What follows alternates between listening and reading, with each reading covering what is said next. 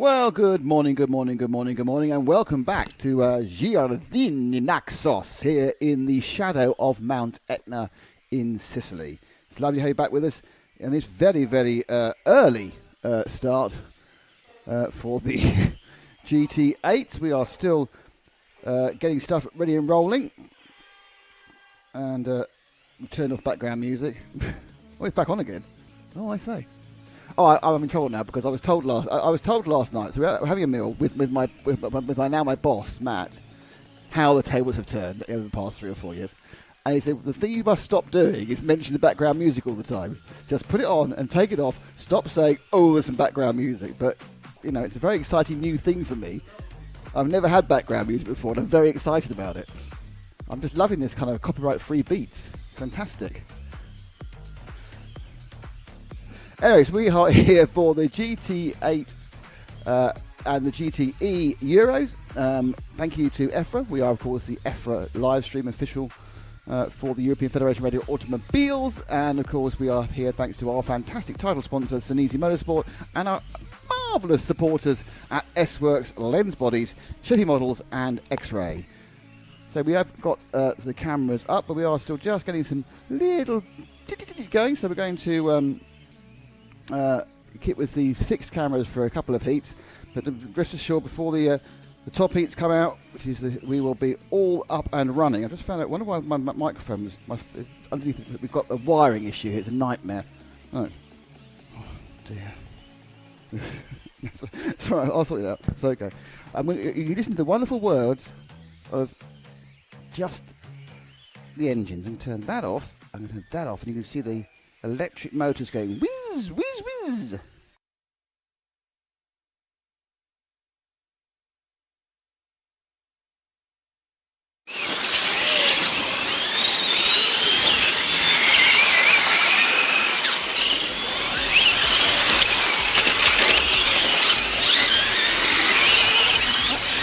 That's very loud now.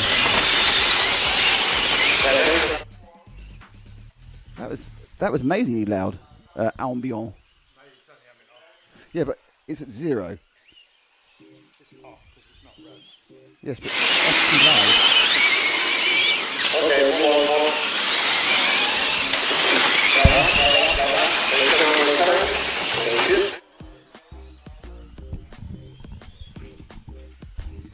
Anyway, so in this heat, this first heat is R. It is an R, it's wrong there, the following people. We have Riccardo Genovese, Gerd Pfeiffer, Felita Canalia, Thomas Bergeroff.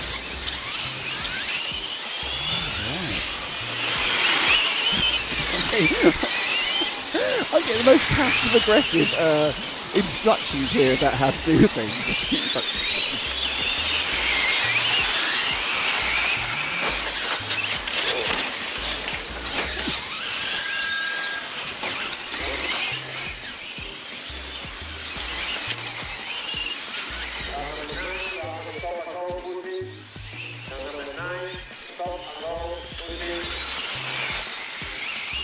So let's have a look and see what we have.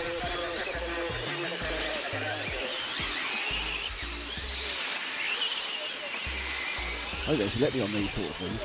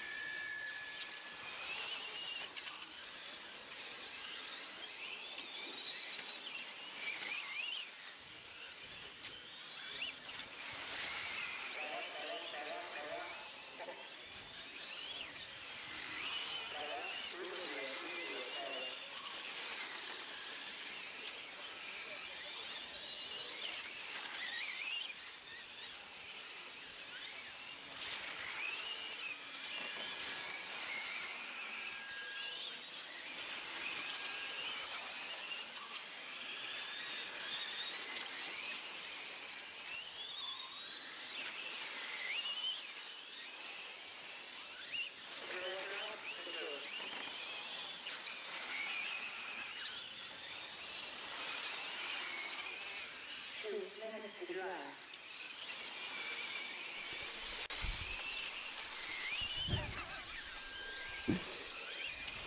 As you can see, it's early morning. We get ourselves up and running here.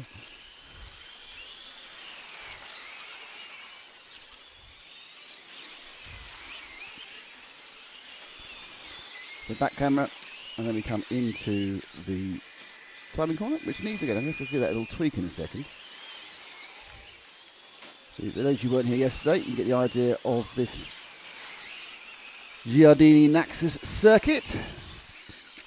Again, one of these very beautifully arranged, beautifully set circuits. I mean, again, where you get the maximum amount of lanes of traffic in a relatively small amount of tarmac.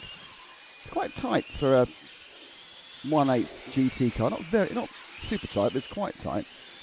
This is sort of more of a 1/10 track, but they obviously run the 1/8 all the Nitro classes here. Fast laps in the electric classes yesterday about 14.7. Fast laps in the IC classes about a 15.2. We have 3 heats of electric, and we have 7 heats of IC per round.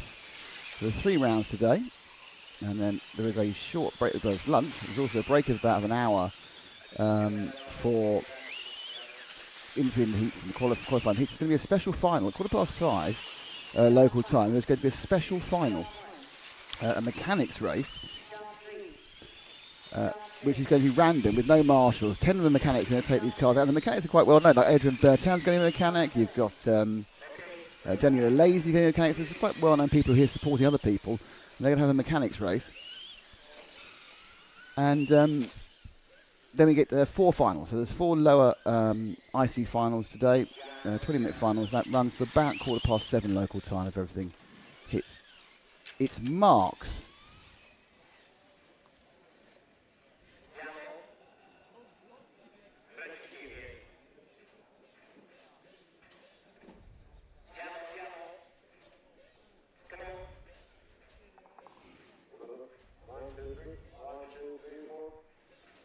There is the result that was on. Riccardo Geminesi won this first one, the 25.704. Ivan Cinco was second. Go-5 for third. Fredrik Militzer was fourth.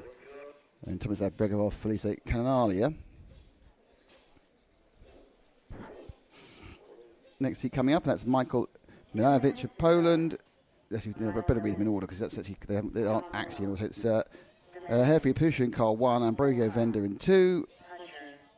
Ebony Ramos Castro in 3, Alessio Navarro in 4, Franco Desirio in 5, Adrian Lecollier in 6, Mikael Milowitz said in 7, Domenico Spagnolo in 8, and Francesco Domenin is in 9, with Mark Senkar in 10. And we have Poland, Italy, Slovenia, Austria, Italy, Spain, Italy, and France. So true representation of Europe there. Thank you all who's joined us in all our various outlets. Promises to be an exciting day with all sorts of exciting things.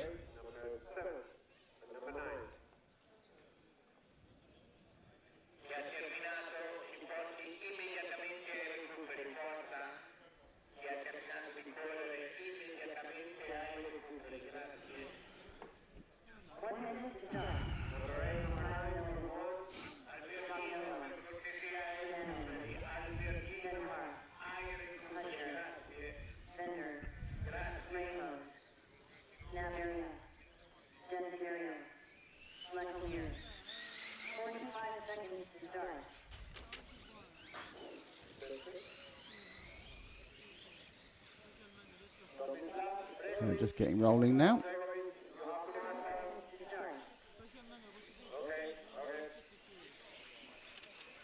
Let's see who's with us early morning. Who's up and early with us? Why, it's Texas Hill Country. He's getting excited in the Nitro gang. Sweden checking in. Hello, Sweden checking in with Von Holdinghausen. That's a great name. Hello, my name is Mr. Von Holdinghausen.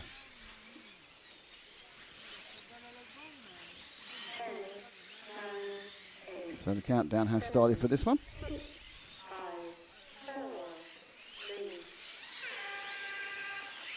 And they're off and running.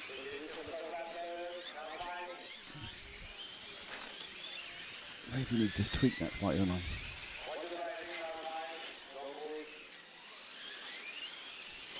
So the blue car is the number 1. That is Hervé Pouchet, the Austrian.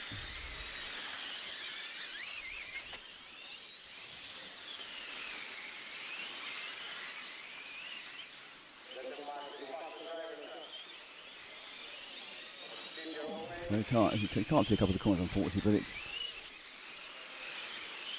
quite key, that one there, getting onto the main straight. Quite a lot of people were struggling with kind of power on oversteer during the course of yesterday. So in the lower heats, cars, something's just coming out there, do you, really? Cars sort of coming under power and he's very tail happy. 5 rounds of qualifying for which you have 4 sets of tyres. So at some point you have to sacrifice your tyres. It's not with these particular cars and these particular tyres. It's not a specifically difficult thing, to be honest, to keep them in condition. They don't drop off as much as some of the others, but they do grain up quite badly. They sort of bobble up, really. So there's quite a lot of wear on them. And the ones I've seen that have been put in the bin have looked quite overheated and melted. So I don't know whether, I think 2 runs won't be an issue, because what they're talking about obviously is that they're going to run the final, which is 45 minutes on 1 set of tyres. So obviously there's a little bit of light on fresh tyres, it always is. It's just a thing that fresh rubber tyres always have an advantage, but I don't think having to run them a second time is going to be particularly disadvantageous to anybody at any point. But I think what you're going to see is always a bit of clumping there, isn't it? Blimey, they're all clumped together. Look at that. All the cars running together. 1, 2, 3, 4, 5, 6, 7 of them in that one small space. But yeah, I don't think you have a huge drop off on the 7-minute one. But yeah, it's quite an interesting thing. I mean, I think the point about it is with a anti-clockwise track, obviously you get a lot more wear on the right-hand side than the left-hand side. The fast corners are on the right-hand side, and obviously there's 4 more corners going right than left. So you might be a situation where you actually just take your 5th race, or whichever you decide to be, is just using 2 lots of right-side tyres. All right. No, it's the right-side tyres to get the wear. Sorry, it's 2 lots of left-side tyres. Sorry. I see myself in the car, kind of doing steering movements there. So basically, yes, you want to take 2 left-hand sides because they will work slightly better, is the concept. Not saying it's going to work as a concept, but it is the concept.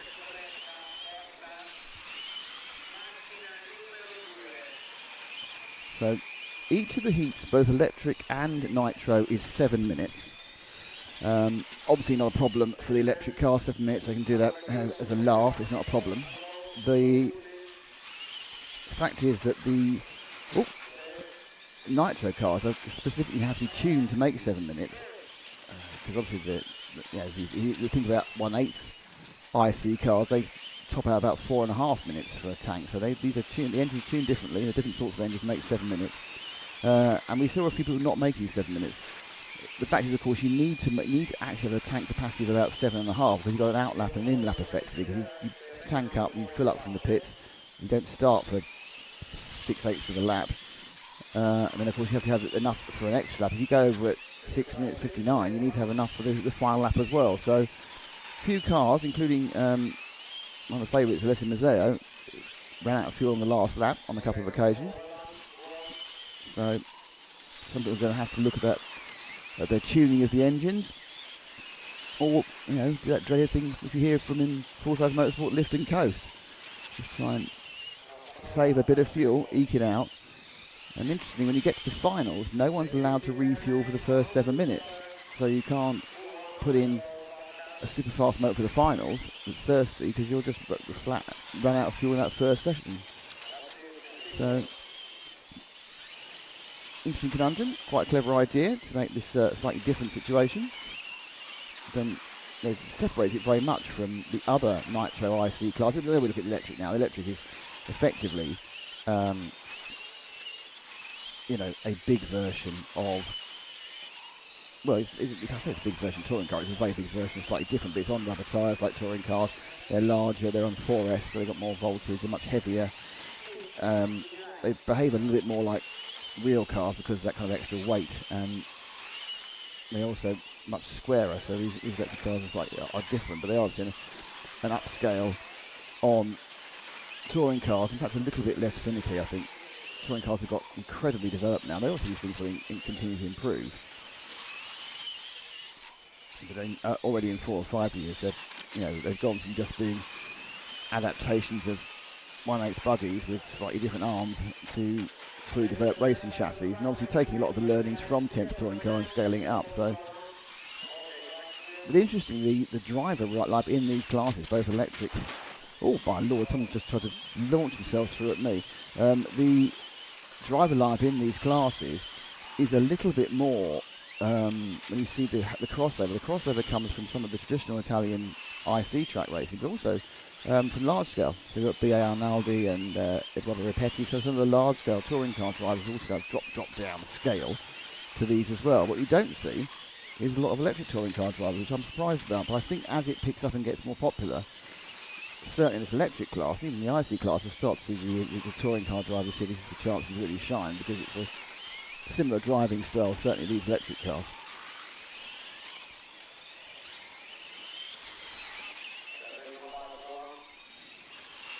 So Poucher leading at the moment from Domenico Spagnolo.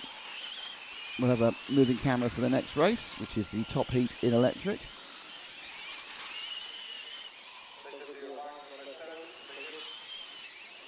Car pulling over there, it's got a problem with just many laps below. Down to the last few seconds.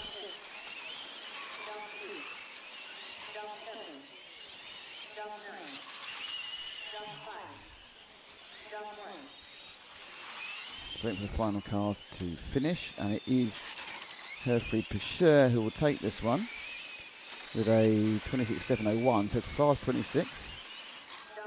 Fast lap 15.7. That's well, I can't tell because obviously this is the first thing in the morning, so the track speed may be different. Just going to go off comms very briefly. I'm going to move a camera back in a second.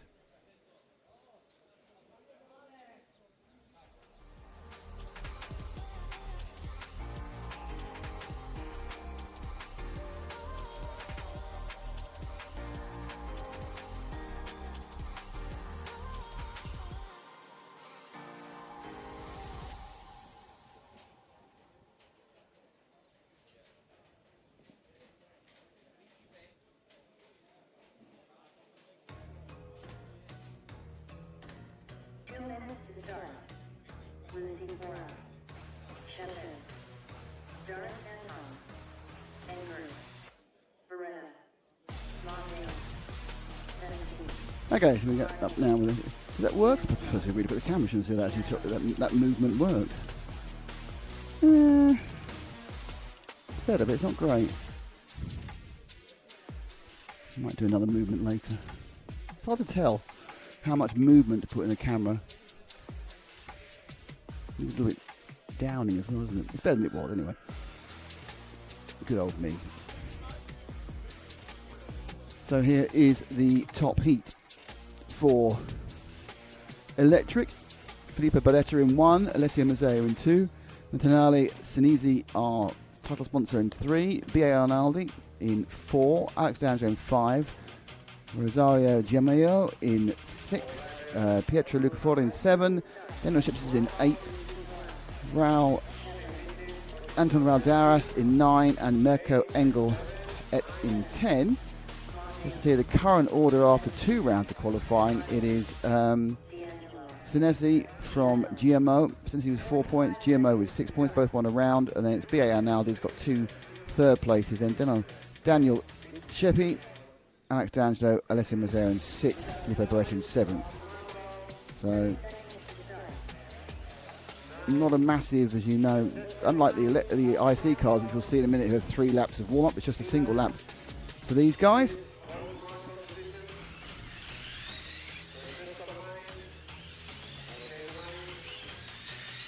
Hello everyone who's watching, hope you're having a good time. It's very early in the morning for all of us.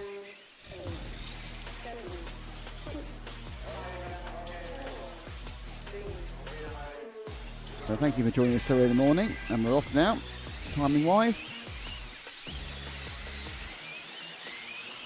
And straight in with car number 2 of Alessia Mazzeo. You can tell the morning sun's out because those fluorescent body shells are really kind of glowing effectively with their reflectiveness. So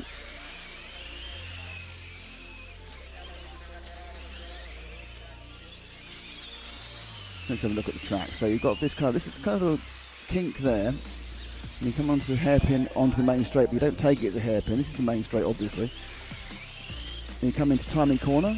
That's where the finish is, not the start. Then you go in front of the rostrum, do this switch back here, and back on the kink again. Very short lap.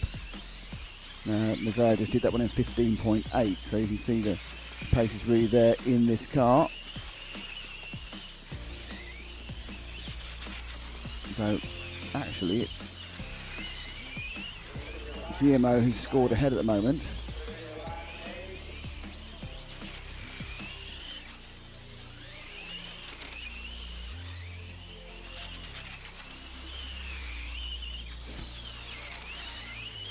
Our next victim.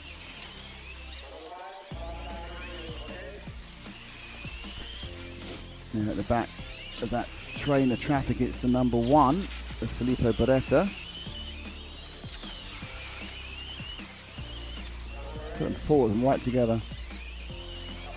Not the best policy for qualifying. Only difficult, you think you've got a bit of space and you start the run and then suddenly everyone's together. They start the runs, unlike normal electric cars which get called off 1, 2, 3, 4, 5, 6, 7, 8, 9, 10. They just are running around and just start there like a Nitro car, just start randomly through the lap. When you randomly, it's when you pass a random order when you pass the start finish here. Not just randomly, like one starts in corner 1, one starts in corner 3. No, it's just that there's no specific call-off order as is in the other electric classes. That may come.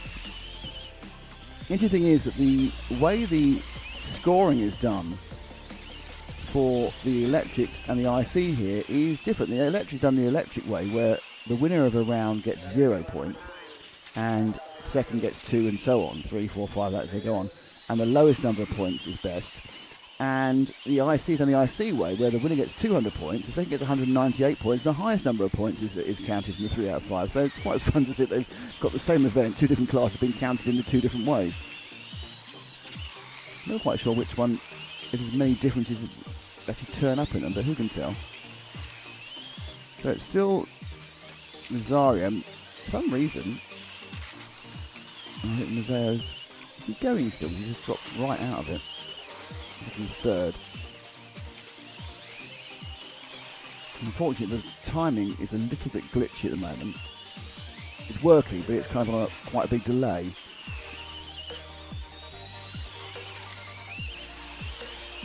So it is Rosario from Nelly, and Angelo, and it's taking a while to unwind because they're on different laps at the moment.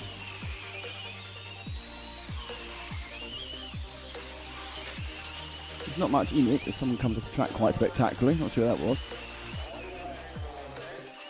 So next up, we're going Tiffany Green. Yep, number 4. That's B.A. Arnaldi, the multiple European champion at large-scale touring car. I think he's got a body tuck, hasn't he? Yep, he's got a tuck at the back. That's not going to help. So still going on. Obviously had some sort of contact, probably with our car. And it's tucked under. That doesn't, if it's not actually rubbing on the tyre, it won't do too much. Doesn't help, and obviously the aero is slightly affected.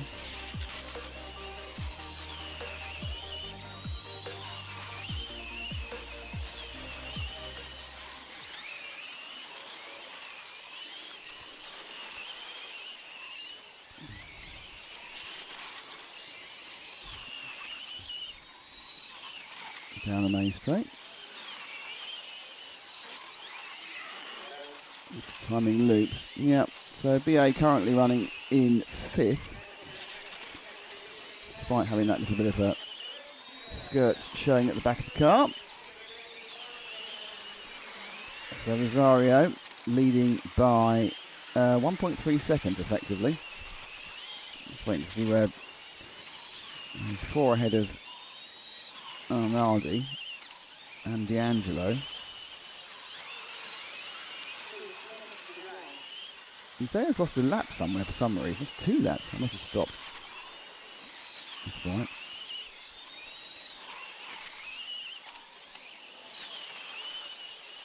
I don't know what's happening with the left side, I must admit.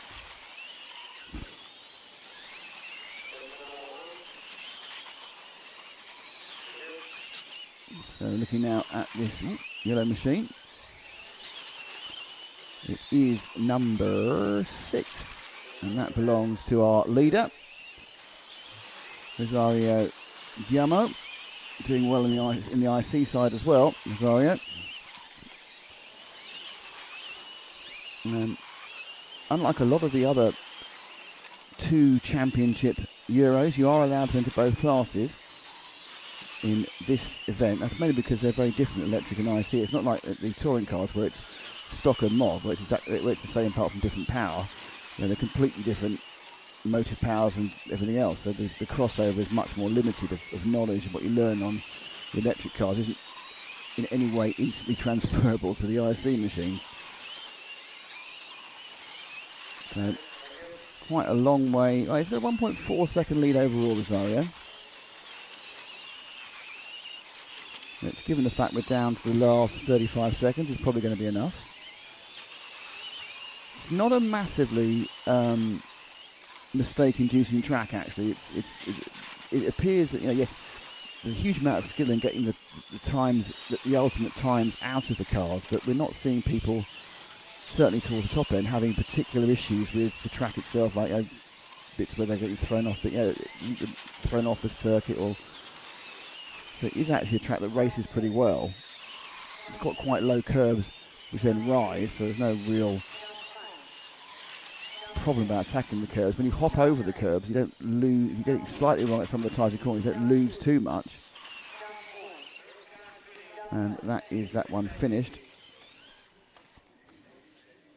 So it is Rosario Giammo who won that one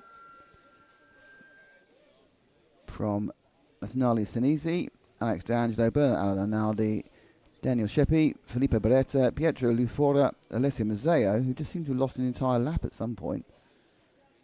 I kind of feel, I don't know, he stopped for exactly a lap, which makes me think more it might be a scoring problem, but I don't know, I wasn't watching the whole race. Raul Anton was 9 and Mirko Engelhardt. So for example, if Mazzeo got that lap, he would move into second. So he's exactly a lap missing. And every time I looked at him, he was doing okay. But, they'll sort that out. If there's a problem, it'll get sorted out. And it has been sorted out. He's moved to second. They realise they missed him a lap, so Mazzeo is second. So it's Rosario from Mazzeo. So there was a missed lap in there. Oh, I feel like I should give myself a prize for that, noticing that one.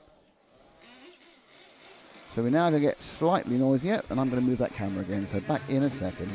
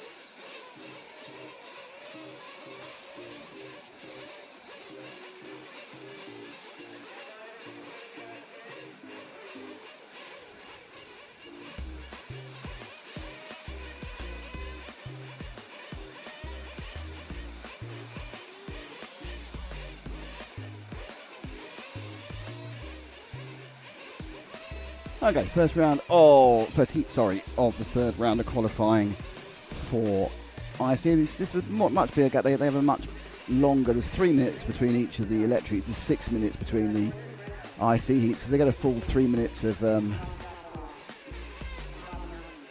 get a full 3 minutes of warm up, which I don't think they actually need, but whisper it gently. So we've got Massimo Fabiani in 1, Gerardo Russo in 2, Stephen O'Connor in 3, Bruno Barbosa in 4, Claudio Rossi in 5. Svetovic Sanjin in 6th, Manuel Greco in 7th, Angelo Vicini in 8th, and John Kostakopoulos in 9th. So we have Italians, Greeks, and Irish and Croatians in this one. Now, just bear with me a second, because I think I'm going to be able to give you the rundown after 3 rounds of qualifying here in... okay, let's see now. So 3 rounds of electric qualifying. It is now, and it's 2 to count. So they're counting 2 out of 3. So the best 2 scores. It's Gio Rosario, who's currently TQing with the 0 points. Now remember, it's a straight qualifying for this one. So it's the top 10 going to first. The A finals, no bump ups. They've got triple leg finals for electrics. Nathalie Senesi is in 2nd on 3 points. Alessia Mazzeo is 3rd on 4 points. B.A. Arnaldi is in 4th on 6 points. Lino Sheppi is then in 5th. Alex D'Angelo is 6th. Filippo Boretta is 7th. Pietro Lutaforo is 8th. F3 Pusher is 9th. And Mirko Engelhardt is 10th. He's got 21 points. Ramos Castro Endo Ramos is in 11th. He's got 22 points. And Ambrosio Wenger has 22 points as well. So there's 3 of them there on the cusp. And currently Engert has got a position in the main final. So they're currently scoring 2 out of 3. I think at the end it's 3 out of 5. So that's after 3 rounds of qualifying for the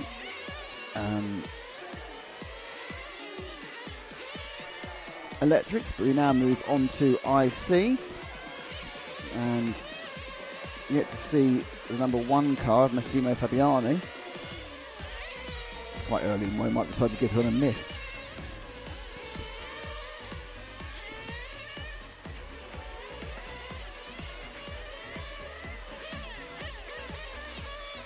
Okay, so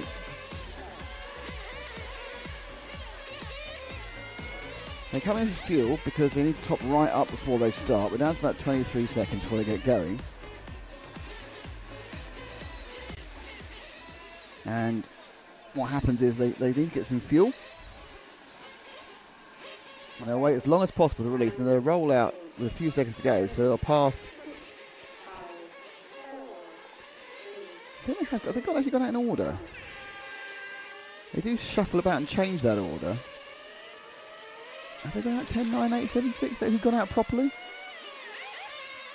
Yeah, they have sort of gone out in the order. Only what then happened was they then shuffled about in the lap. So there's very people starting. This is the purple mean machine. First car over the line. And he's already let someone go past him.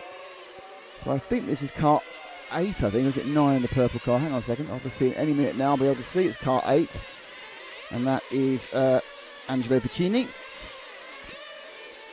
As you can see, we've gone to the IC, so it's got noisy, and we've gone to the lower heat, so not quite the level of confidence we're seeing in those top heats electrics. First time on the track today, no warm-up for anybody. I don't think it'll look particularly different from the feel pretty different from yesterday. Towards the end of the day, the temperature dropped right off. We actually had a bit of sprinkling of rain, actually. But not enough to affect the track. That's a timing line there, rather obviously in that big checker flag. That's the finish point.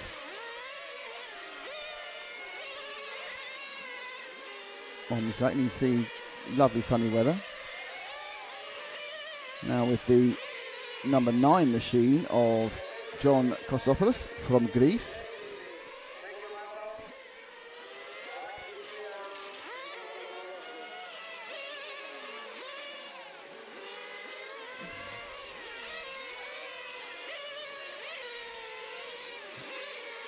John's not really attacking the track. He's doing sort of driving the circuit round, but there's no real attack in the car, is there?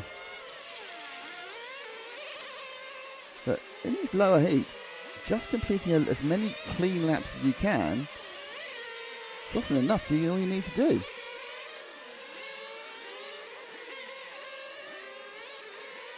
So it's number 6, the bright yellow car of our Croatian driver, Svetovic Sanjin.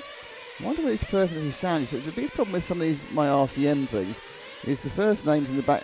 Most of them are surname first name, but sometimes they get put in the wrong way. And if it's not, and whilst it's very obvious if it's like an English name, for me, I mean, it's not very obvious for me for some of the foreign names because you don't quite know what's the first name, what's the surname. So I'm not sure whether his name is actually Sanjin Feticic or Feticic. I'm sure it must be Sanjin because it's a very complicated first name. But we're with a different colour now. We have the white machine, and that is from Stephen O'Connor from Ireland. Big contingent from the Emerald Isle. I think there's 6 of them, all from the same club in Dublin or on the coast near Dublin.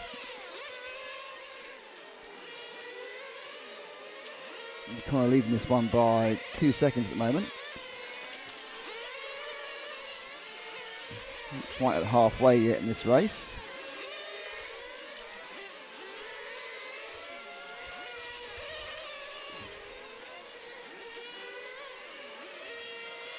Comes down the straight, turns in, a lot of wheel angle as you can see.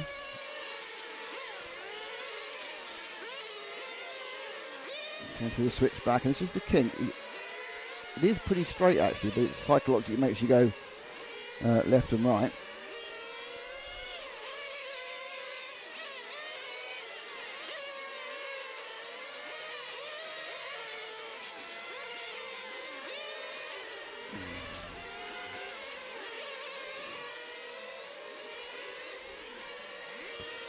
So if you're joining now, we've got 3 rounds of qualifying. There is a lunch break between rounds 2 and 3. And then we end up with a break. And then we have a mechanics final, which has been added for a bit of fun. 15 minutes of chaos with the mechanics. I think 2 world champions in that mechanic list. And then we have 4 lower finals to finish the day. All in IC. Coming down the straight now is the very attractive multicoloured number 4. Of Bruno Barbosa, who's also from Ireland, despite sounding Italian. Oh, that's not where it should be. See if we got that on the camera because I looked up, he was there and he's gone. Oh yeah, just ran out of grip and slid right into the pit lane exit. It's quite fun.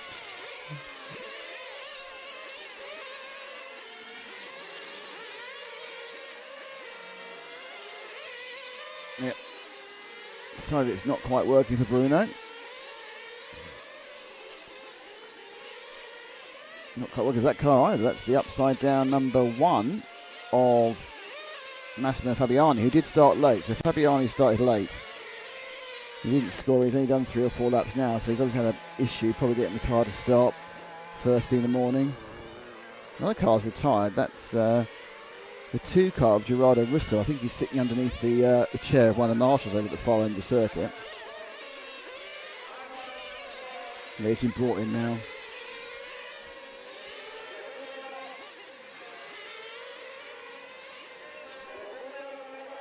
So Fabiani has a bit of pace, but not much point really, because he's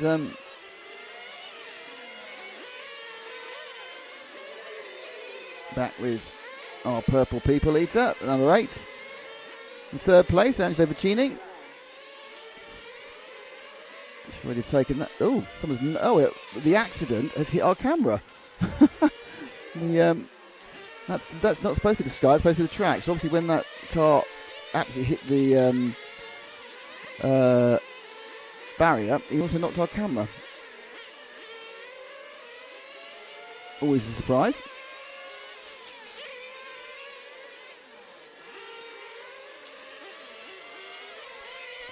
Back with Stephen O'Connor. 1:20 to go. O'Connor on for about a 24. Not quite sure whether the best were a 27. I certainly think we're getting 27 in the top 8.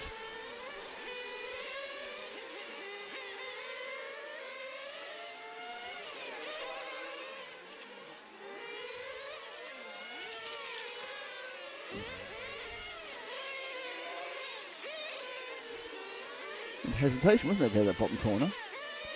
No, stop. Then got going again. Straight line that, you can do it, that's good. Excellent, straight line it. That corner onto the main straight really isn't a hairpin because of the way you attack. It looks like one, but the angle which you come at it, you flatten out probably at least 50 degrees, pretty much more than actually turning. It's pretty much more than 100, 110 degrees. Watch it again. So you come this corner here, you hit it there. Yeah, it's certainly not 180, that's for sure. You're nowhere near pointing the wrong direction before you turn back again. Last few seconds. In fact, O'Connor is finished. And they're all going to go back to the pits. So Stephen O'Connor is your heat winner. Emmanuel Greco is second. Angelo Vicini is third.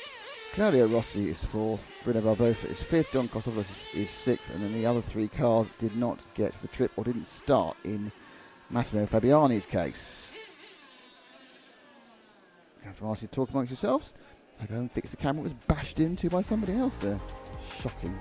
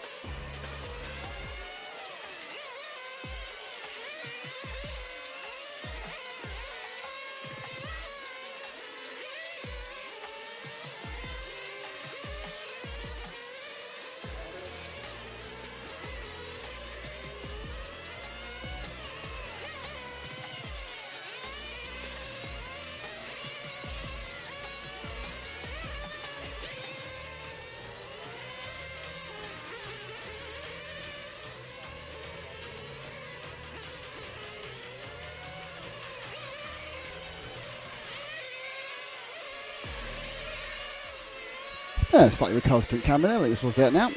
So we just did the first minute or so of heat number 2. Fabio Quadarella, Marcello Altavita, Fabio Calegari, Giuseppe Luzio, Alexandro Papaoglu, Jules de Wilder, Jason Noonan, Leonardo Lacasico and Christian Delgado are your runners and riders. We're currently with the bright gold machine, and I went with the red machine. That's number 2, I think, yeah. That is the 2 of Gilles de Wilder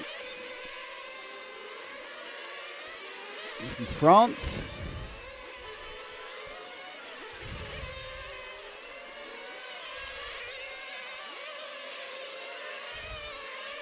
So completely another lap.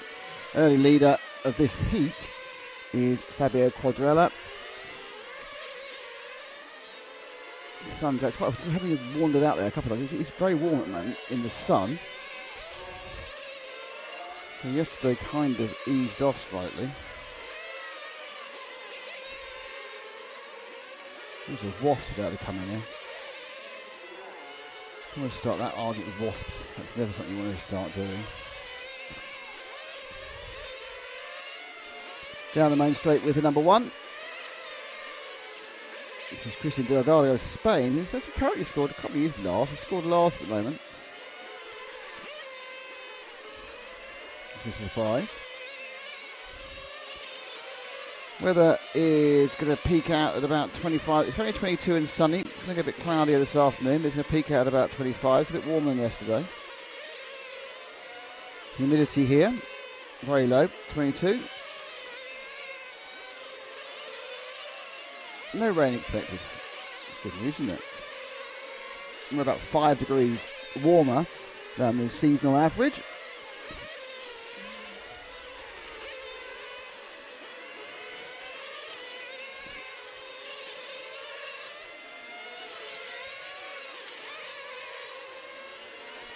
So 2 cars behind. Oh, that's a little bit oversteer on the white machine there. There's the 1. And following it is a different number. So the 1 is Delgado again. So drop back again 1. Matt. And that is the 8 of our current 5th place man, Giuseppe Lizio. Can't look a bit wayward at the rear, isn't it? Oh! What's happened there? He comes round. All right. Just trying to rejoin the stream. It's always annoying when the person's crashed in front of you, you hit their accident, and they get away before you do. It's kind of like a double whammy. Not only have you had the accident, but also they seem to, well, they've lost less out of their own mistake than you have.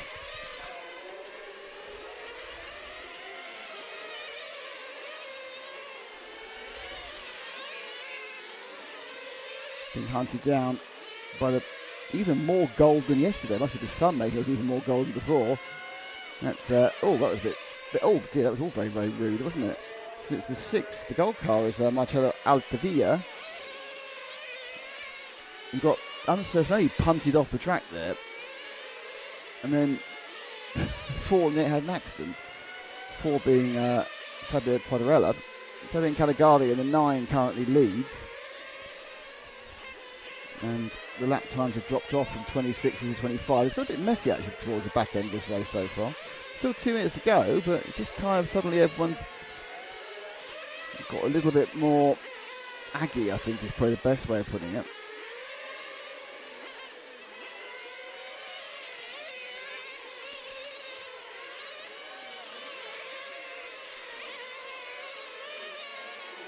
It's your leader, the 9 car, Fabio Calegari.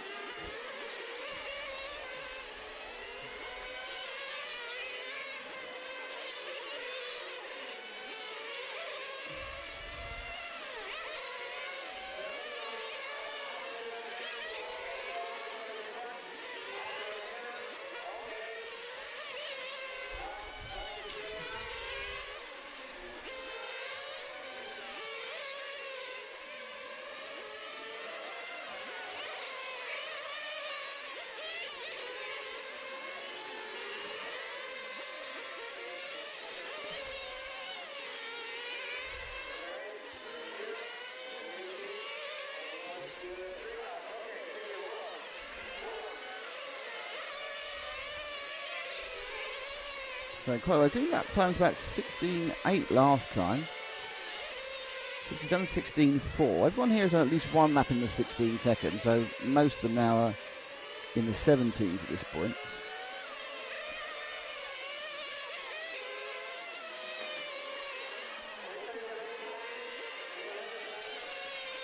(9:20) local.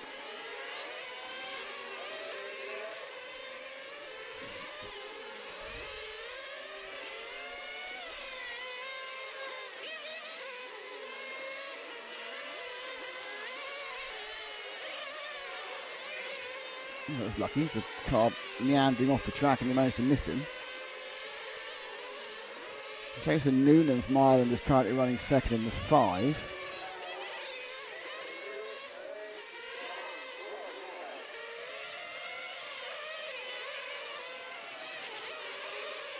And there he is, thanks Matt. Nice bit of one cannery, this time on for the pink fluorescent.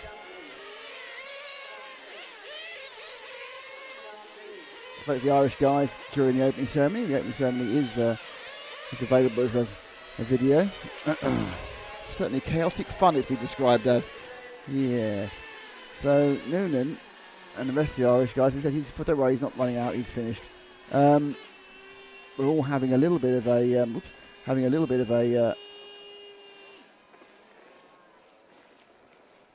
worry about the competitiveness, but they've certainly improved over the last couple of days, so it's got better for them. So the final result there, as you can see, Fabio Caligari, Jason Noonan, and then Alexandros was third. Cristian Delgado fourth, Marcello Altavilla was fifth, and a couple there didn't get to three of them, I don't think got the trip there either.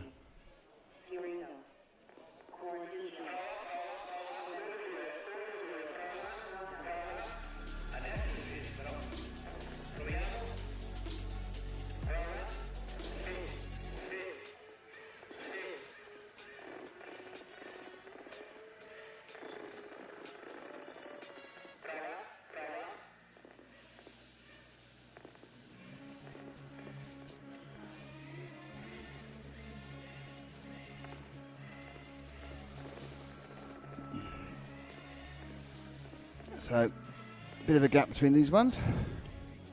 Next up will be heat number 6, which is the third heat of IC. We've got Damiano Coutillo on 7, Matteo Barbero on 8, Rosario Pavia on 9, Salvatore Perello on 1, Graham Lockheed on 2, Nikos Ferrito on 3, Marco Quattriccio on 4, Daniel Emanuel Silvestri on 5, and Jose Anton Moraga,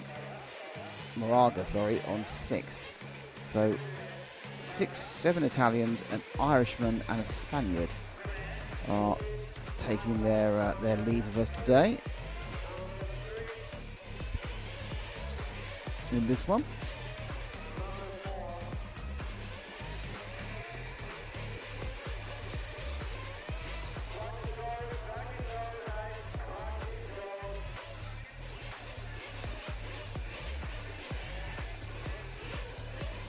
So everyone revs up, marshals get out, get their high vis on.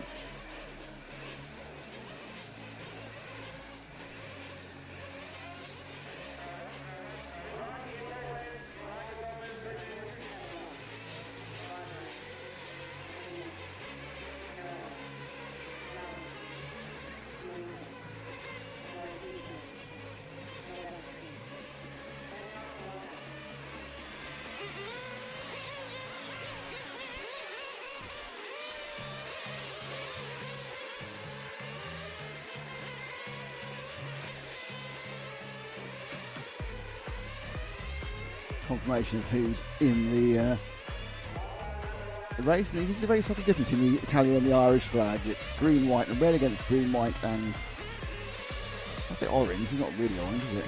What the official colour of the third segment of? Is it orange? Might be. The third segment of the Irish flag is.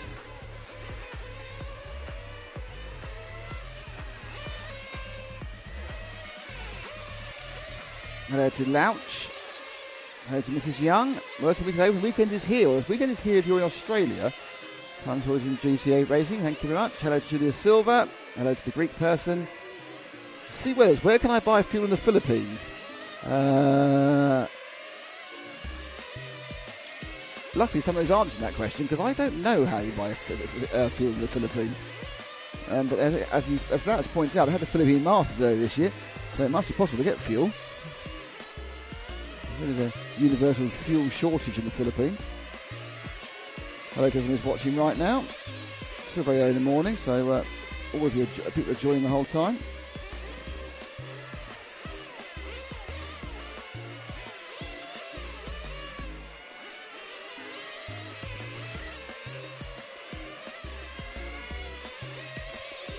A minute or so still to go of this practice area.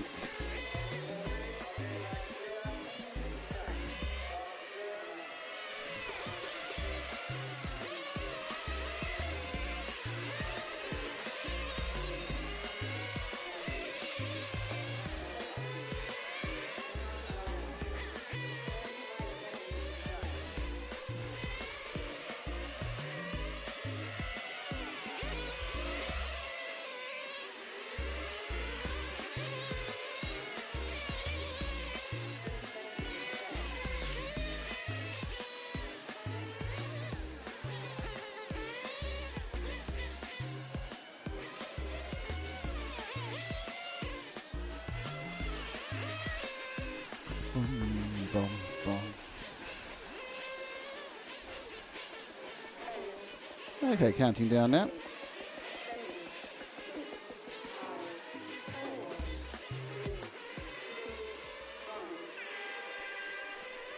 We're away.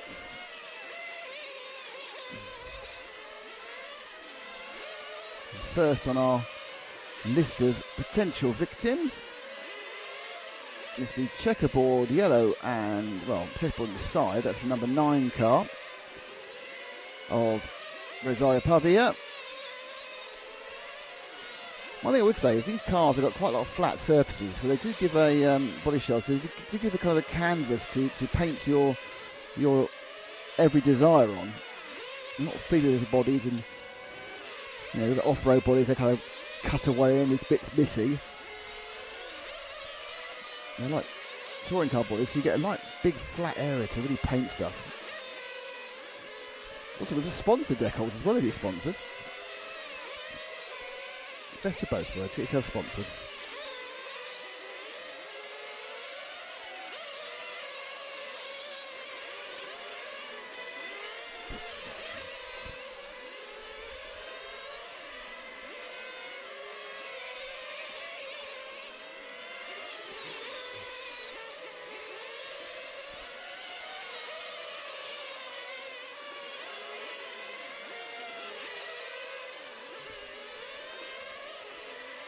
So he comes down in front of the rostrum, and then you go through that switchback, a little bit of a kink here, you can take it straight.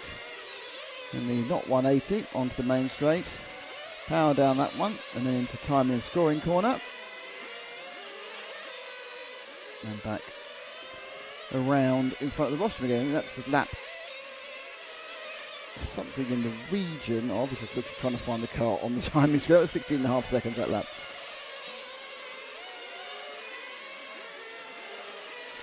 Timing scoring. There's a bit of a problem with the car off the track on the right hand side there. Driver's left, our right. Well, say theoretical driver, because there is no driver, obviously. The driver is on the rostrum.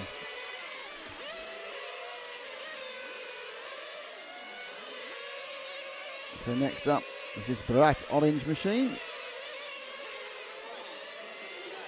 It's the 4 of Marco Horticchio. There's a couple of Horticchios in this race, obviously relatives, I assume father and son, but it's a big assumption. A little bit edgy at the rear there. He came around that first corner, takes a bit of curb, comes as straight as possible to reduce the turning on that corner into the main straight.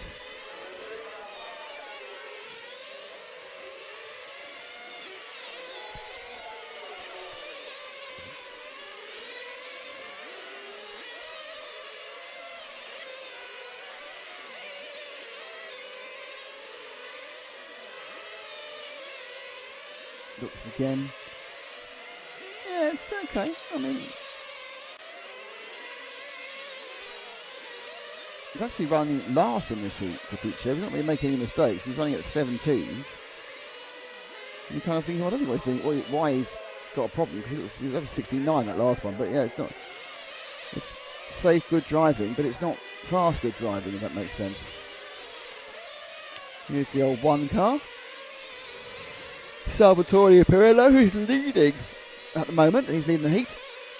Forecast for 26.708. We'll put him as the fastest so far in this round, but obviously every heat it gets faster. No shuffling of the heats as they do in the off-road. They always start 1 and then run through to 10. They don't suddenly start the next round at 7, which is a kind of an old hangover to when tracks used to break up, and in the off-road world when tracks used to sort of break up. That wasn't very nice. And you wanted to get out early as possible in the round because the track was constantly getting worse. Modern tracks, the degradation is so slow. Well, if you're in Barcelos, it's 0. It doesn't make the difference it used to make. There's no real advantage. As long as the weather stays the same, of course, there's no real advantage being front or back of the round. Because not even like they're on. Maybe like they're on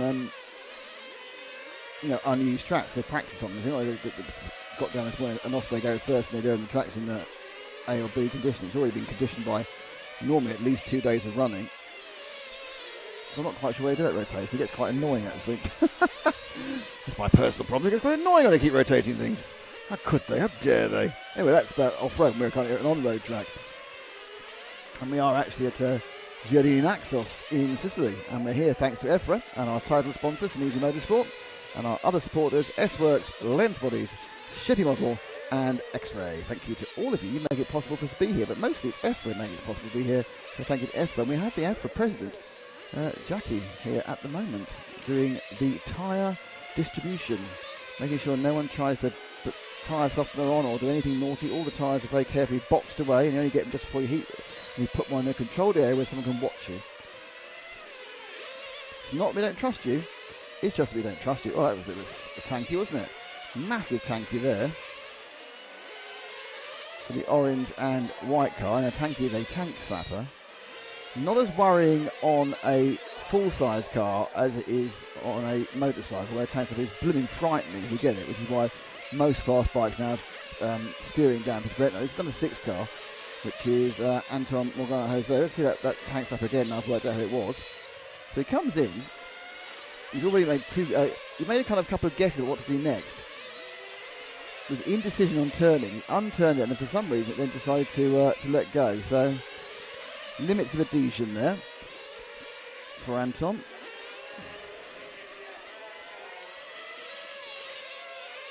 Just under 40 seconds to go of this one. Salvatore Pirello leads, Rosario Pavia. Oh, Graham Lockheed's got into second now. So a couple of laps left.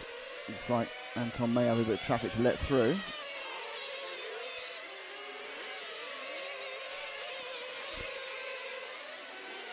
There's a grey car who's looking particularly irritated. Last lap for everybody. That's number 2. That's Graham Lockheed there, who is running in second with a 2 car, which is convenient. And he switches over the line. He's finished now. It's a 25.7 flat. So I say he'd finished, but actually he almost got another lap.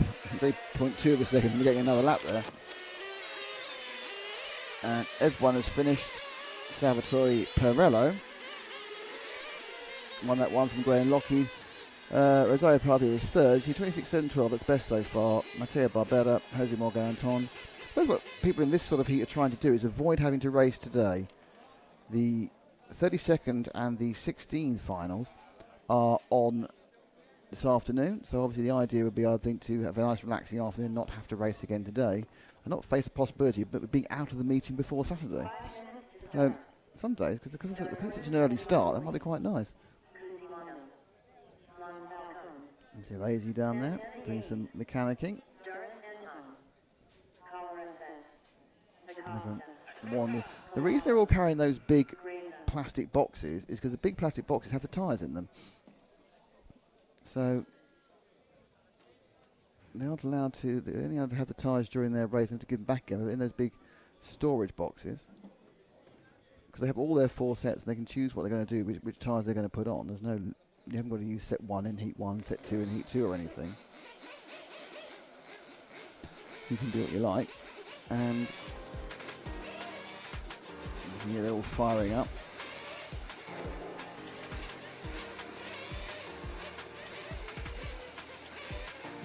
Hello to everyone who's joined us on the stream in the last few minutes. It's nice to have you all along.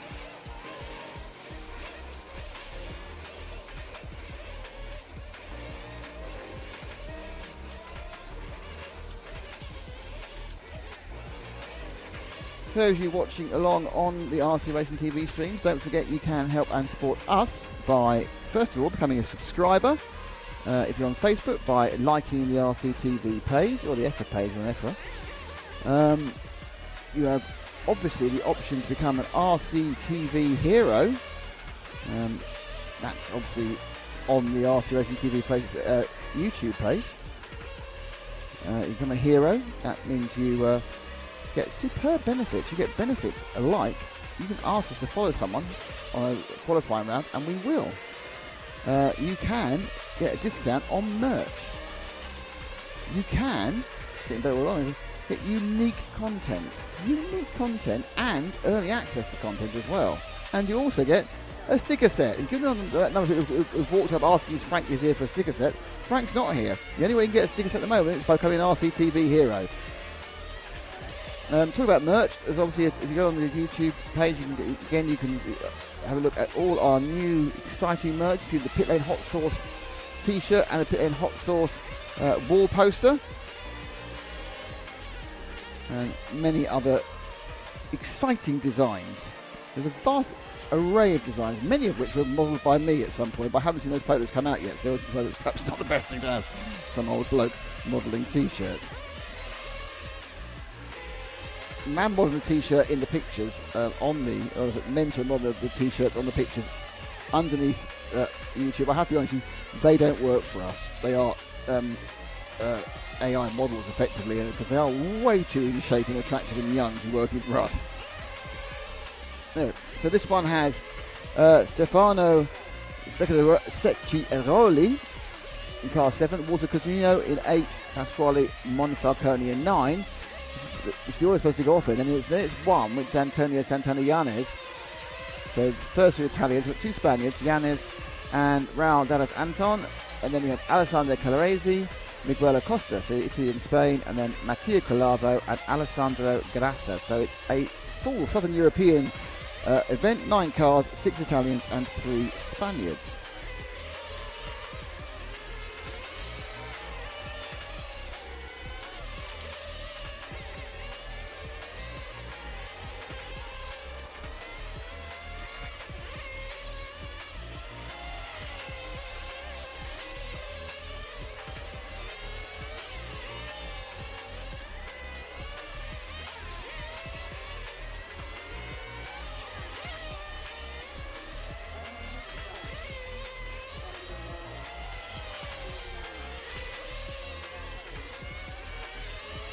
A minute till this one gets underway.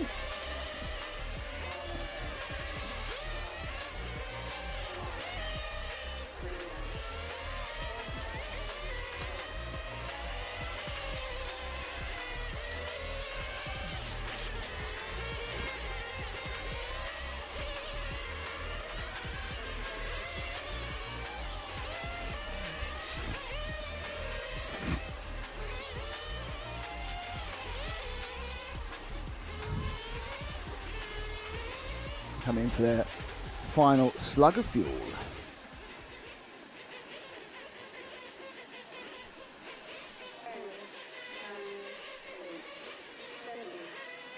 So they released the cars out. A few of them have gone a bit earlier than others. One car still in the pits, going very late.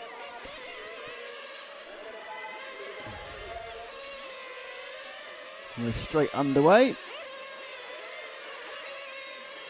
with the yellow and white car, of which at the moment the number I can't see. I'm sure I'll sort itself out in a second. It is the number 4 of Miguel Acosta, one of the 3 Spaniards in this one. Instantly looking a little bit more confident than some of the guys we see in the previous heats. Avoiding the car on its side.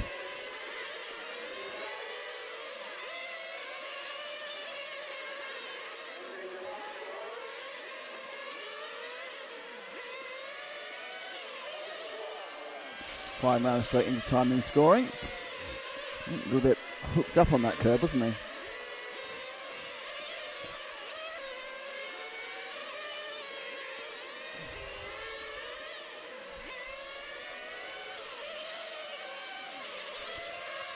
It's there. It's just constantly threatening to break away, isn't it? You see, it's just going. Oh!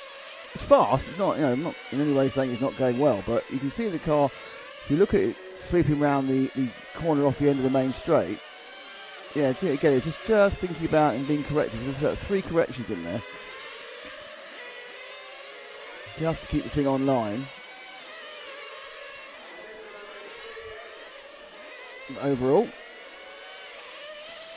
no real problems for Miguel Acosta. Scored 32nd at the moment in this one.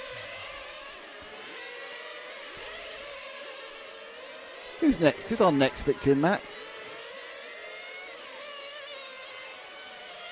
Matt McCallum on the camera, wasn't he? Apparently it's the first time he's been on the camera for a couple of years. Become far too important as Chief Executive Officer and King of the World at control. This is the number 3. Alessandro Calabresi of Italy.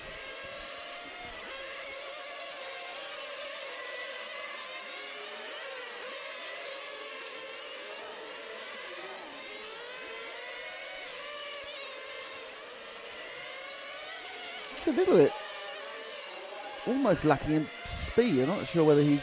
Look at the bottom. I know the white cars catch him up, which can be a kind of a makes it like illusional, but he just seems to be lacking a little bit of drive.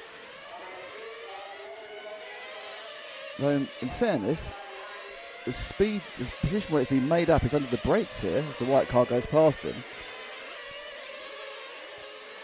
And that is the white car of car number 5, who is currently scored 2nd, Mattia Colavo.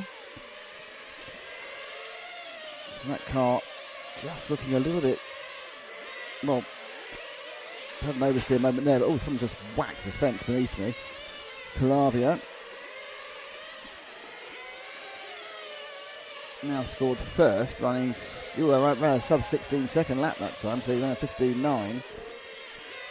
Forecast for a 26, very low 26, so he's currently forecast to be the top person with heat 7. Don't forget we've got 8, 9 and 10 to come, so there's still 20-something, 27 or 28 theoretically faster drivers out there, but not everyone gets put in the correct heat after seeing in practice things can go wrong, but we have problems.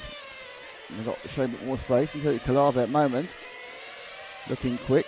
16.4 last time. This one avoids the back marker, and he's turned to 16 flat. So yeah, so it's good pace here. It's that apex though.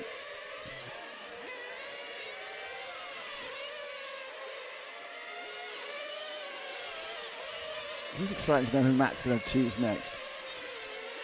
So Mr. White and Yellow, kind of a white, black and yellow. It's almost kind of got the colours of Renault in their Formula 1 days. Way back, by the way, that is. Or perhaps even some of the Renault Le Mans cars. Quite a bit difficult to see the number on that car, so I'm going to look if it comes out in front of me in a second. I think that's number 1 as well. I'm not sure why it's the number 1s. They don't put their numbers on properly. Antonio Santana from Spain.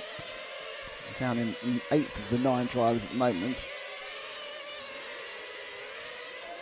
Just ran a 16.2. So it's yeah, the top and the bottom, the different distance is not great. In absolute best times, every single driver, with the exception of Miguel Acosta, has done a either a 16-1, 16-0, or perhaps even a fast 15. So it's all about the run rather than times. There's the twos, they've got a body tuck. And we saw Arnaldi with that early, he's also got a body tuck.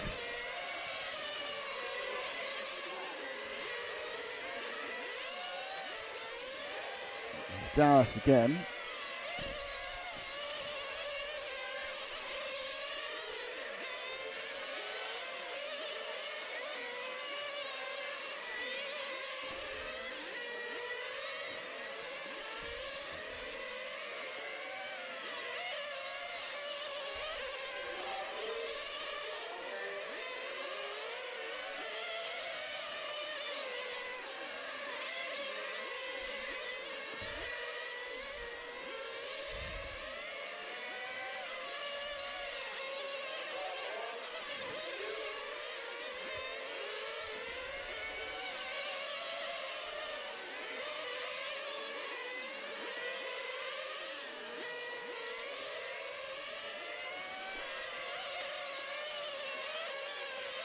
Now with the 6, and that's our second place now of Alessandro Grassa.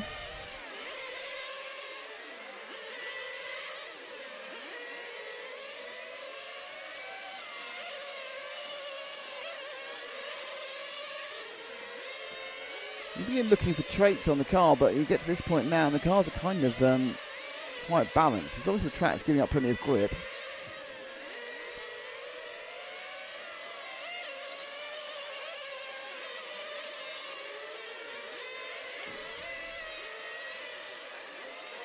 This is one of the more understeery cars, or I suppose you perhaps say more nailed down rear ends.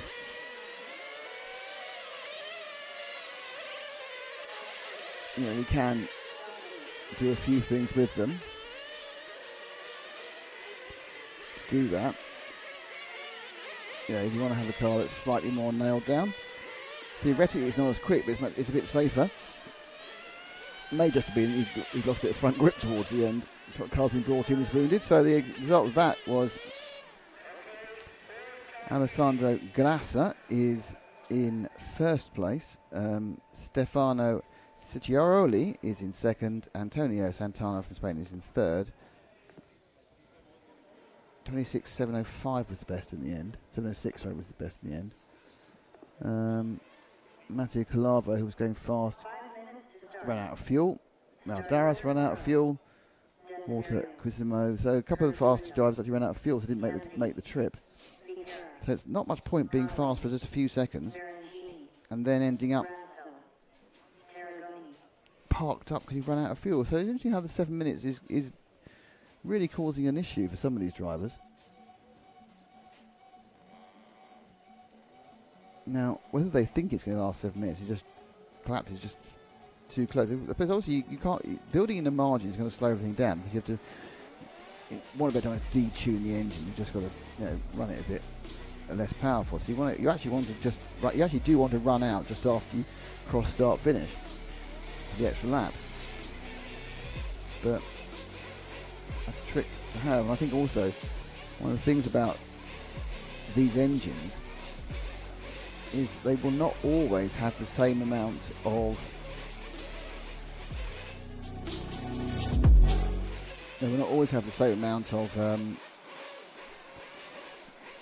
run time each. Yeah, you put them down and it's 9 o'clock in the morning and you'll get 7 minutes and 12 seconds. You put them down, it's 2 in the afternoon, everything's the same, you'll get 6 minutes 58 because the different ambient temperatures will affect it in the first place. And then of course you think you drive the same the whole time, you don't. Sometimes you inadvertently really nailing stuff. Other times perhaps you've got a particularly more relaxed feel about what you're doing, and that is going to save you some fuel. And obviously they can save fuel. You know, you can lift and coast. You can be slightly easier on the throttle.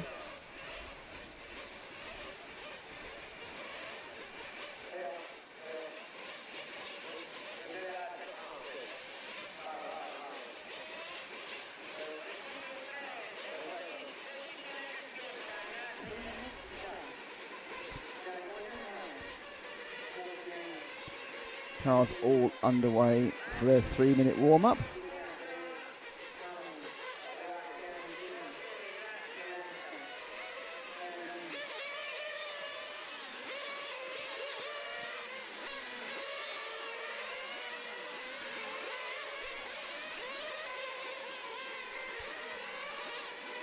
we go. So it's Pietro Mauro in car 7. I'll draw the correct round. It's Fernando Incampetti in 1, Crispino Fischera in 2, Clive Connolly from Ireland in 3, Gianluigi Baroncini in 4, Dario Grasso in 5, Adriano Talagoni in 6, Pietro Mauro in 7, Franco Desidio in 8, and Leonardo Cucuruto. I'm having a real issue with that one. Cucuruto is car number 9.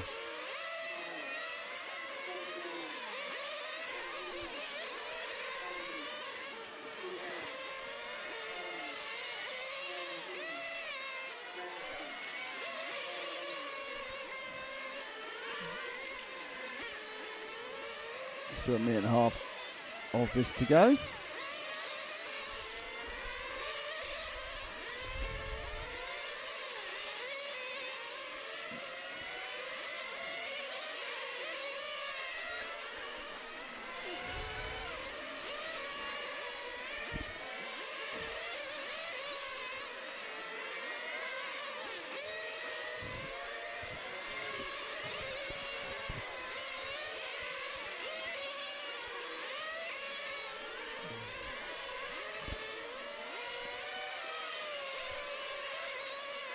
Let's go and see.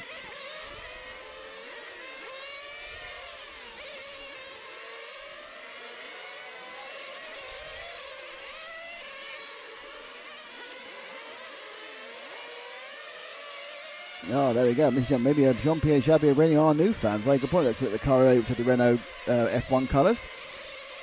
The Renault Turbo. I think actually the extra black in it, I think the black came in a bit later. I do feel it's on the Le Mans cars as well.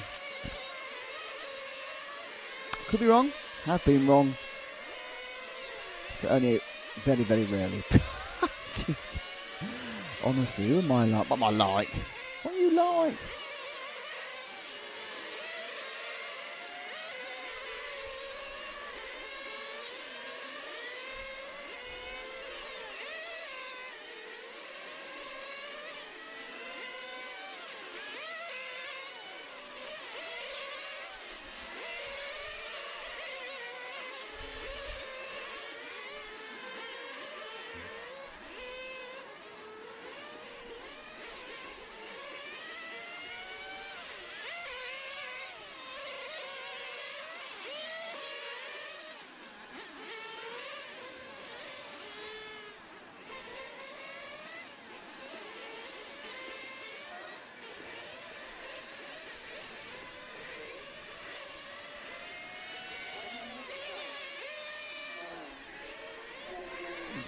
Okay, so we're now getting ready to get underway with this one.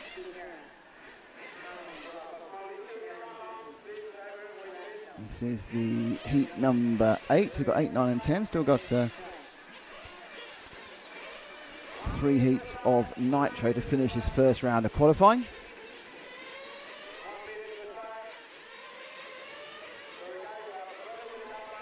Cards are released.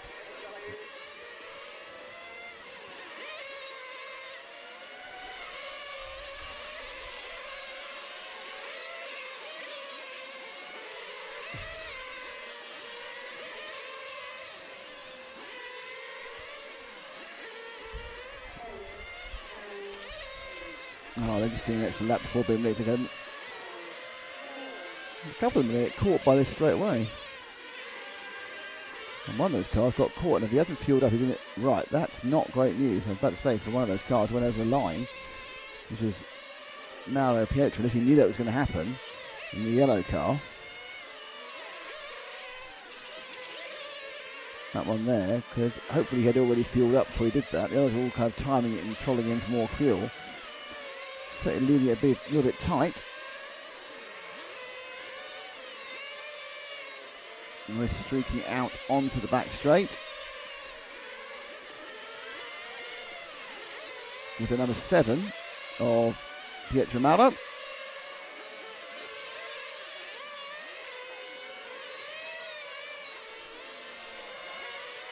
Comes down the back straight now. Get a chance to open the lungs of these machines. That is where you can save some fuel, but it will cost you a bit of time, obviously. the problem is they're sitting there going, not really knowing. They think they're going to last the time.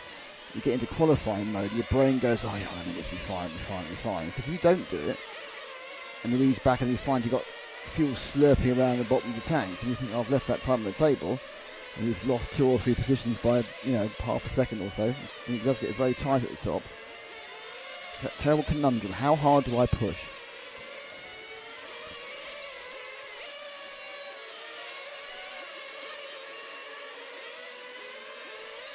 Okay, so obviously went over the line first. He's currently scored initially top, but actually he's running about 3rd or 4th overall on predicted time. As we switch to the white, oh dear, fishtail with white and orange there. So there's 3 one-can whites behind this guy. He had a flash of 4 there, but I'll just be careful about it. There we go, 3rd of the cars, white machine.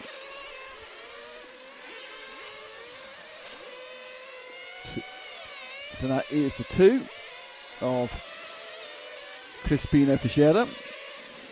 There's a 4 car bouncing up and down right near. I don't think it cost him too much time. We're certainly taking his eyes off the track temporarily. So another white car bumping up and down.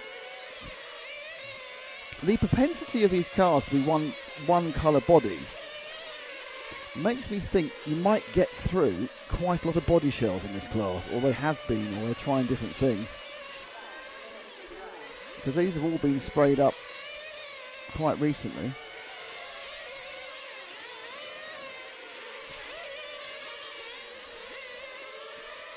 Remember doing one race we did years and years ago. There were 7 white cars out of 10. 7 one-can white cars out of 10. Well, I think one of them had a small stripe, and that was it. It was a nightmare.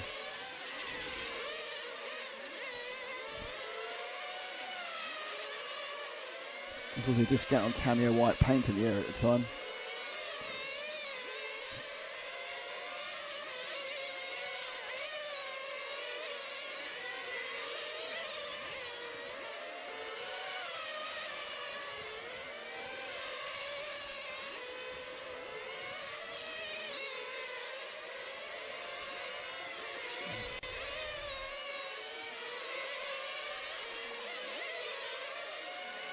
Here comes our chrome blue machine, number 1 car.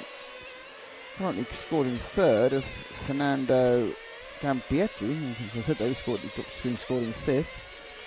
Favourite Irish fans, Clive Connolly has broken down in this one.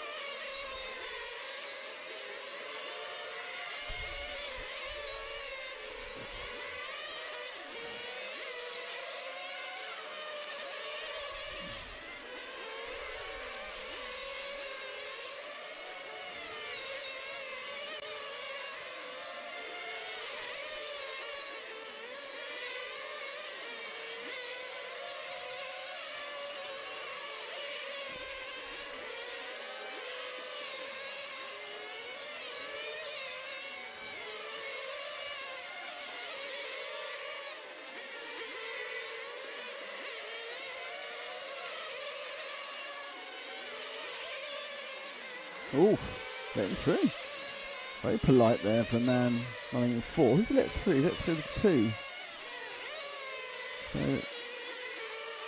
Crispino Fischera was let through there. Well, probably Javier on the referee who said, you do it. Often when you are qualifying, you are aware of what's going on. And you will let people who are obviously faster through, because it's not going to do either of you any good. If they're getting impatient behind you, there's a good chance of an accident.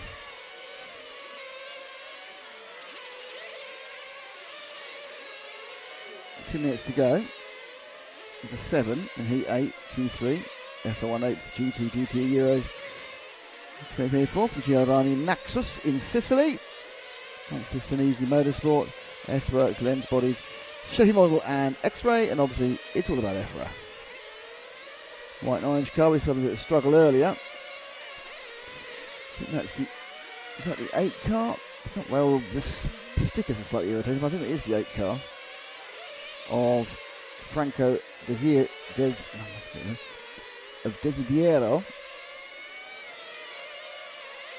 So there's Franco doing what he can do. Oh, what he can do is fall off a track. Thank you for that. We've got a replay, which is always good. Oh, that was going wrong a long time before. I didn't realise how that had gone wrong.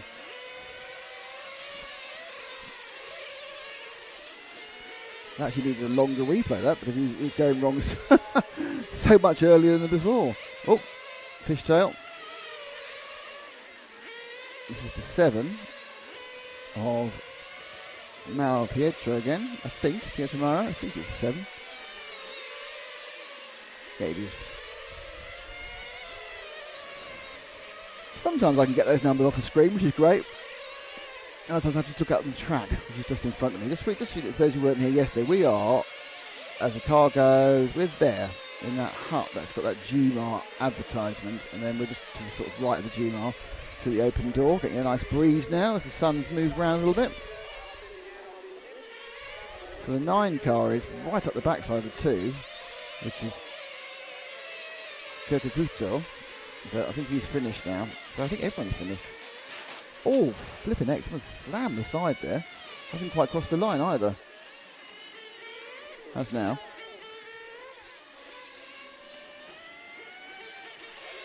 So just waiting for this one to calm down. And it's Dario Grasso who scored the win. That one, the 26.7 flat. Laps it is. Oh, 7.70 minute, 0.7. Gianluigi Branchioni is second. Pietro Mauro is third. And then I think not making the next 2, Crispino Fischera and Leonardo Curcacutio ran out of fuel and didn't make the final lap. I think Crispano, maybe the man who slammed the side, to be honest. We now move into heat number 9. And that will take us, look at today there, keeping the scores up. So there's a little bit of circumspection on this particular round.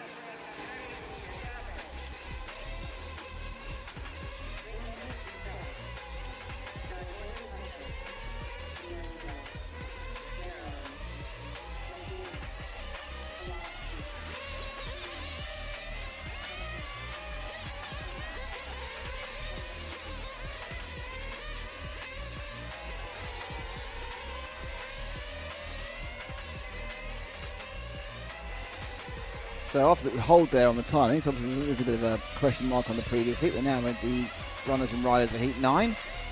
Valeria Messina in 1. Gabriel Pelosci in 2. Loris Louise in 3. He's won both the previous 2 rounds of this particular heat. Daniel Sheppi in 4. Ricardo Coco in 5. Davide Stefanidi in 6. Herfrey Pusher in 7th. Attilio D'Angelo in 8th. And Constantino Nicola Morone, not Nicola Morone, we know, from Hot Race in number 9.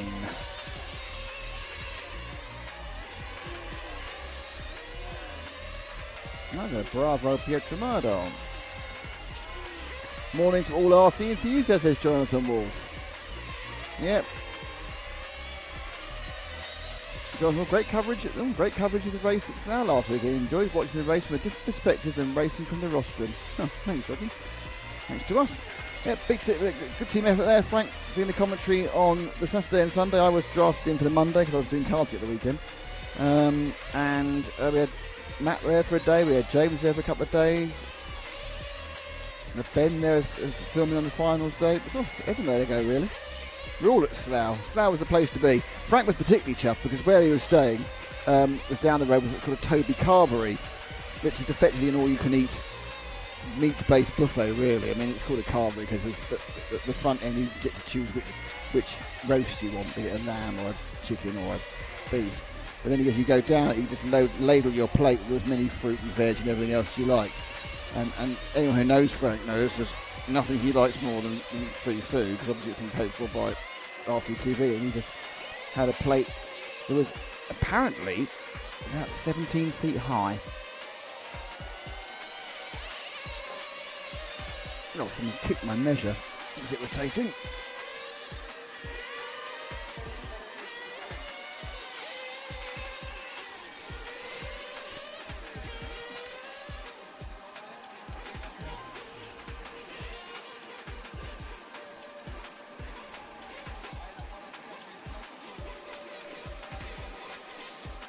Okay, about to release the cars.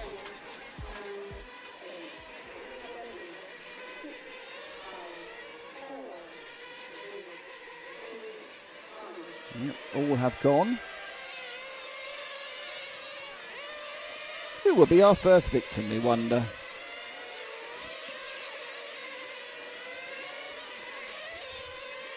Next, the blue car, which I think, from memory, is normally Herford Pichère, but let's find out. Come round in front of me now. And look up, it says 7, and 7 is indeed the Austrian driver. Yes, works. I don't have a lot of information, unfortunately, about chassis or anything else, to be honest, so.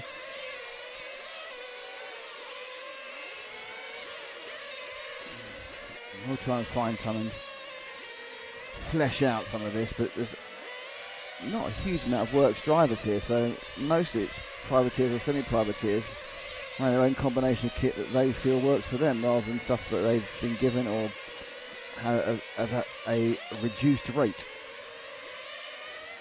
I think probably he'd like to get past the car ahead of him. He's kind of going. Is he going the same speed?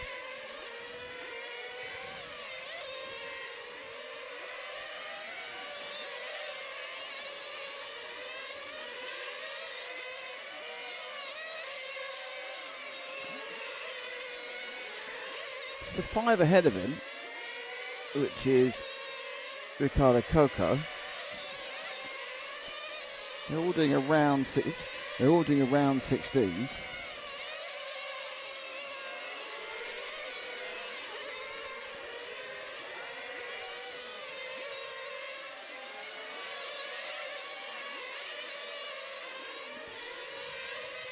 Oh, that's so close, isn't it? So close to getting him in the backside there. That is really costing him time now. Push as he let the pink car through.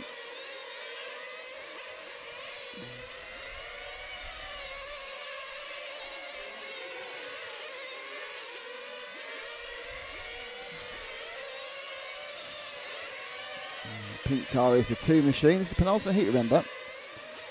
Gabriel Paloschi, so there's one heat above. These guys, you know, there are slots available. 14 people go straight into semi-final, so even if everyone from the top heat qualifies, there's still 4 slots for everyone else.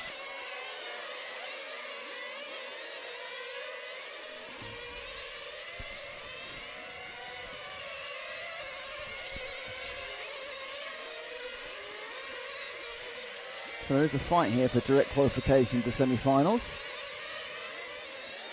Top 2 qualifiers go straight into the final. There is no... I forgot what it's called now. Super Pole, that's it. There's no Super Pole, unfortunately. That got done away with during... over the course of the winter. I thought Super Pole was a brilliant bit of TV, but there we go.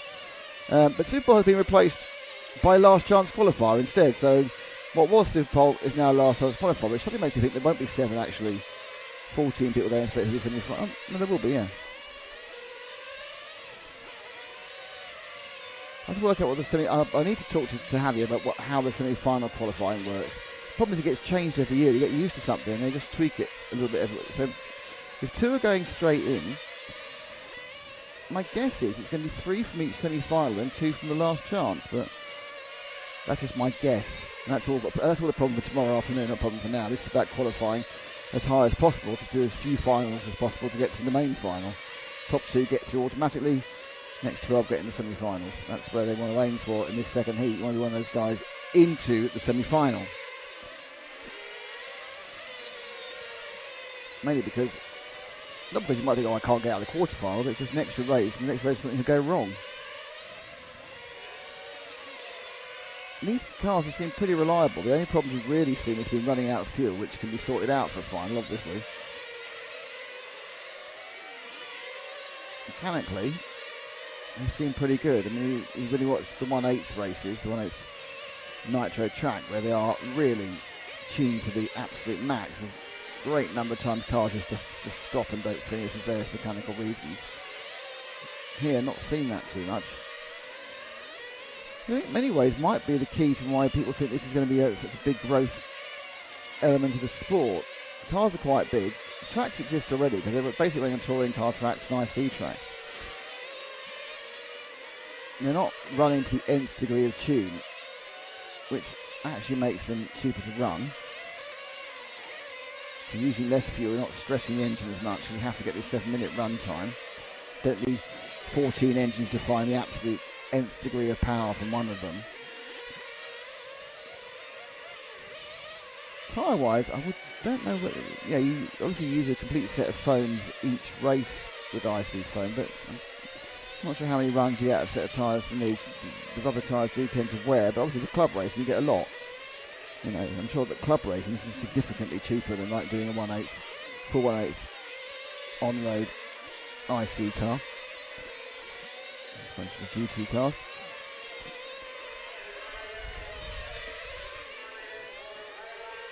Next up,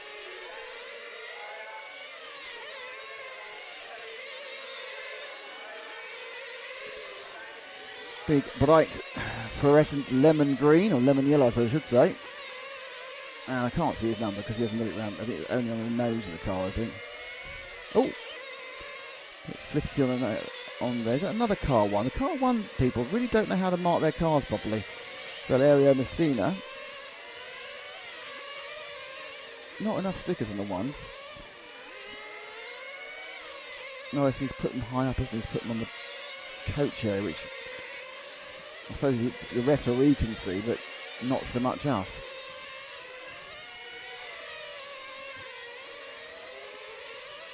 Luckily the windscreen number is picked up by the cameraman, who is Matt McCallum.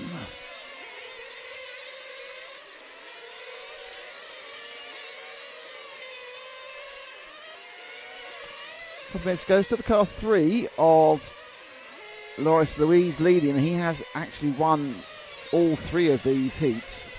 So the previous 2 Heat 9 qualifying rounds he won. Who's that stopped in the middle of the track? That's number 9 who's broken down, which is Gabriel Beloschi. Actually the race ran out of time there.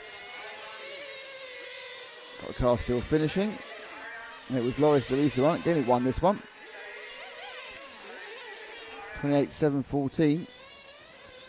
Daniel Shepis was second. Valeria Messina was third. Hayfried Pouchet was fourth. Attilio D'Angelo was fifth. Nicola Moroni was the first person to run out of fuel. But still classified sixth. Seventh, Ricardo Coca, and then a couple of cars didn't get a finish, and they were Davide Stefanzini and Gabriel Poloshin.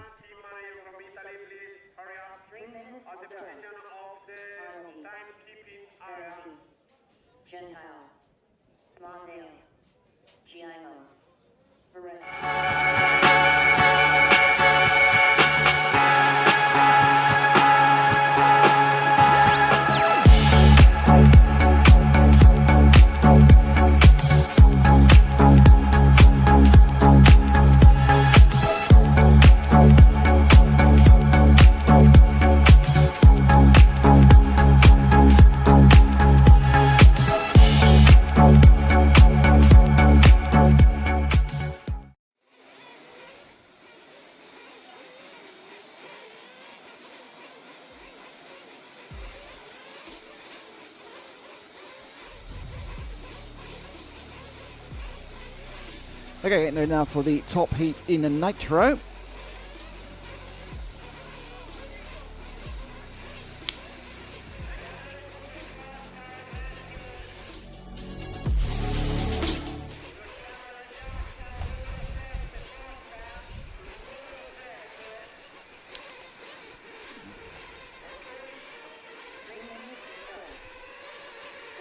Okay, so it's Bernard. Of course, no. Number one, Alessio Mazzari in 1, Rosario Giamo in 2, Filippo Beretta in 3, Andrea Catanzani in 4, Alex Angelo in 5, Eduardo Rapetti in 6, Pio Arnaldi in 7, Nasnelli Senesi in 8, and Umberto Gentile in 9. Now, just to remind you that currently the order is after 2 rounds, which I might actually get slightly upset by the fact that this record is already on. Yeah, it has. So I can't give it one after 2 rounds because I'll give it after 3 because it updated, unfortunately, and it has obviously the point score from people who have done their 3rd round. So we'll find out the actual order in about 10 minutes time. Jonathan Wolf, I enjoy a nice Toby Carberry too. This is very parochial English conversation here. Good value visit midweek. Looks like it benefits from a ref to call faster cars, but there is a ref. There is a ref up there, Javier Garcia. I think the problem is that the faster cars, Jonathan, aren't like night and day fast a lot of the time.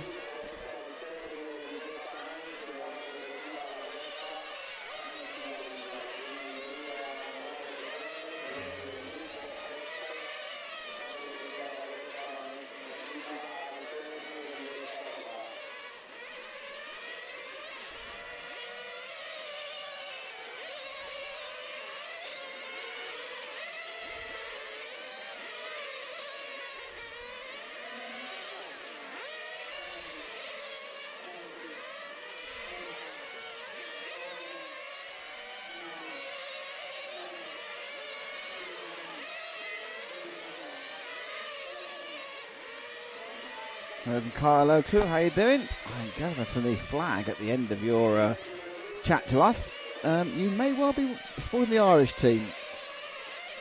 Cracking representation from the Republic of Ireland. And the guys having a great time.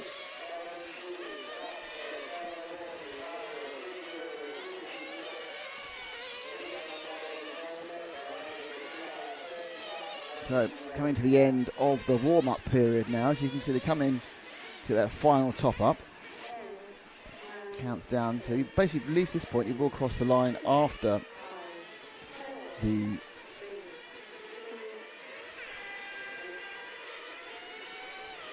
There we go. Cars leaving the pits. There we go. Big, bright yellow machine, first person to cross the line, which I think is B.A. Arnaldi, Frenchman. He's won a couple of large-scale touring car championships in both classes here. That's the Genius chassis.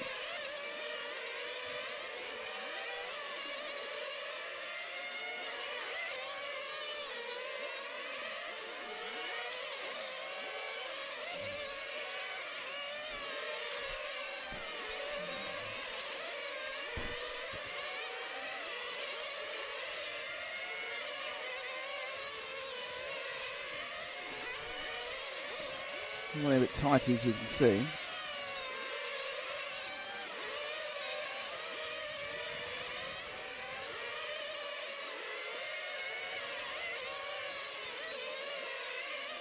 An element really. So now what's Arnaldi doing? He's looking quite good. He's in 15.6. So he's scored him halfway down in like 5th at the moment. It's all getting to settle itself down. Currently leading, it's the 6th car of Edoardo Rapetti. Edoardo is your reigning European large-scale touring car champion. But I think was Fiorano last year, I think. One of the events that Frank covered and gave out stickers. We have discovered that not bringing any stickers was a massive error because people expect Frank to be there handing out RC Racing TVCs. Not now. We won't make that error again. Montpellier will be covered in stickers next weekend. That is Rapetti with the 6th car.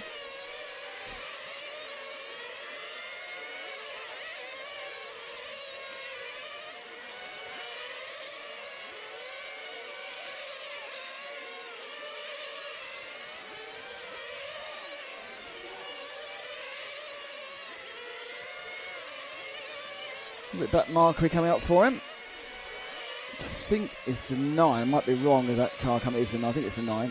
I'll find out. So yeah, it is the 9 of Umberto Gentile, who has looked the least quick person in this heat all 3 rounds, but still obviously faster than everyone else below them. Yeah, that's okay. I mean, I think what happened was the final bit of gain there by Rapetti surprised everybody. So taking over in the lead now is Alessio Mazzeo in the 1. I know on your timing it says 4th, it's because it's counting in laps at the moment. But when they all do their laps, it's Mazzeo. Now Mazzeo was on the way to win the heat last night, and then he ran out of fuel on the last lap. So hopefully he's turned down something or tweaked up something or got it to get it. Yeah, you need about 5 or 6 seconds extra run time as well.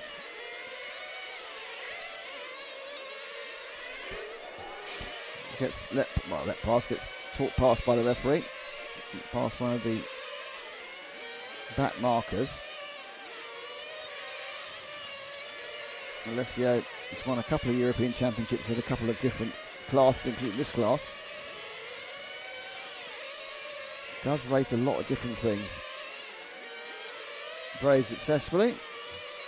And he's a local, he's a Sicilian. Works for a local power company. So he actually gets to sleep in his own bed every night.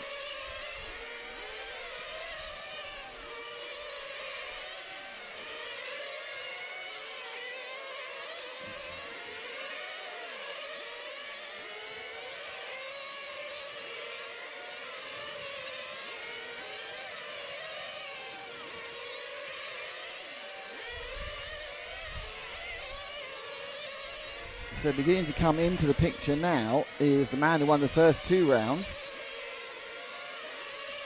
That's the number 2 car of Rosario GMO. He's also currently leading in the electric version of this as well. He's top qualifier in GT8. And he is top qualifier. That may go the... Perhaps not actually. Here he is, the 2. So certainly got real pace in both style of cars.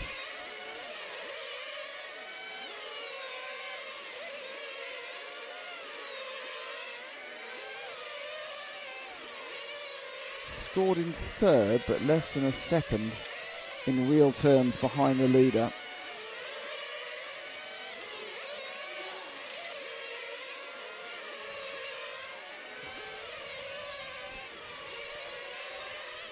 A ride over the curves there, that won't cost me anything. Minute and a half to go.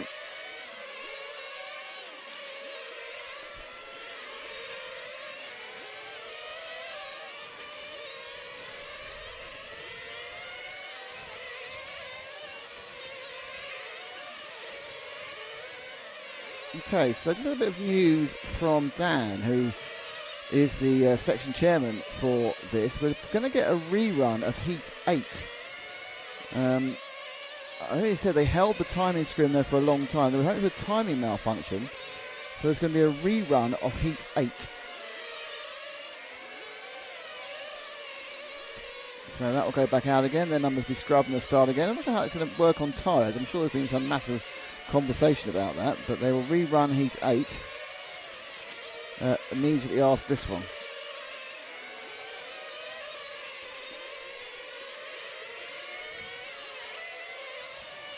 Hopefully we can go short lunch so we won't end up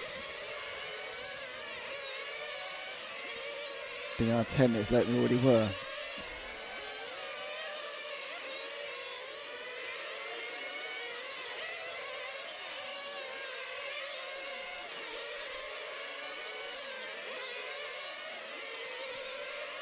So, coming down the last 30 seconds, it looks like Giamma, who's on the picture here, is going to be third. Hard to tell, just looking that way. Repetti, oh, that's not looking too, that look quite. Is he out of fuel? He's out of fuel, yeah, we've got a couple of people who've run out of fuel. This morning has turned out to be thirstier than people are expecting. I'm waiting for Mazzeo to come through. He hasn't yet. And I think unless he's run out of fuel again, I think quite a few people ran out of fuel, to be honest.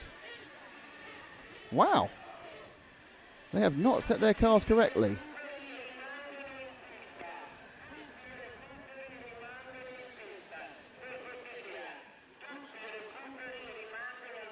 Well, that's a cut. So it's Repetti's won that one. Catanzani was second. B.A. Arnaldi third. Sensini fourth. Alex D'Angelo was fifth. And then the next three cars, Mazzeo, Beretta, and Giamma, who are one of the top three runners really, all ran out of fuel. Wow. Okay, as I say, we're going to get a rerun of Heat 8 now.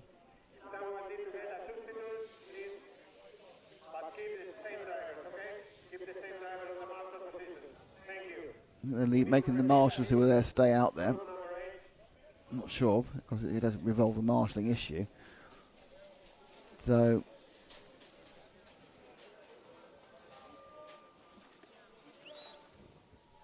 that's all gone a bit wrong, hasn't it? So, a lot of over-optimistic fueling.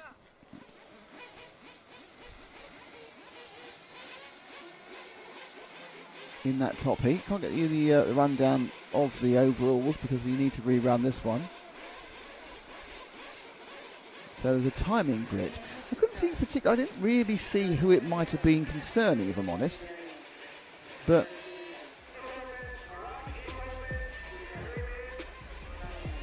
that was interesting. I didn't really see who it might have been involving at all.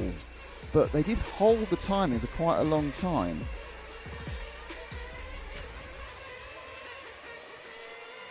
At the end, so obviously looking at an issue, seemed to produce a result that made sense.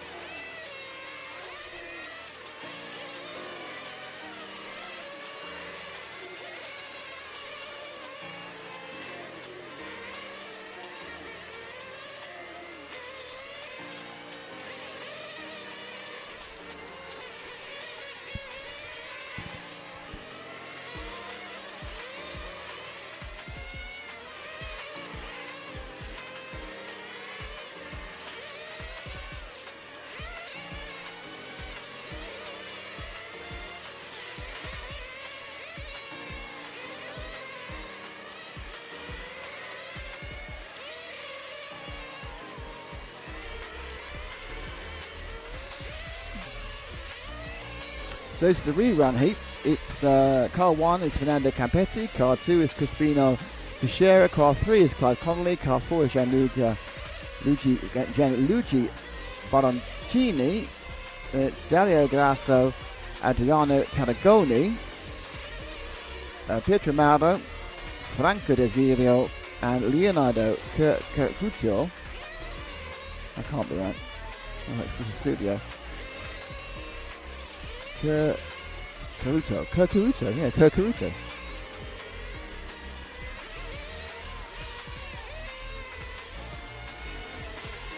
Basher Brad, wake me up when the 1/8 buggies are up. That's next Thursday. No, it's Friday, sorry. Next Friday, Basher will be 1/8 buggy, e-buggy, Europeans. Hello from France is FCJM. Well, hello from Italy. Well, Italy, Sicily, that's where we are at the moment.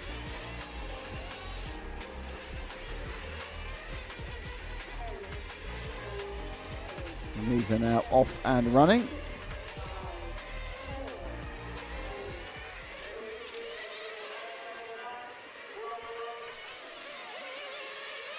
Cars, their bonus run. I'm not even going to get into the politics of this whole thing, what this is going to mean as far as tyre wear is concerned, because they're obviously going to do an extra run on the tyres. And not just racing themselves, they're racing everything else.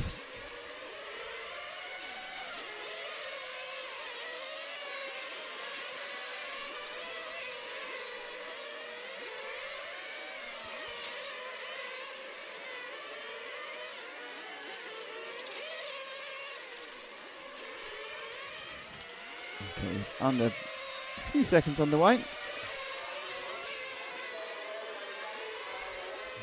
Oh, someone's coming. That's not what you want to do. Oh. That's the one car, but you don't come in for fuel in these ones or come in for a tweak, because that means you just lose the time.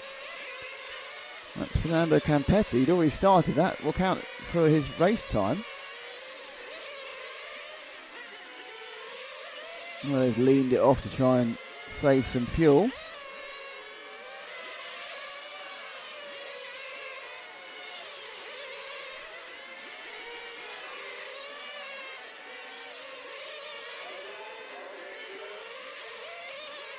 His lap time that time round hasn't come through yet. It's quite a long one though. So, yeah, already giving himself a bit of a disadvantage. About 8 seconds, 9 seconds he lost with that. Coming through the pits. Adriano Tarragoni in the 6th is the early leader.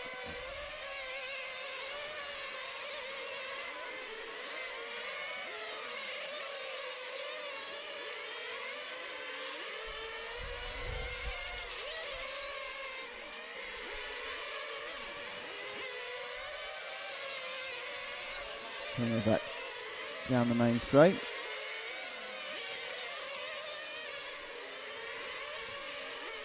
Who's next? Oh, we're waiting on this to start finish. Oh, there we go. Nope, didn't like that one. 3 and 4. 3 with the little pink epaulettes and 4 just ahead of him in pure white.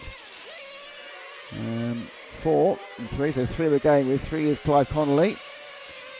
The epaulette, Clive's got the epaulettes, there we go. And the 4 car, which has got the black wing-ended plates, is Gianluca Broncini. So it's Broncini in that 4, and then you come back a bit, and that's Clive in the 3. I'm going to get clever and try and work out how the yellow car behind them is. That's way over the top. The yellow car's the 9 of Leonardo Curcuccio. So he's now focused down, no, still no, but focusing more on the 4 of Baroncini. There's 9, Curcuccio.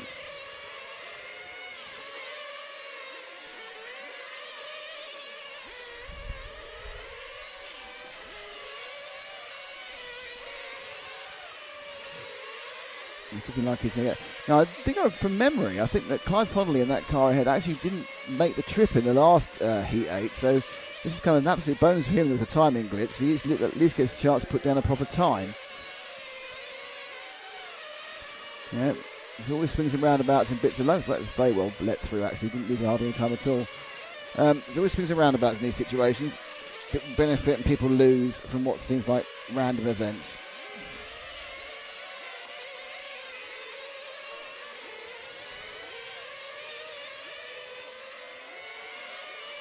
So the yellow and black car. Leonardo Curcarito. I must get that name right. It's just a combination of letters there which is doing my brain in. I do apologise if I'm not taking the family in any way.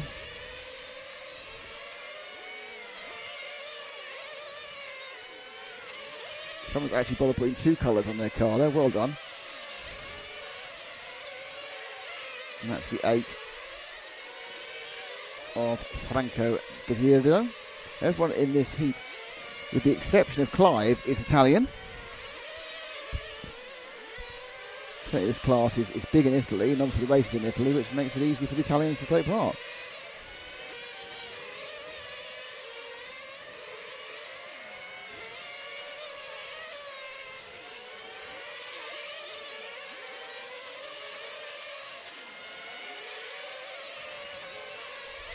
So I'm looking relatively well balanced.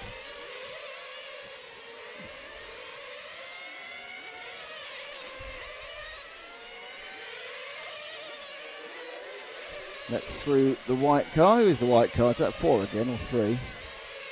So many white cars. Could be anybody, couldn't it, really? I think that's the 4 again, yeah. No, is that 5? No, it's 6. Okay, up and down. It's not 4, it's not 5. Yes, it's 6. It's our leader. It's Adriano Calangoni, who's leading with yet another white car. But his white car has a 6 on it, which makes it a better white car.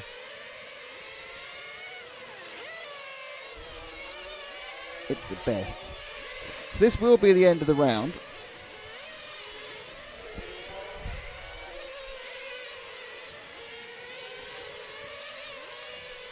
Minute and 20 to go. Local time now is about 25 to 11. They all go straight into electric qualifying with the 3 electric heats for round 4.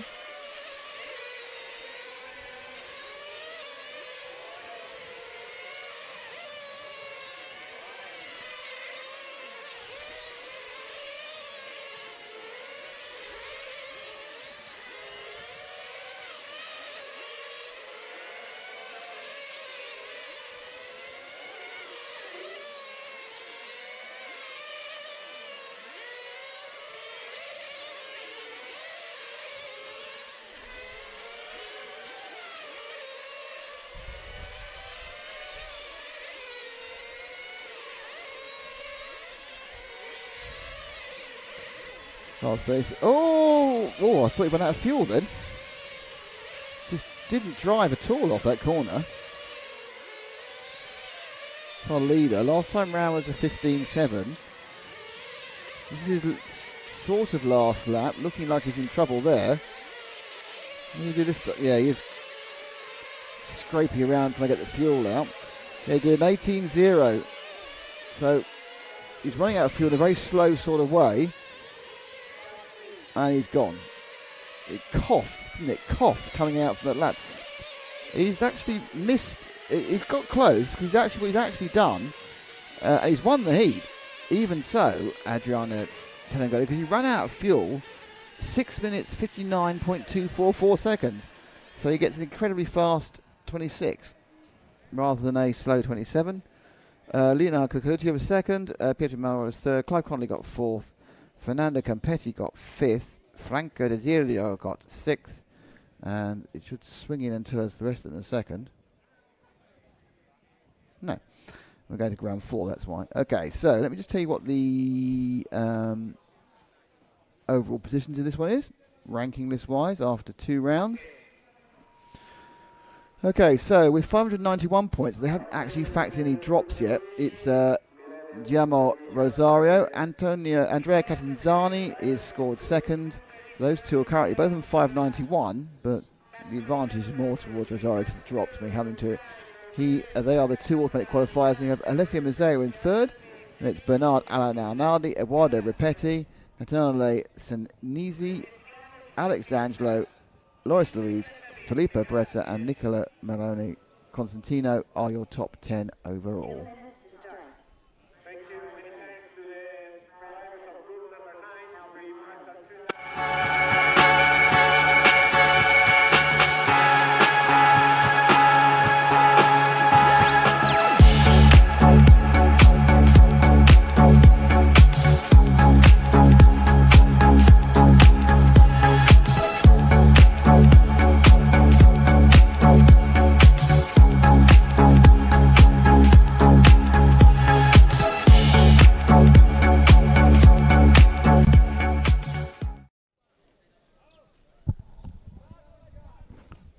That's exciting.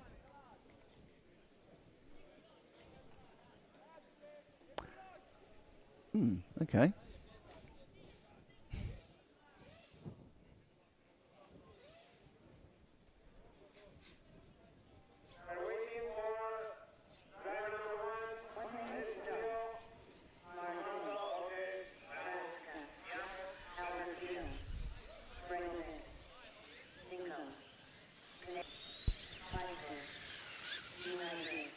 Okay.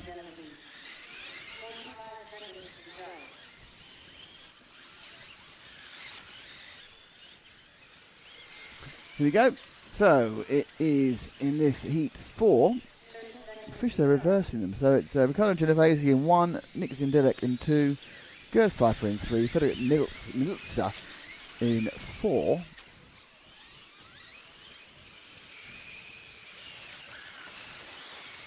Felipe Canala in 5, Ivan Cinco in 6, Tomasz Bregovic in 7, Severiano Alberghino in 8, Vincenzo Frasca in 9, and Mario Martinic in number 10. Time is now expired. Time is now running for this heat 4 of the GTE, heat 1 of round 4, sorry, the GTEs. That's not quite the track. That's not quite how the track goes, actually. So the orange car 4 of Frederick Milzer from France.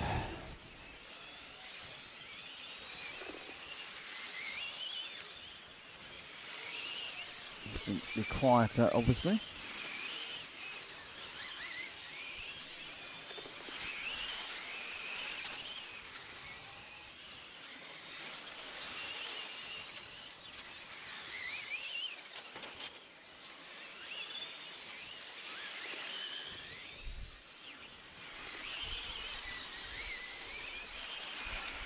Ooh. No, that's not the track. Someone just slapped into the fence again near us. That's the black and orange number 3. Oh, no, yes, maybe. That's Gerd Pfeiffer. You know, I'd like to point out, really should just be the only person we show, because he not only has he got RC Racing TV stickers on, he's wearing an RC Racing TV merch T-shirt. He's wearing the merch. He's representing the brand.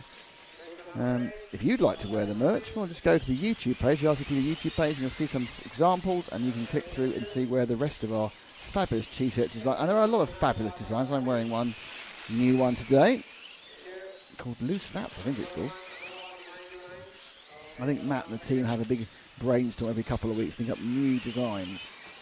So you could be not only supporters of the RC Racing TV, but you'll also look trendy, and your friends will go, wow, where'd you get that? That's amazing.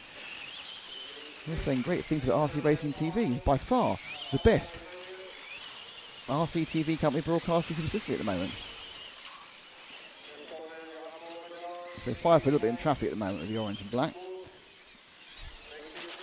Just realised it's actually in RC TV colours, isn't he? He's even painted his body shell. So much he loved. No, I don't look at that car. I just want to look at Gerd Pfeiffer's car for the entire 8 minutes. So just realised it's a rolling advert. It's actually in our colours, Matt. In our colours. It's got our stickers, wearing our T-shirt. Basically, as far as I'm concerned, Gerd Pfeiffer is the GTE champion for Europe for 2024, and I'm prepared to give him the prize now. However, officially he's in second, which is a bit different. Okay, I've given enough giving ourselves too much loving. You can show somebody else.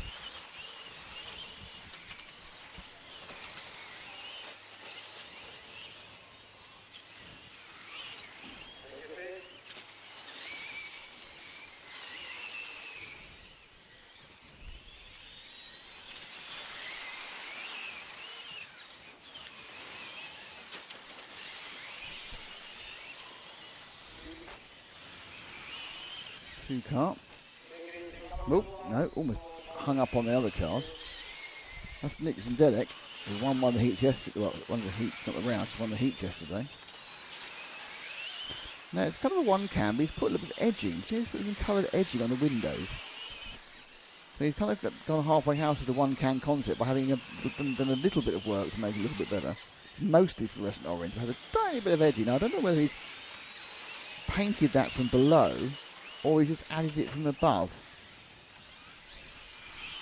It's one of the mysteries of this particular body shot. Is it from below? Is it from above? Who knows?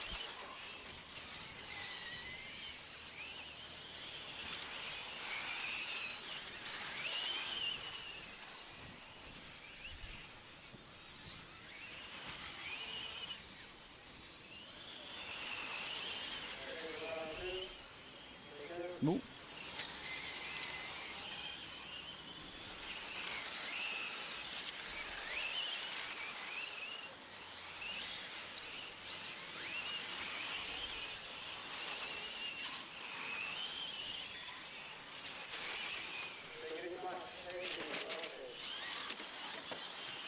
Quite a lot of Lexan scraping you can hear on the sound effects. Oh, no. Yes, maybe. Just came in a bit tight there and got snagged by the inner element of the AstroTurf.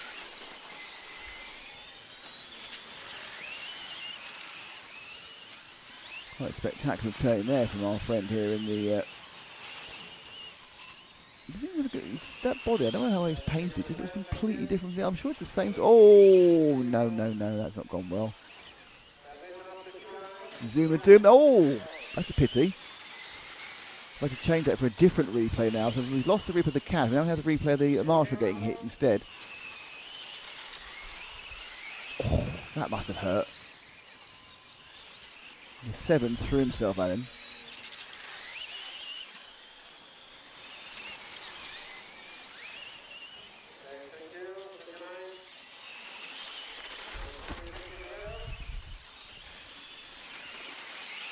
So, a very brave Marshall out there with several bruises in his legs. These things are quite heavy. 2.5 kilos or so. I think. I'll have to ask that later. Not the inside. Oh! A bit more service without crossing the road now. Someone else has got it. That's the 7. Probably that could be it for the 7. Just went too far. In, rolled, slam. Expensive. That's Tomislav Bregovic from Croatia. No, it's rolling. Oh, it was running, but it's just running into pits. Yeah, you know, you've got 5 rounds. You can drop a couple of them. Don't worry about it too much. Don't run it when you slightly misalign something. Give only a chance of misaligning something else. About 35 seconds to go on this one. Obviously, no one's going to run out of fuel on the electric, so they'll get to the end. I don't think it's warm enough actually to cause too many overheating problems either for the speed controls or anything else. I think everything's going to be running quite warm, but it'll be within tolerances quite easily.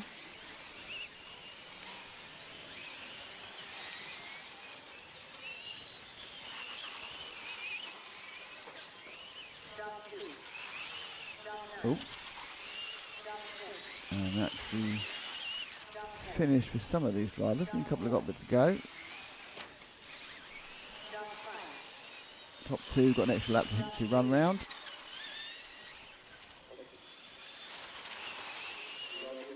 And everyone has now finished. Riccardo Genovese wins that one on a 7.27. Blimey, that was good. 27.715. Won that by a lap and a bit from Gerd Pfeiffer. Frederick Miltz was 3rd. Nick Zendrick was 4th. Oh, that speed's come from Genovese. Way quicker than anyone else. Felicia Catalana, Ivan Cinco, Vincenzo Frasca, Tomislav Bregovic, who saw having that accident. And then 2 other drivers also didn't get the whole way.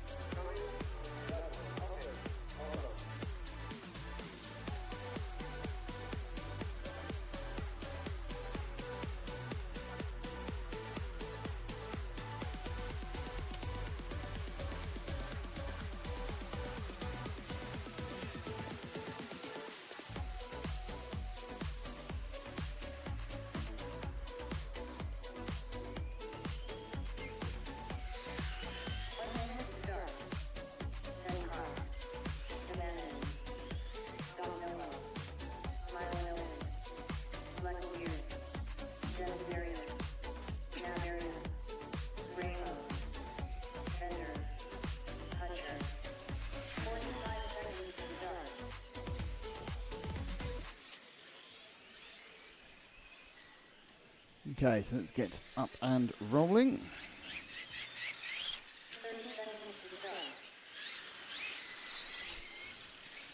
And this with Arthur Pusha and Bravo Venda, Eddie Ramos Castro, Alessandro Navarra, Franco Desiro, Adrian Licolia, Miko Milovic, Domenico Spagnolo, Francesco Damon, and Mark Senkar. There's a Riera. What kind of brands? Yes, you've got Serpent, X-Ray, yep, S-Works, you've got Sheppies, you've got Genius, you've got some of the large scale guys are coming down doing this as well, so it's quite a big... Oh, Mrs. Young, just with our pit lane hot sauce and RC pizza and beer t-shirts last week. Fantastic merch orders from Mrs. Young. Well done. I had to point out that the pizza and beer since 2006 is absolutely the mantra of our environment, and we've already had pizza and beer, I think, on 3 occasions since we've been here. There's only one way that the RCTV company rolls. It's pizza and beer, or if you get away very late, it's a McDonald's. Not that glam. Not as glamorous you might think it is, this international RC coverage world. Number 2 is on camera, and that's Ambrogio Venda.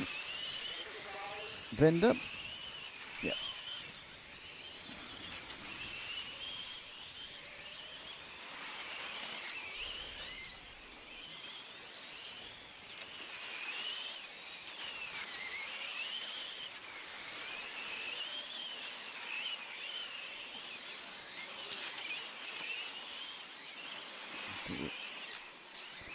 It's got the yellow, my brain's gone. It's got the blue car of Hairfree Poucher behind him.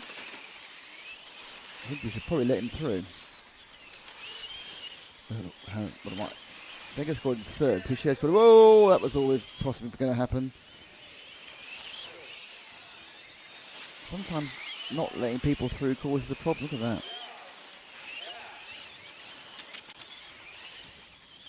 Going to cost them both time. 16.8. Yeah, it cost them about a second. Through now though, Poucher.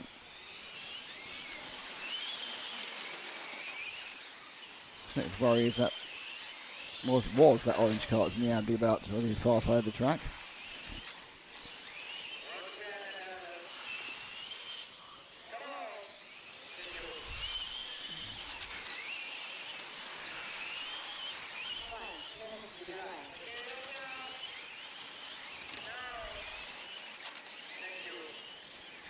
That was a 3.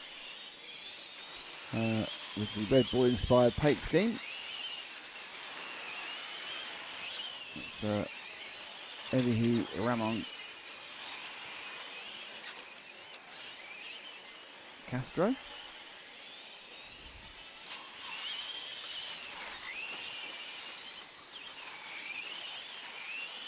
Certainly actually spent some time getting that painted properly, so well done.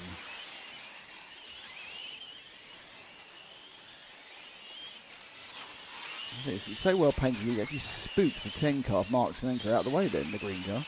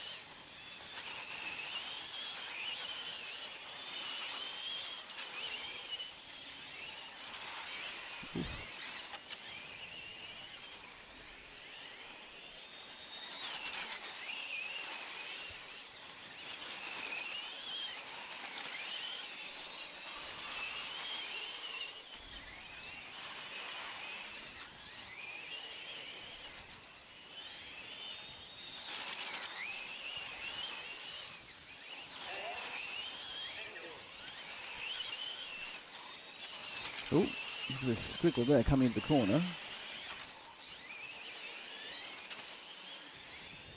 Now with the big bright yellow machine of car number 4. That's our second place currently scored now, Alessio Navarria from Spain.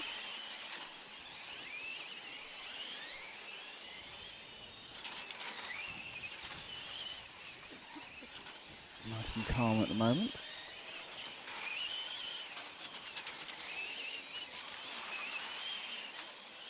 Let's get the back marker to get through. It's a 10 car, he kind of braked and tried to square him out of the way. Achieved it though. Lost 3 cars already in this one. And then Herschel Pouchet, Javi Pouchet, Adrien Lecollier and Franco De Vierdo have all gone. The boat was still on the floor there.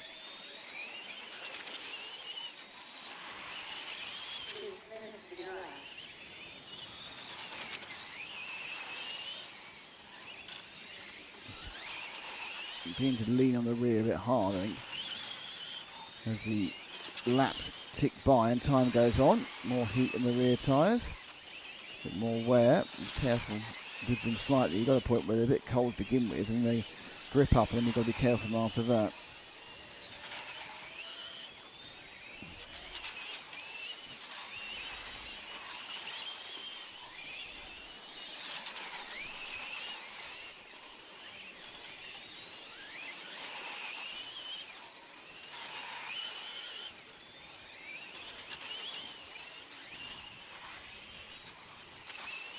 Oh, got away with that, didn't he?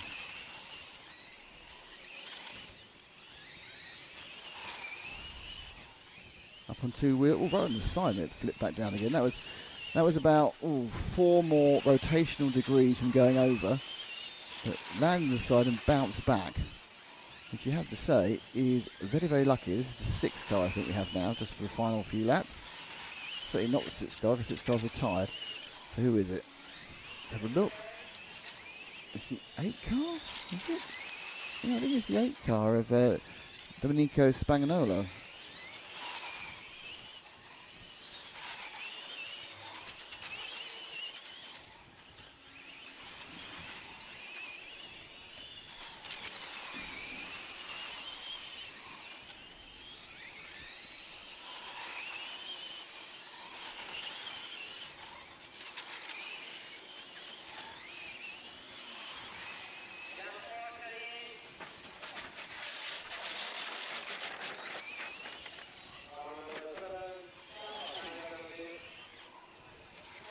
Oh, the walking wounded can be brought in.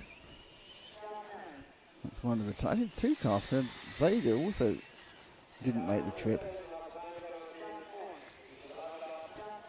So the Spaniard Ramos Castro won that one from Alessio Navarria, from Francisco Domenin, from Domenico Spagnolo. So quite a few people didn't get anywhere near it. And Borgo Venda broke down the last lap.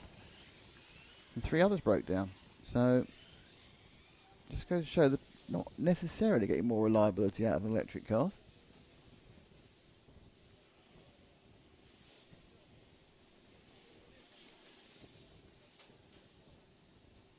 So just remind you, as we come to the final, there's the running down, you can see that Pouchet, Le Collier and Desirida, none of them lasted more than 2, that didn't last a minute 3. So just remind you, get ready for the top heat of GTE.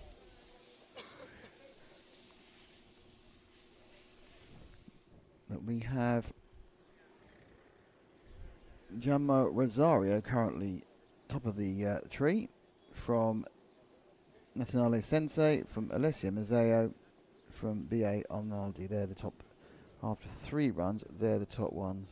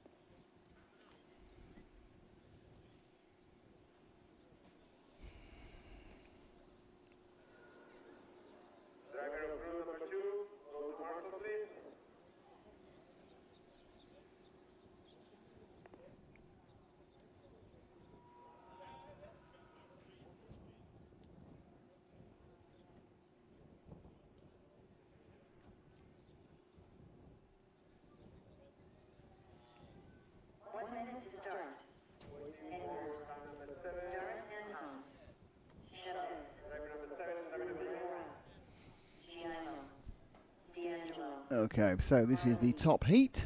Senesi, Mateo, Rerun. 45 seconds to start.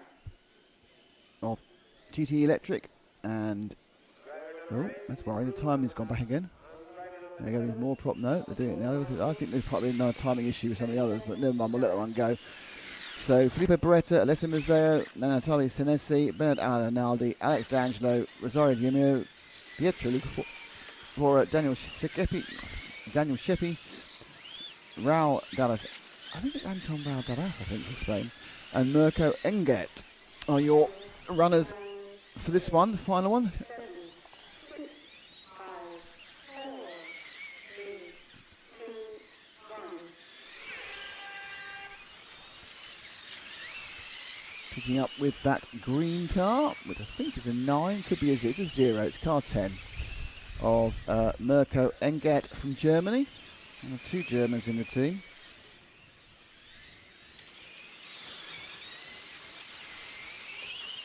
In the team? There are 2 Germans, yeah, in their team of German team. I might actually make 1 German and 1 supporter, but it's quite a small team from Germany, to be honest. Normally big travellers internationally, the German team. Obviously still more than came from the UK.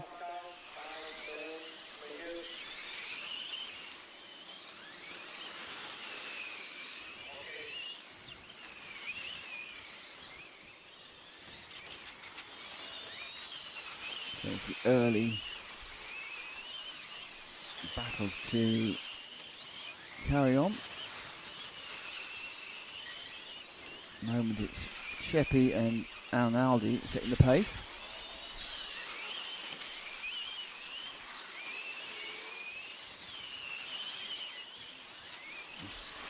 Changing very regularly. And everyone's very close. With the 4 now of B.A. Arnaldi. It's gone with the Tiffany blue, as Frank loves to call it.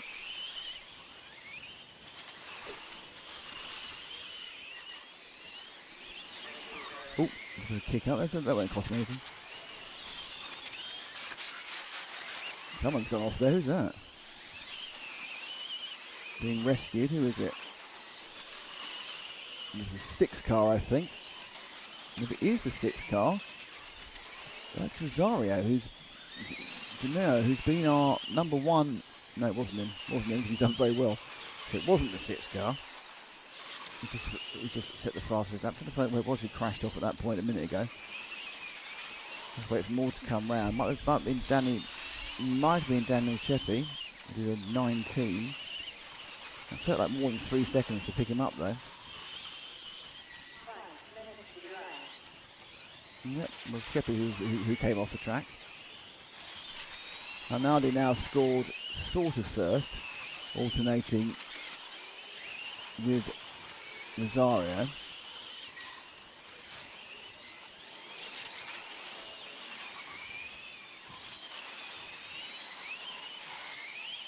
So it's a 6 car and this car which are alternating the lead at the moment.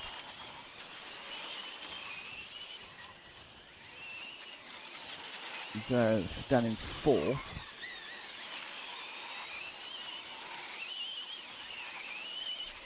See if we can find the 6 out on the track.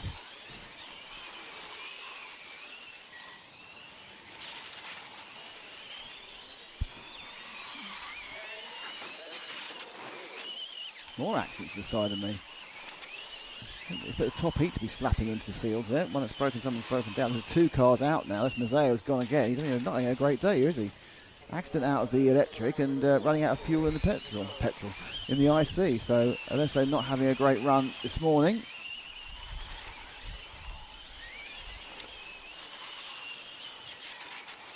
This is the 6. So this is Rosario Gemma, who has actually TQ'd to the first 3 rounds. Currently is just a few hundredths behind B.A. Arnaldi, who's found a little bit of extra pace this time around. Not a massive surprise that the Frenchman's coming on the song at the important time in a meeting. No, that's not going to help. It's going to lose you a couple of tenths there, just getting past the 9 of Anton Dallas. Now he's got a bit more Wild, I thought, going out of that second corner. Just ahead again. It's just a few hundredths. He's leading. He's in second place by. Not way to go still. 3 minutes. It's kind of, you get kind of used to electric cars going for 5 minutes. You look up, and there's 2 minutes to go. So in third place, it's the number 3 car of Senesi, who obviously is part of Senesi Motorsport, the title sponsor of this stream. Thank you to them, and to S-Works, Lens Body, Chevy Model, and X-Ray. And of course, mostly thank you to EFRA. There he goes. Has a driver who's forsaken racing colours for a one-can orange look. He's only about a second behind the top 2.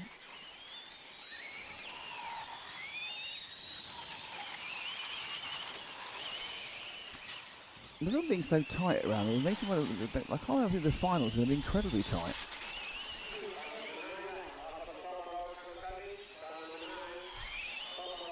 So obviously the electric finals are going to follow the same format as the heats. It's a 7-minute run. The IC finals, of course, are completely different. They're much longer. You don't run 7 minutes, you run 20 minutes in all the finals up to the main final, and 45 minutes for the main final. That's a very different kettle of fish, a 7-minute run. So, being slightly held up, 3. There's a 5 ahead of Dange. I think it's the 5 who was ahead of him, let him go there. Didn't quite get the number. It's right behind now, obviously. And it is the 5 of D'Angelo. But it's Rosario now who's got the lead for the umpteenth time.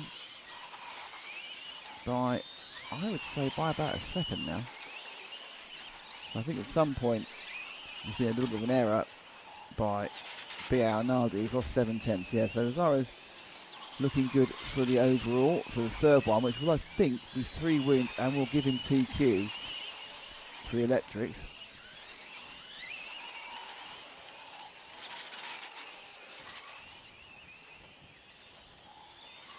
His third round win.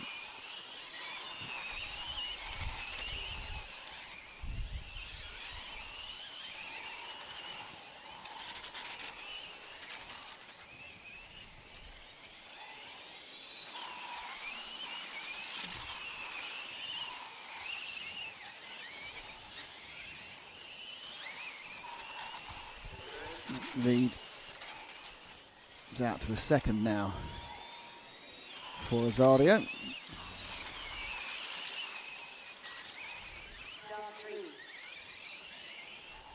Well, a broken car. It's the 8 car this time of Sheppy. About to say it's run out of fuel, so I worked out this is the electric race, and that didn't happen.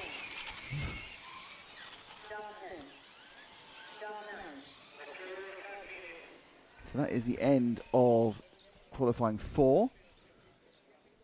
Rosario Giaimo has topped the timesheet, and therefore at this point is going to be, I think he's TQ. I'm pretty sure he's TQ. We got that from Bernard Alanaldi, Antonelli Senesi, Felipe Beretta, and Alex D'Angelo. That, to my counting, that is his third 0 score.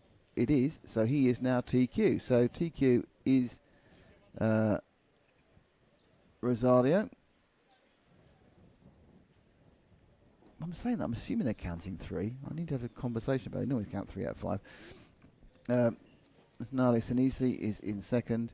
Alessio Mazzeo is third still, but with a big drop now, that 26 that needs to go away from this round. Piero Arnaldi is in fourth. That's his best one with the second. Daniel Sheppy didn't finish this one, is in fifth. Alex D'Angelo is sixth. Felipe Beretta is seventh.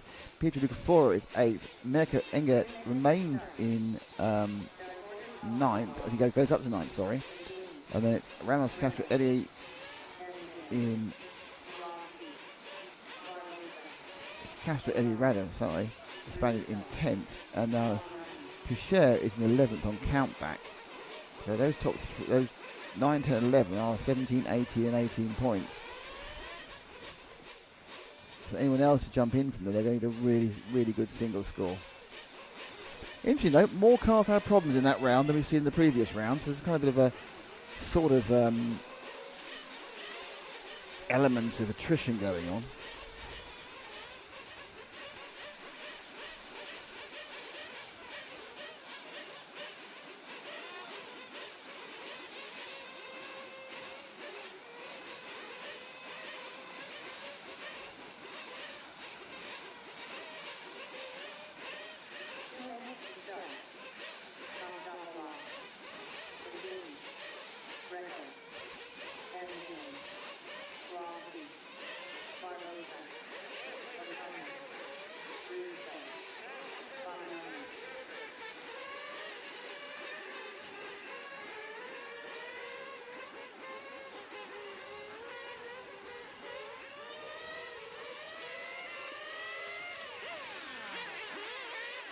Okay, we are back now with the warm-up for the start of round 4 of... Thank you very much. Timing doing that just the time I wanted to do. Round 4 of GT8. I'm not sure they've rotated the numbers like they have. It doesn't seem an awful lot of point, really, because they're not going off in that order anyway.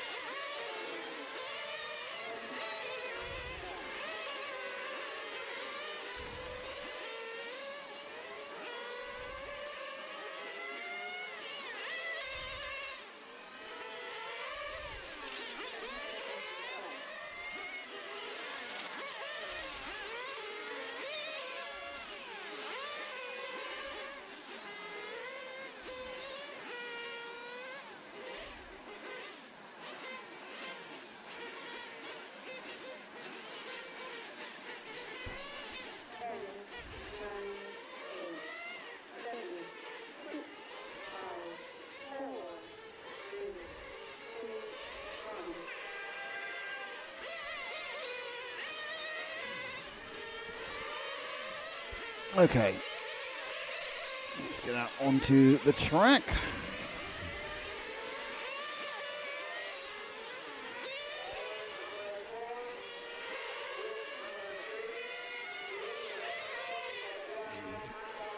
Just repositioning some technicals for this one, so we're going to stick with the fixed cameras for a bit.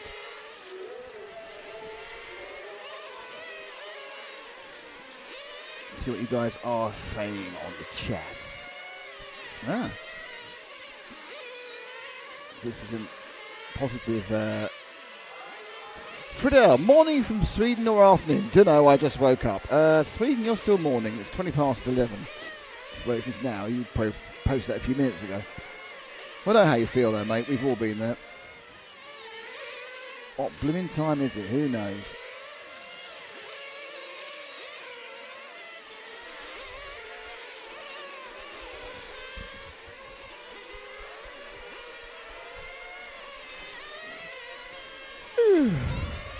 Everybody is watching, by the way. You're watching RC Racing TV. This is the EFRA 1/8 GT and GTE Euros 2024 from Giardini Naxos in Sicily. And Sicily obviously is Italian and the bottom end of Italy. Brought to you by EFRA, of course, it's an EFRA live stream, and our title sponsor, Senesi Motorsport, and our other supporters, S-Works, Lens Bodies, Shipping Model, and X-Ray.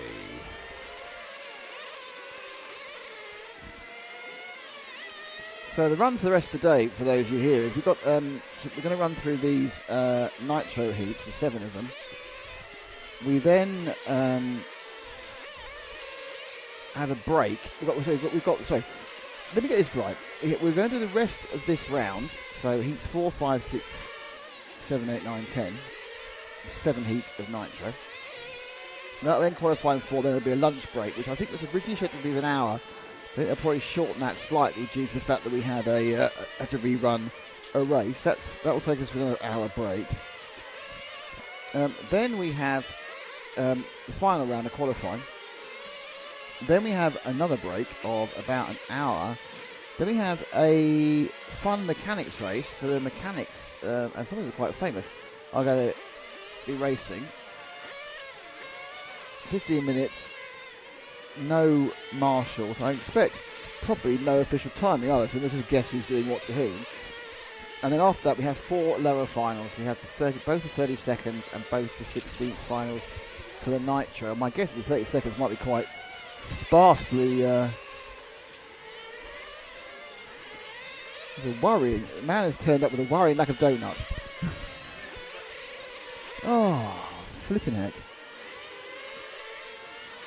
What a nightmare. This will get me going though, the world's strongest coffee.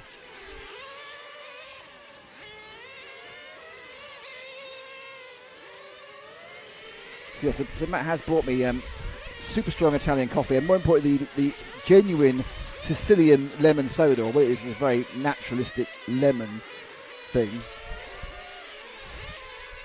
And the stirrers.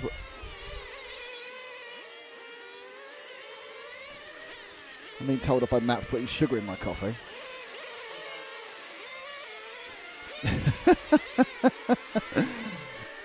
He's asked me if it's full of ants. That'll just add to the protein levels, if it is, if I get to eat the ants as well.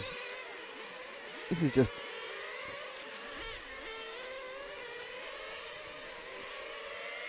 so strong.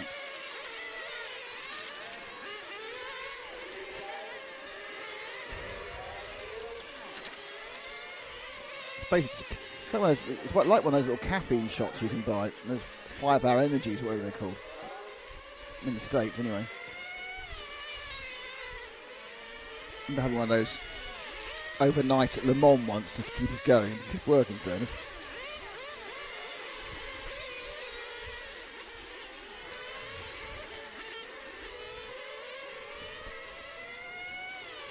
Mark, here, man.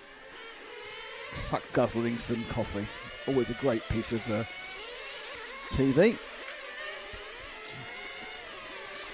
So anyway, morning all from Miami and Florida. Hello to PJ Dietz. Nice to have you here from Miami and Florida.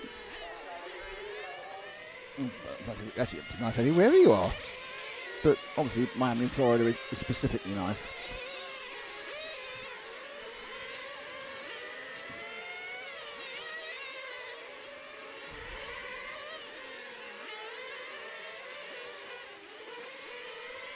Trying to work out. So just to give you a bit of a rundown, obviously you can see the timing on the side of the screen there. It's Gerardo Russo in the 2 who's leading for Massimo Fabiani in the 1, then Angelo Vicini, John Kosopoulos, Claudio Rossi, Bruno Barbosa and Stephen O'Connor, so not a great one for the Irish this particular heat. Emmanuel Greco and the Croatian, Sandin, has not made a lap, which is not great news for him.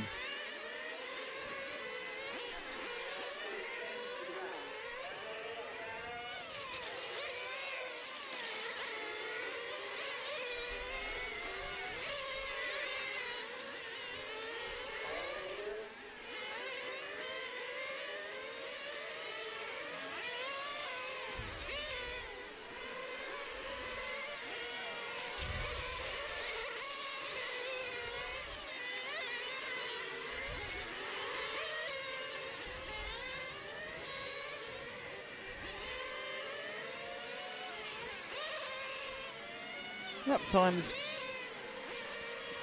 well, outside of Russo, he's doing 16. Everyone else is doing 17 as the best lap time.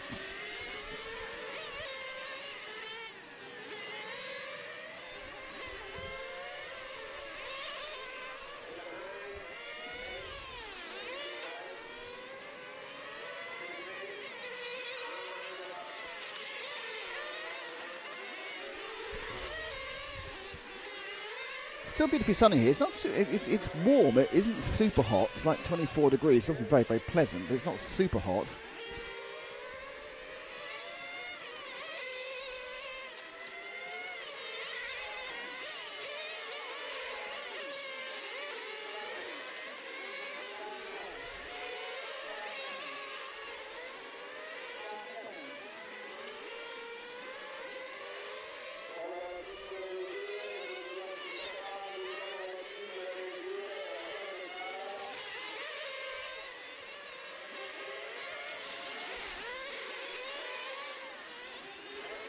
Stephen O'Connor's now retired from this one, obviously a technical issue.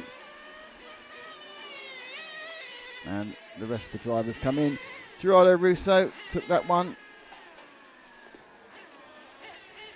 Massimo Fabiani was second. Angelo Vincini was third. John Costopoulos was fourth. But what we need to do, I think, is have some... no, let's do this. Oh, odd love.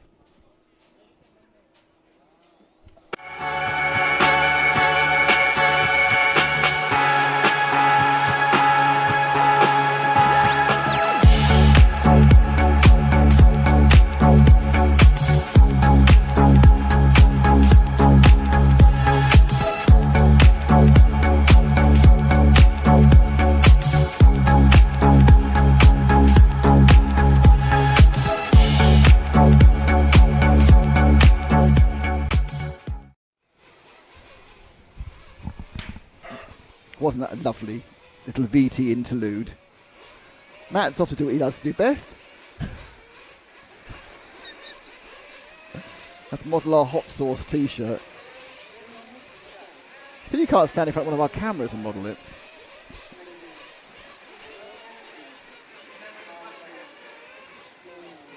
Oh, is it coming, is it? That's going to come way too early.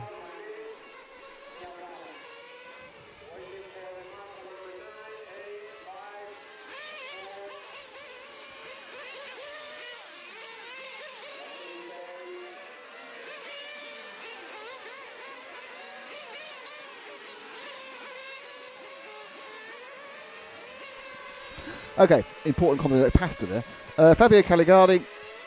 No, I thought it was. So, Christian Delgado in 1, Gilles de Wilder in 2.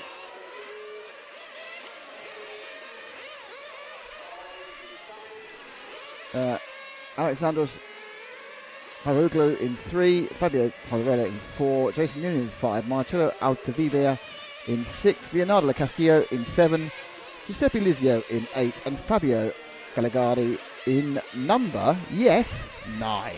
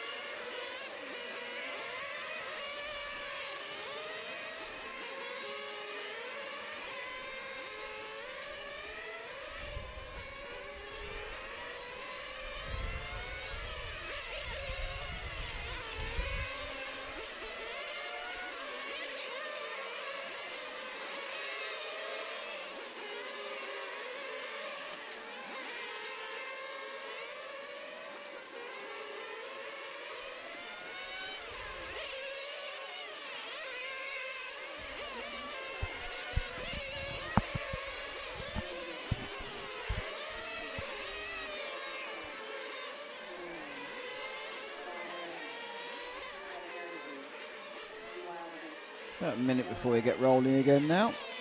So you'll see all the cars come into the pit lane.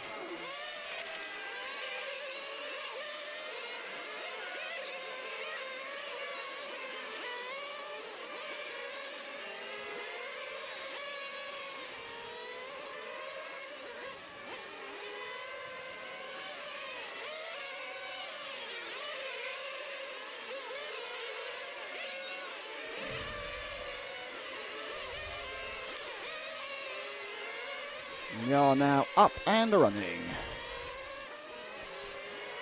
And our first featured machine in Heat 5 is, oh, this one over here. That absolutely caught Matt's side, didn't it? striking pink V at the front. Nope, it's all gone crazy around now.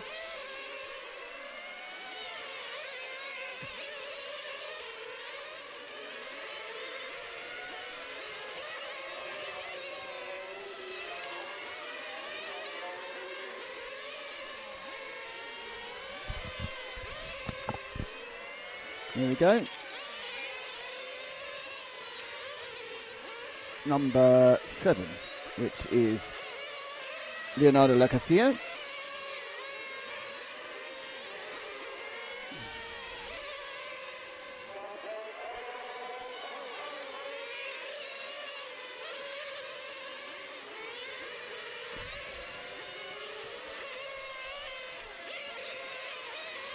To the switchback. Now, to the kink there before onto the main straight. How's it down? It's left hand, very fast left hand sweeper, braking hard into the timing hairpin. And then we go down back in front of the rostrum, and it's the switchback again, and then it's the little kink. Oh. Yeah, it was going well till then. Oh, look at that, a proper radio. Well done, Leo. Excellent. It's nice to see a few stick radios out there. Not enough of those in this world, I can tell you. Look at that. He is quite articulated in his driving, isn't he? He's giving it everything. It's kind of a look at that brake forward, brake, and he's got a whole swing. He's living that. I mean, I must admit, I think a lot of us on the roster are very similar. He's living that world. He's got thumb on, thumb off. Top action, mate. That's Leo Castillo there, giving us how to stick radio drive. Don't forget that whilst the vast majority of people do use steer wheels, your current reigning world champion in 2 different classes uses the stick, and that's Davide Ongaro. So it's good enough for Davide, it's good enough for me. Well, I haven't raced in a couple of years, but when I did race, I was a stick man. Stick man.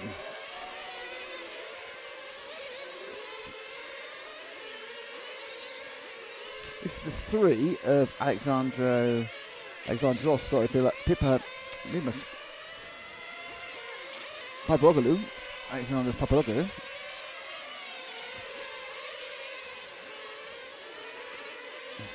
That's at the drive. Yeah, I think he spooked himself coming out of that second part of the switchback.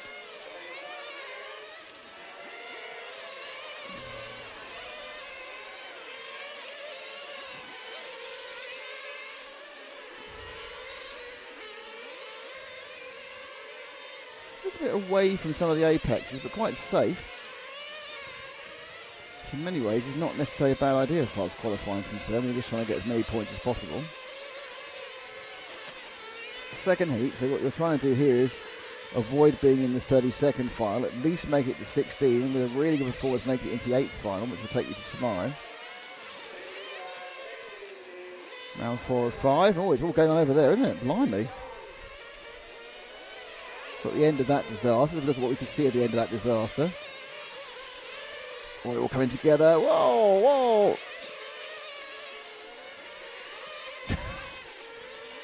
Yeah, the problem, I think the reaction sometimes to try and get out of the issue is to give it full power. And that doesn't really work. Because they just seem to get a little bit squirrely on the rear end when you give them an absolute boot for. That's a 6 car. That's lost a lot of time there. He's over to off a section of track twice.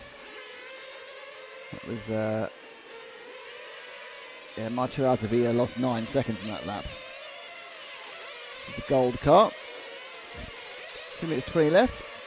And this is the 5 of Jason Noonan from Ireland. Part of the large Irish contingent.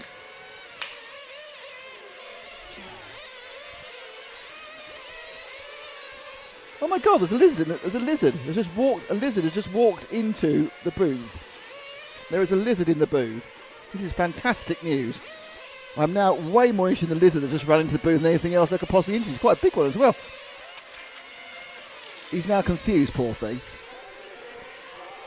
But there is a genuine lizard in my booth right now.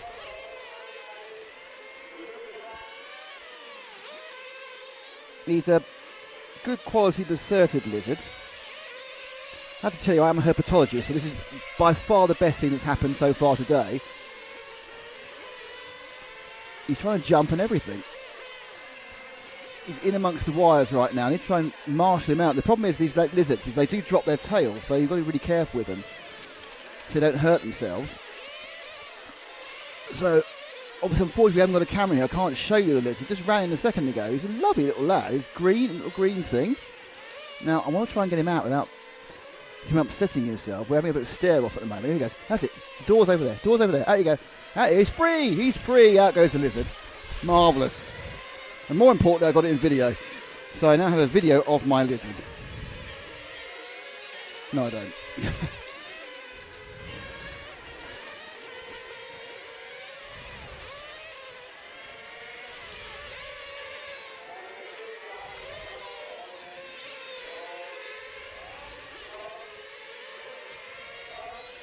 Anyway, back to the racing again. Having the lizard in the booth was terribly exciting. I was actually completely loused up as well, but never mind. The video of that went horribly wrong.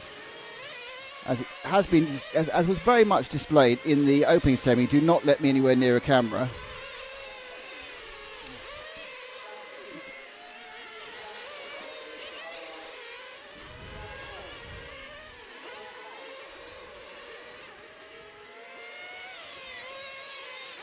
Honestly, you should not let me anywhere near a camera.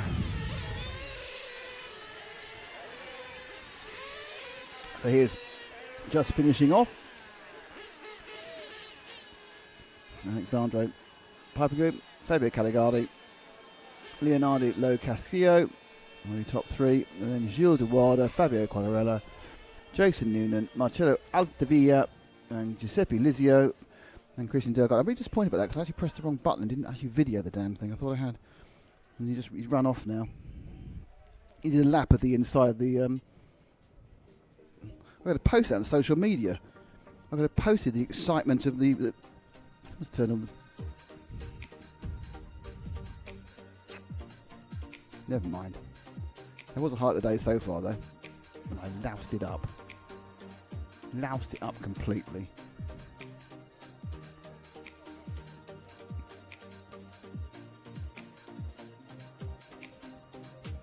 Go Yanis from Go Pepper from Yanis Papadopoulos. Mark, does anyone know what compound tyres they're running? They're running Sheppy model tyres. And a couple of questions there.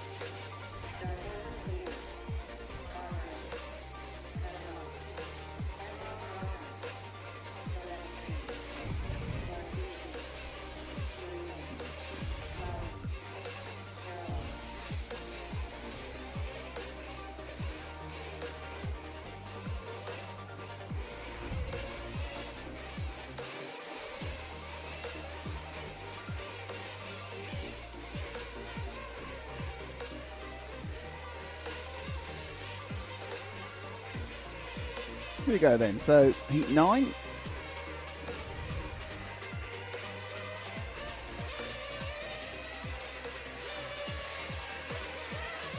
it 9 already? It's not heat 9, it's heat 6, I was about to say.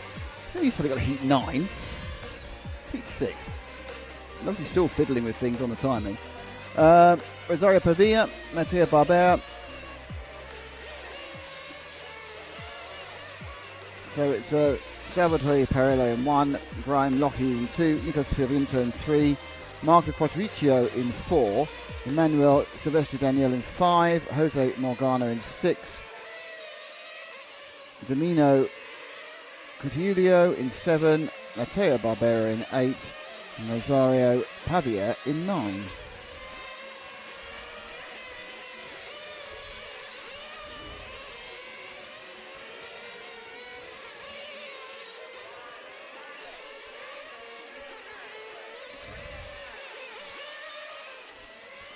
So a minute to go to get to the start.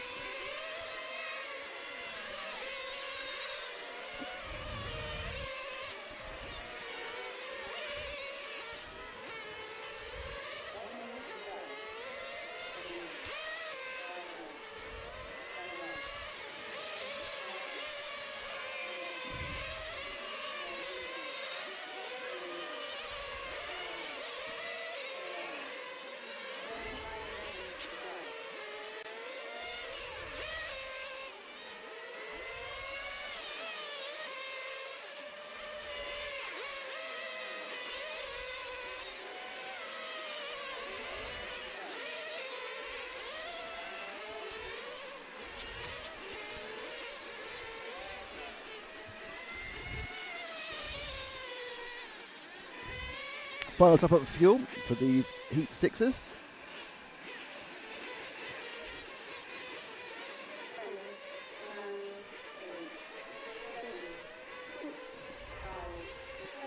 Countdown.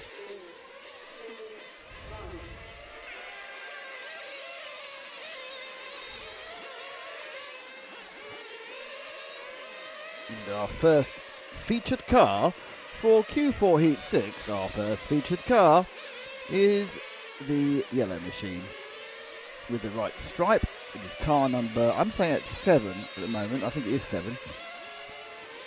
That's because it is. Of Damino Cutulio. So Cutulio.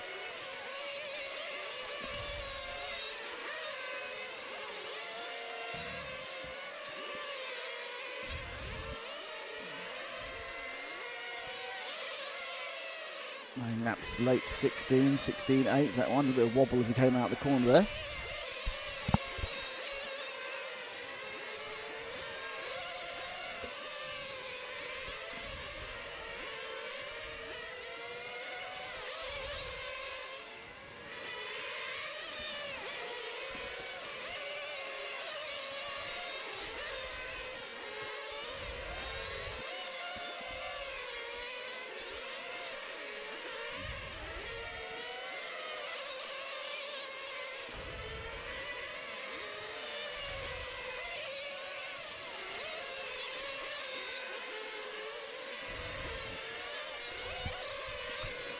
Who's coming next onto the screen? And the grey car's Graham Lockheed, I know that one. We're beginning to recognise cars now. That's number 2, the Irish driver. Oh dear, oh dear, oh dear. With a misunderstanding with the 9 there of Rosario Pavia. Pavia having a bit of a moment, then gets an inside run. Yeah, that's on Pavia really, but not massively his fault. And he just, oh, do you see this at the end? He clipped him. As he clipped him, he just tucked the body shell on the 11. But they've both got tucked body shells. Obviously these cars are quite prone to the tuckage of the rear end of the car. If you look, his entire body is misaligned. The front's misaligned as well, so that's not working well aerodynamically. He's got a squish on the nose and a tuck on the rear. But taking it up and down the pit lane and get something to push it out is going to take too long. So he's going to live with that, I think. He's not going to live with it. He's all right. He's going to get the body sorted out in two directions. There we are. So it was too much. Must have been rubbing on the tyres, and he does come in and get a body shell picked up. So there you are. It was worth those 4 or 5 seconds to get that sorted out. And there's another accident immediately right in front of him. I was looking up, couldn't quite see who caused that one. No, he's not got the other side tucked up. No, he hasn't. So he's not had the greatest run, in fairness to him. Should we look at somebody else? Really, this isn't going very well for Rosario.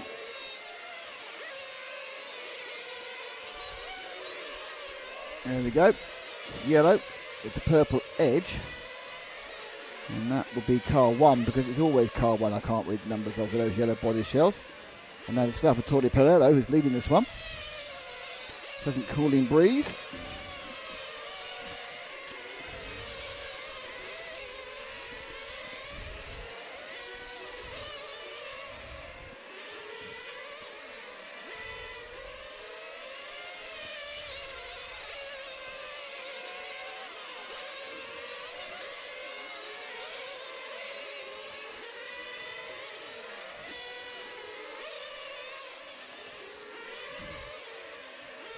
Another couple of laps.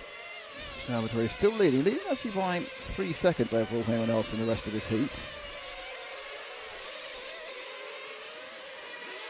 The traffic ahead of him, which is the blue number 5, has been asked to move out the way, and in doing so, psyched himself out and therefore spun slightly. That 5, the blue car, was Emanuele Silvestri.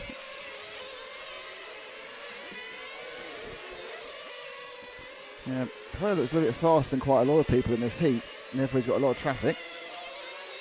I think he is getting helped out there because he's got that big advantage. The referees can see this, and they can call out the other drivers. Also, the drivers can see how fast he's gaining on them, and know he will let him through. They know it's not someone they're fighting with. It's not someone they're competing against. It's someone who is going to be, in a different final probably, and therefore they don't want to lose. And they want to lose as little time as possible in seeing that car go past.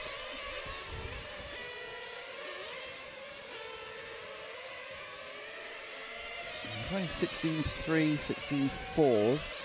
He's not night and day fast than everyone else, but I think he's just doing it more consistently. He's got a 4-second lead on Matteo Barbera in second, and so it's kind of consistency really. 2 minutes to go. Let's find somebody else, Matt.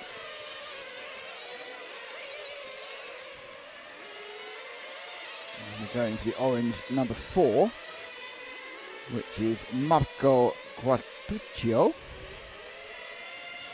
Right in the middle of the pack, 5th of the 9 runners. He's got Graham behind him in the grey. And he's, blimey, that's all over the shop, isn't it? That must be his heart and mouth. It's got some of the swishy fishtail in front of you you've got to avoid.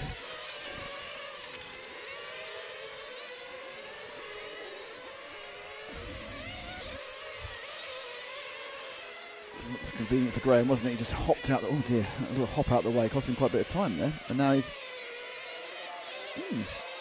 weird. Lost a huge amount of drive from that one.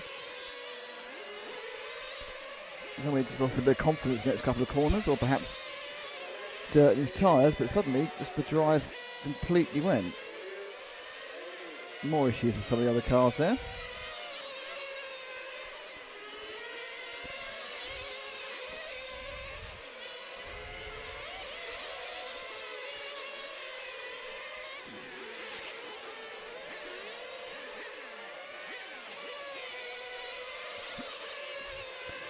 Last 30 seconds. I'm going to share it with you with the blue machine number 5, I think, isn't it? We agreed earlier. Of Emanuele Silvestri. This will be his last lap. Well, actually, he's got one more, I think, actually. Yeah, no, he's got one more. Yeah, one more. He's the last person over the line, I believe.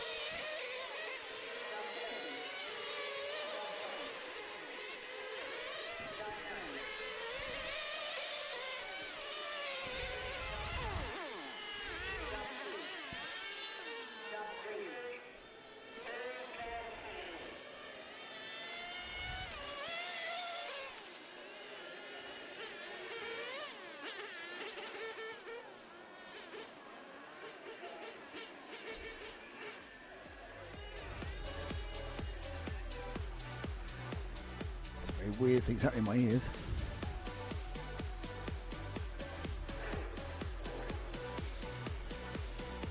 So that was the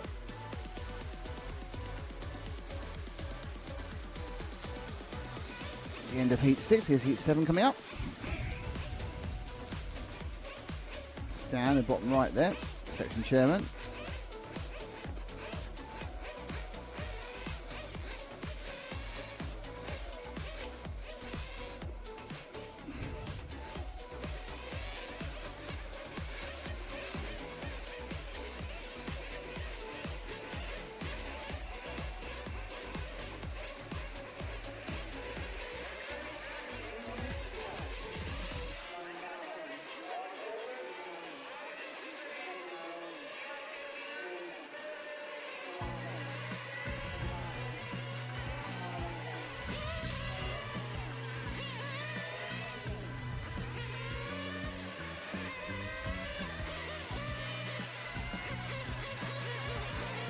Okay, here we go. So it is Antonio Llanes in 1. Raul Dallas in 2. Alessandro Calaresi in 3. Miguel Acosta in 4. Mattia Colavava in 5. Alessandra Grassa in 6. Stefano Cicciaroli in 7. Walter Cosmero in 8. And Pasquale Malfaconi is in number 9. Got a couple of errant numbers elsewhere, but that's where it's going to be. So a couple of minutes left of the countdown. Hello everyone's watching. Hello to DJ Deets. No, not PMT tyres, no. They are Sheppy model tyres.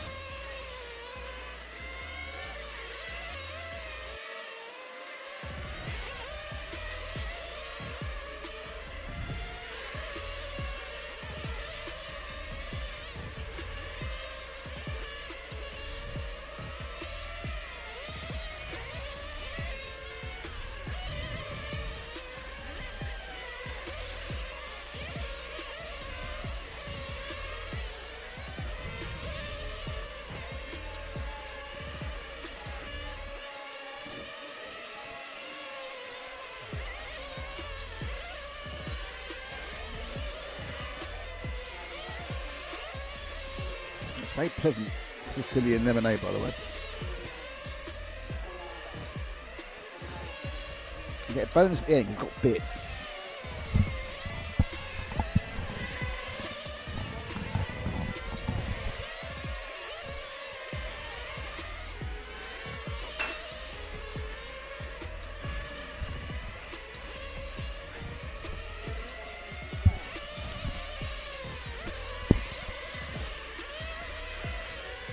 So don't forget,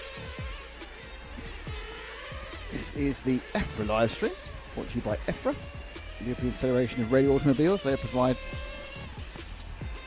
the vast majority of the finance and the access for us here, but also we also do have our title sponsors, Senesi Motorsports, and of course S-Works, Lens Bodies, Sheppy Model and X-Ray, who are also our supporters of the event.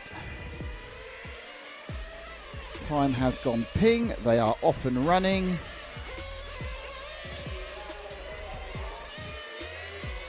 Who shall we annoy first?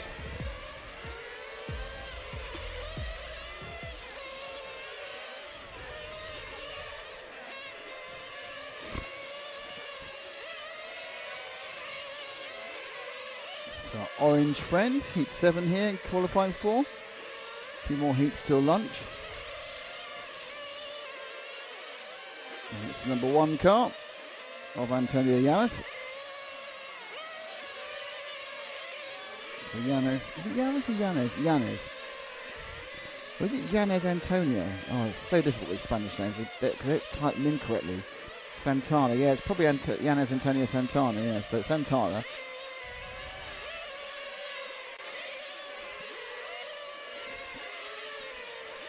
Navigate the first few laps quite clean. The last lap was a bit last race was a bit mucky. So let's see as we move up a heat whether that improves.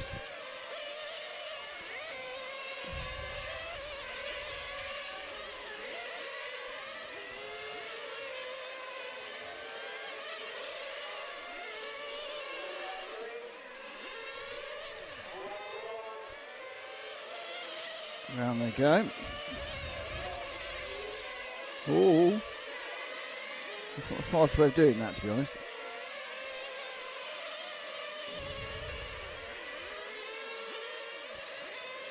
A slight switch back. 1, 2, car 5, and that is Mattia Calava. I think that's 5 anyway. Find out in a second. Have a look up. Yeah, it's 5. Actually bothered painting it. It's mostly white, but it has got a paint scheme on the side, so well done, Mattia. Got it inside the 9 just. The Sky Montefalcone was thinking, oh, not sure about that, but it's been okay. It's got himself into absolute caught in the traffic there, hasn't he? I think the 5 is the particular fastest, one of the top 2 fastest, but the amount of traffic he's having to navigate is remarkable.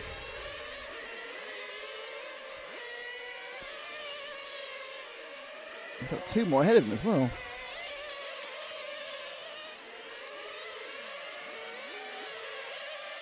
There's a white car in that sandwich there.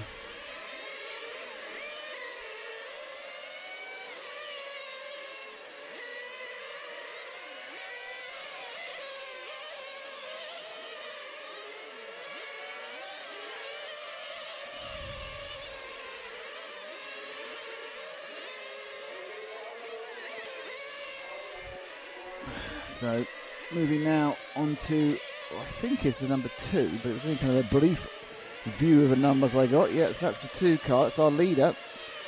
That's Anton Raul Daras.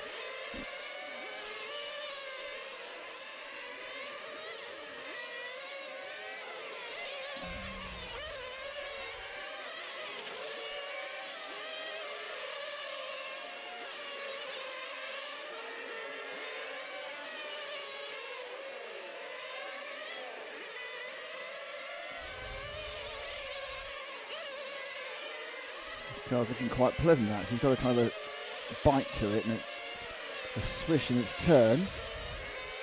It's run a 15.6 last time now, which is a very good time.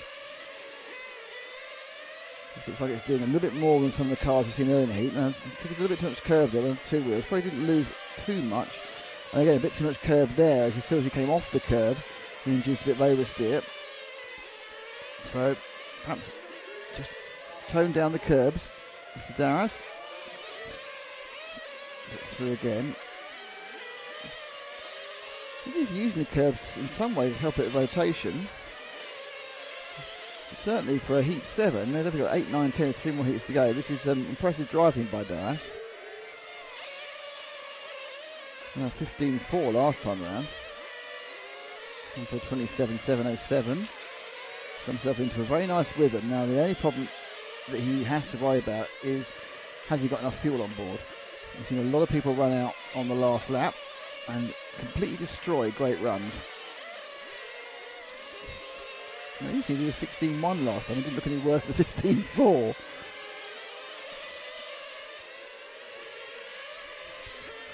Oh, 15.7, yeah. So it's slightly missed the apex there.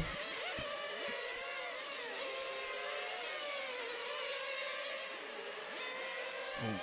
Kind of double row, car literally rolled out of the way there and just stuck against the barrier. That was the number 9 having a bit of a nightmare. Squally Falcone. And the car's running around upside down. It was just went past the 6 that's upside down, outside of Galazza.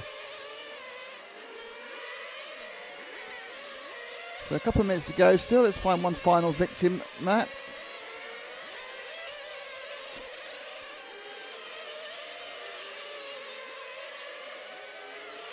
It's the one of Antonio Santana. We've had him actually, Matt. Drop back another one. Oh, number 9, very dead. And here is the car we saw recovering, well, upside down, but he recovered from that roll. And that's the number 6 of Alessandro Grassa, and one of the Italians in the field. Currently in the middle of the field in 5th. A couple are out. So he's down 2 cars. The original 9 starters.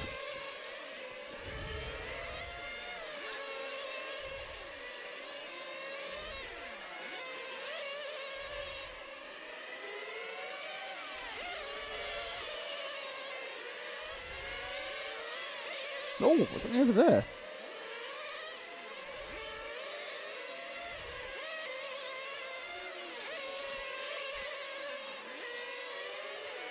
Blimey. A weird way to end the race for the number 5.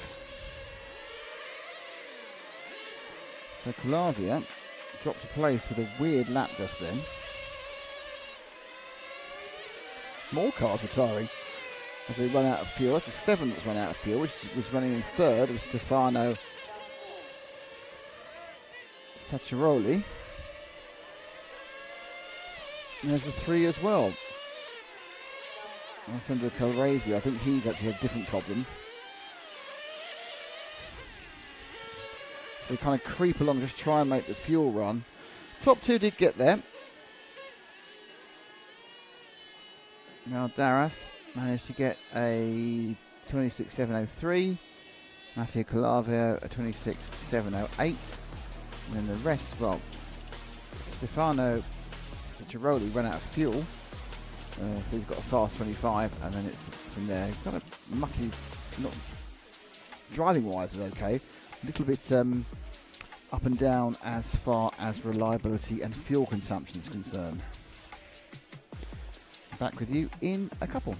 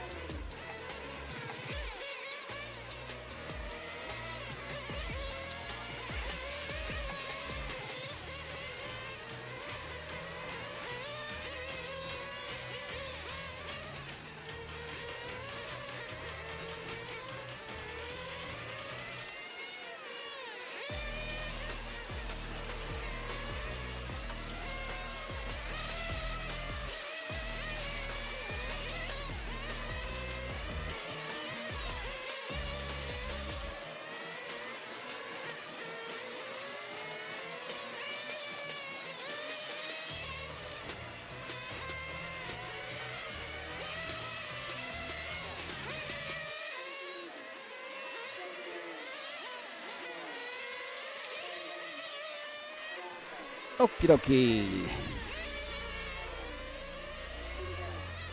So this one is Fernando Campetti in 1, Crispino Fischero in 2, Clive Connolly in 3, Gianluigi Broncini in 4, Dario Grasso in 5, Adriano Tarragoni in 6, Pietro Mauro in 7, Franco Desidio in 8, and Leonardo Cecutio in 9.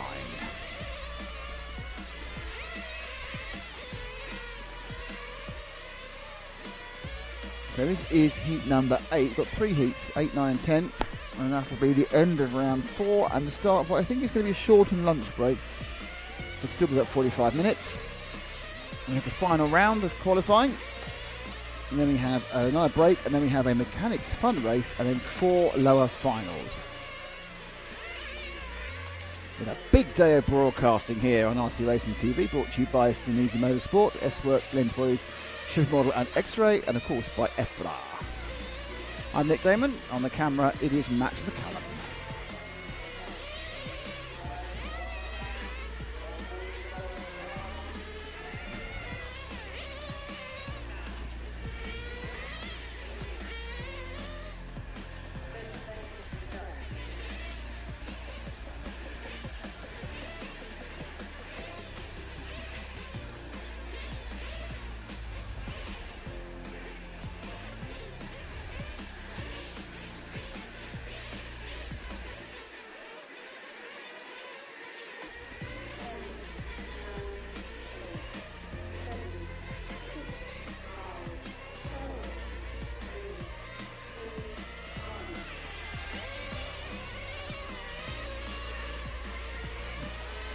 So the countdown has happened. They are up and running.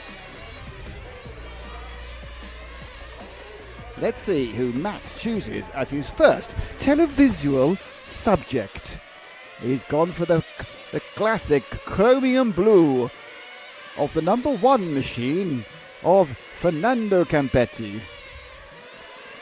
I'm not sure I can do the entire commentary in the style of a 1960s commentator. Phil Campetti here from Italy. That's in Europe, you know. Driving the car in a very orderly fashion. Nice to see him up there in a proper shirt and tie. Etiquette is very, very important for any driver, of course. My, he's being slightly occluded in his vision of going faster by that orange and white machine. I'm sure there'll be some words in the bar later about that. That's probably enough of that tonight.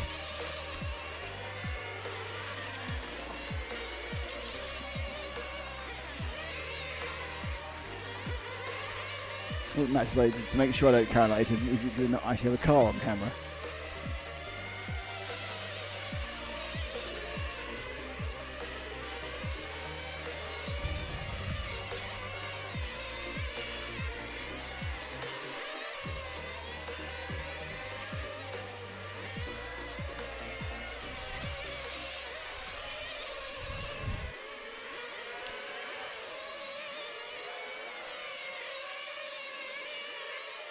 So currently it's Crispino Ficero who's leading this one. 6 laps. Gaio Grasso. Down this back straight. You have the 3. That's Clive Conley from the Republic of Ireland.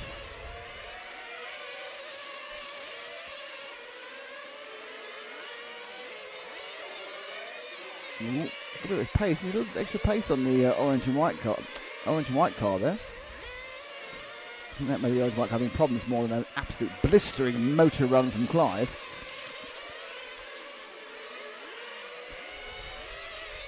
Putting down the power.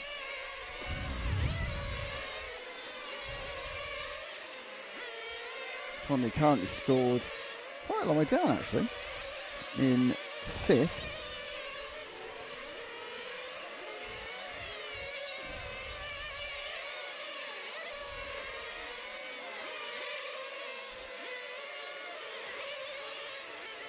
There's our number 5 car, that is Dario Grasso.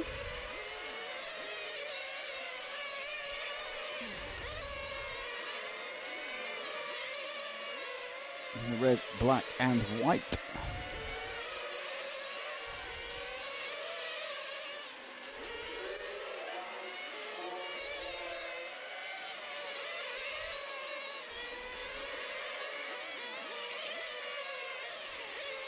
It's a good front end on that.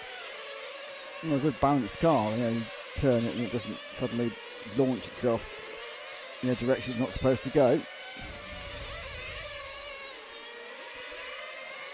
A little wobble there. It's like over-rotated coming out of that corner, leading on to the run before the rostrum.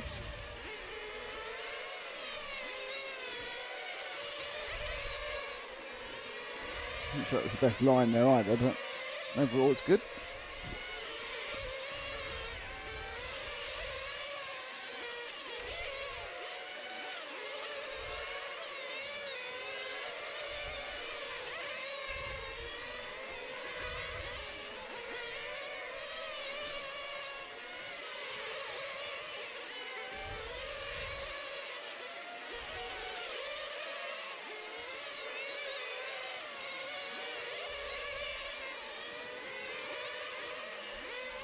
Now scored in the lead is Grasso. 16.5 second laps. Ahead of Kurt Caruto. He's got that yellow car's waiting. He's got a problem. Is he waiting? No, he's got a problem. That is Kurt Caruto. Dropping down. Oh, now through. That's 4, no, it's a 2, sorry, of Crispino Ficero.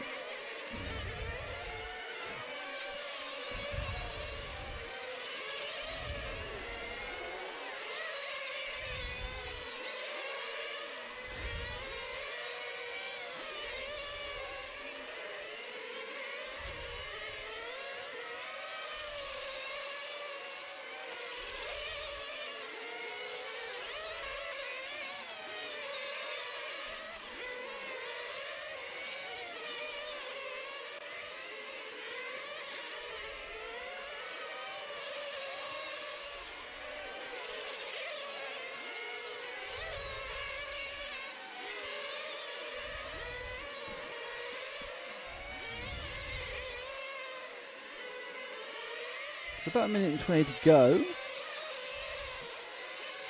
Scherer's there or thereabout. You see Conley's now come back up the field as well.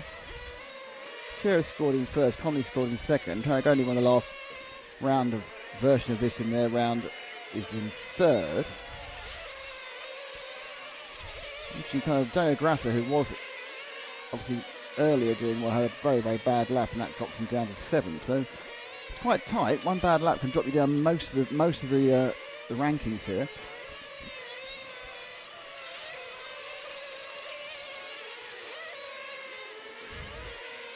A little bit lost there by the over rotation on the 2. 30 seconds to go. He's got 2 laps. We're hoping against hope they've got the fuel for those 2 laps. That's the 6th car, the second place man, Adriano Tarragoni. Clive Connolly unfortunately has had a problem and is, I think, out. He's certainly late. So that good result has disappeared for Clive.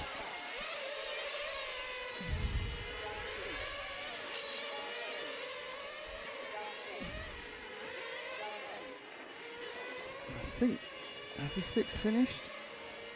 Yeah, he's doing it. He's just showing off now. He's doing it like he doesn't need to do. So he's got a lot of fuel left in that one. He's already finished. He actually won it. So Adriano Tarragoni came good right at the end to take it by the grand total, by over 2 seconds actually. So Crispino Freshera was second. Fernando Campetti was third. Gianluigi Baroncini was fourth.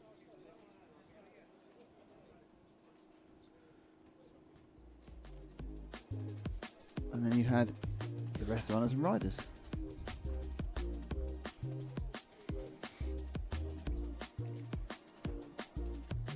Bit of a gap.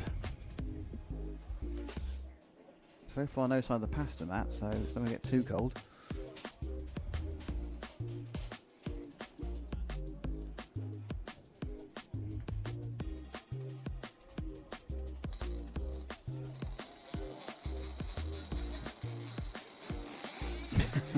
That's very speaking, Mrs. Young. Dave Sheehan has an Irish Shamrock, and it was all going very well for Clive Connolly, right to the point where it wasn't anymore. But some pace there. But obviously you don't want to start exhibiting that pace in the 16th final when you can exhibit it in the quarterfinal. So Clive will hopefully get a better couple of runs in, or better final run, in to get those points to boost up his initial starting position in the Christmas tree finals.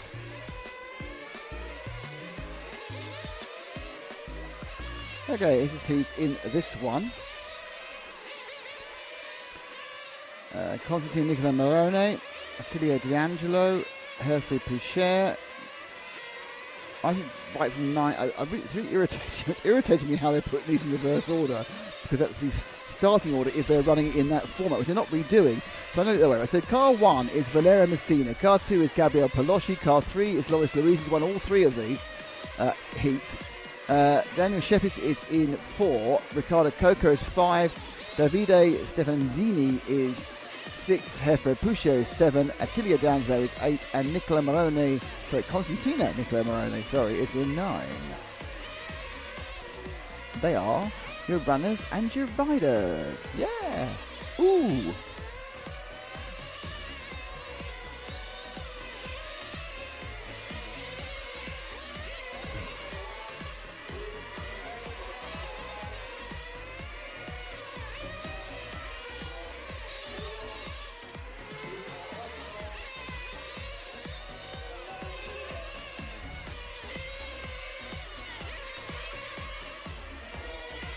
I've just realised I've just re-looked at the schedule. It's not lunch after the 10th. They're running the final round of electric qualifying before lunch. So the final round of electric qualifying is before lunch.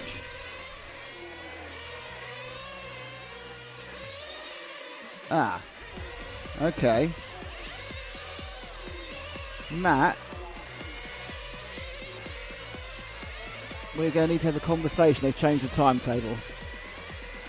So if you nip over at the end of this heat for a quick chat before the final heat, that'd be great. That's a bit of an internal conversation to everyone.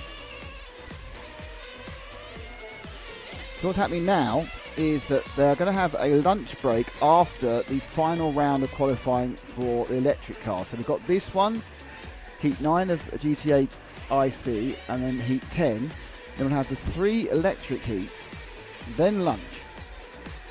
Then they are running the IC round 5, starting at 2:15 to when it finishes. Then immediately, with a very short break after that, they're going to have the final for mechanics. Then they're going to go with the 4 semi-finals. And what's actually happening now is the official end of the day is now 3 minutes past 6, not 7:30. So they've taken out the huge gap which was in the timetable between qualifying and then qualifying the first final. That's gone now. That's only filled by a mechanics race, and they're now running the finals until only 3 minutes past 6. So quite a big change. Let's have a look at the cars on the track as we talk about what's actually happening on track rather than what's been happening later on. And there's the number 8 car, and that belongs to Attia D'Angelo.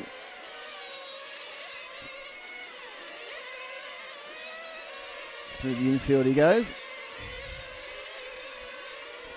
So you're going to get action here all the way till probably just after 1 o'clock. And then it will be the lunch break until 2:15. And then we come back with the final round of IC qualifying before we go into finals immediately. So basically electric people at lunchtime can go home because they're finished. If you're just doing electric, you've got the afternoon off to go down to the beach.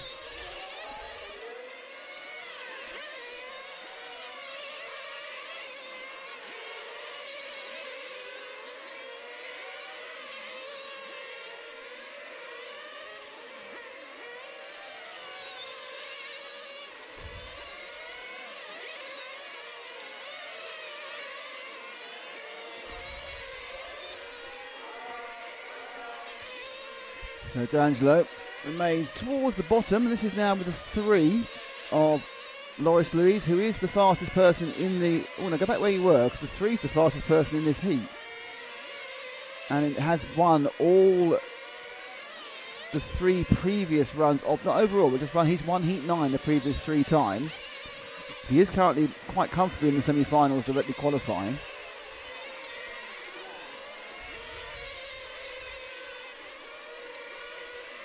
And the car that looks very, it's interesting, this car looks very like handling like a 1/10 touring car. I know they're not, they're 1/8, but sometimes it just seems more hooked up, using a little bit less. It just seems to be turning better. Maybe just be it's a slightly faster car and it's an illusion. It doesn't seem like it's not pretty quick between the corners, but it's got a lot of corner speed there. So just locked up and around.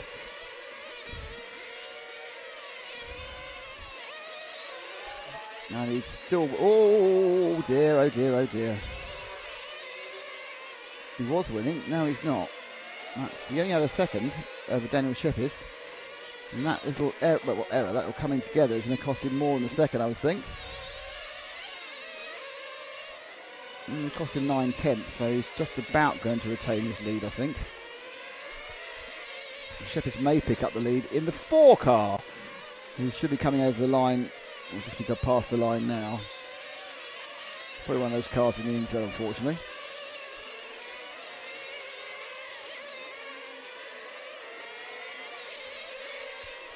There's Shepis.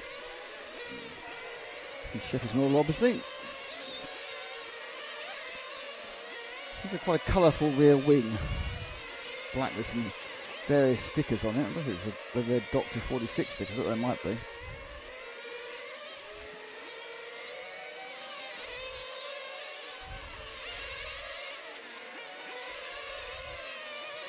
Down the straight we go.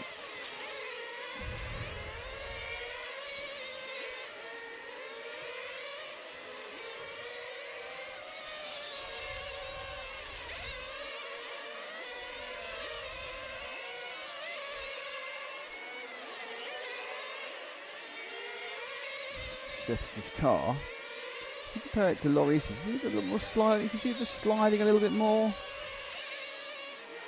on the rear. It's not necessarily slower, it's just different.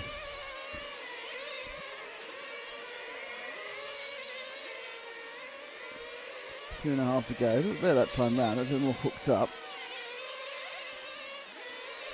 the problem is when you're actually looking for minute difference in the cars, sometimes things like the body shell colour can affect what you visually see, because it just, or the stickers can affect what you visually see, because it just seems to look different as it runs across various parts of the track, and it's just unfortunate. It was an optical illusion. It's just a kind of a visual tick, effectively.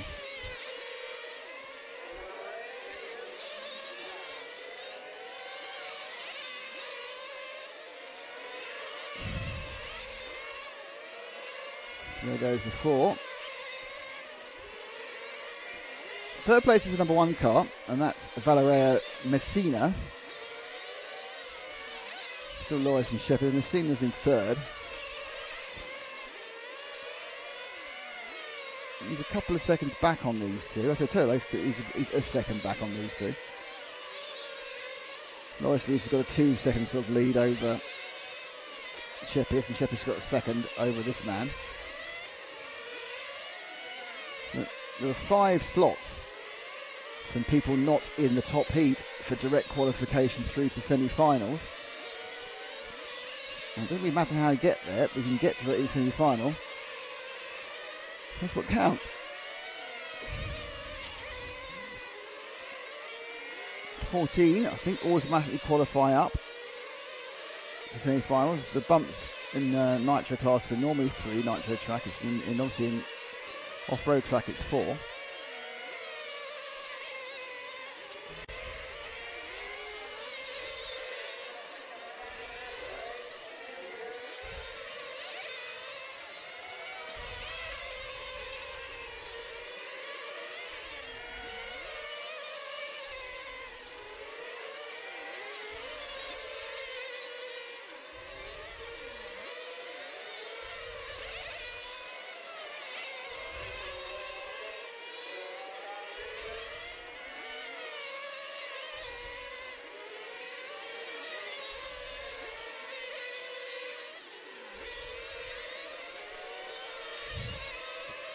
Lap in the books. And the race runs down, and it looks like Loris Ruiz is going to just pick, if he doesn't run out of fuel by the way, he's going to just pick a 28. He does, with a 28.714. Valeria here, we've got a 27.05, so he had a this fade off towards the end, and a 27.01. 7 minutes that is, for Daniel Shepard. Okay, last of heat qualifying round 4 with heat 10. So next we will have after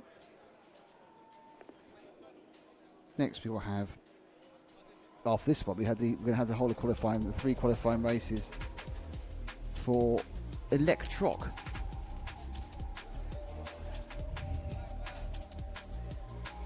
The electrics, they will be available.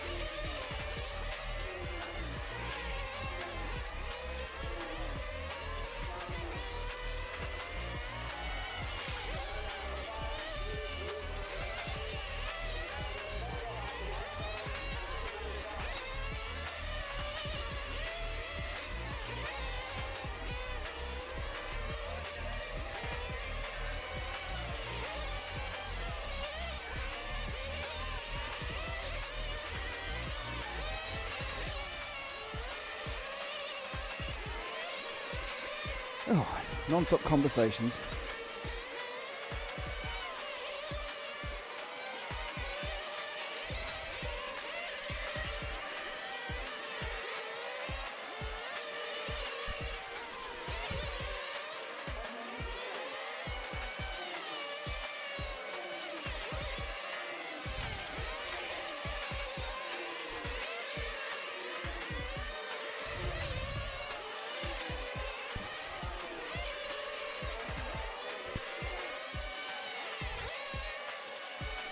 Okay, so just waiting for the final parts of the warm-up.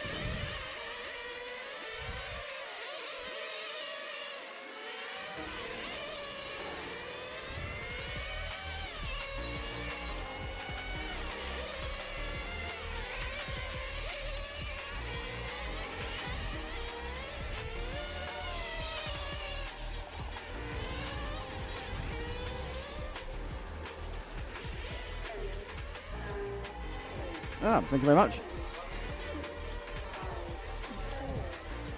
Just getting to start with, we have a quick break. I'm ready for the final top heat.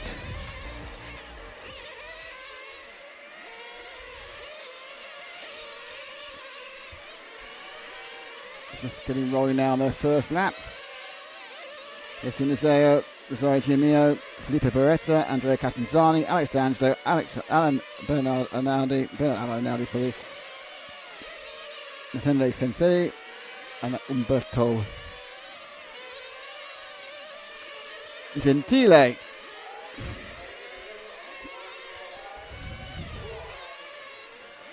Couple laps down.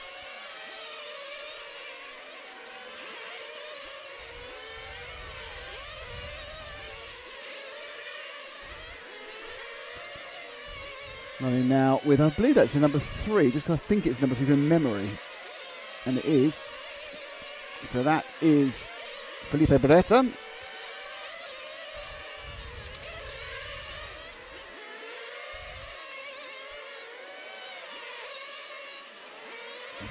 He's lifting a rear wheel there as he goes round the corner.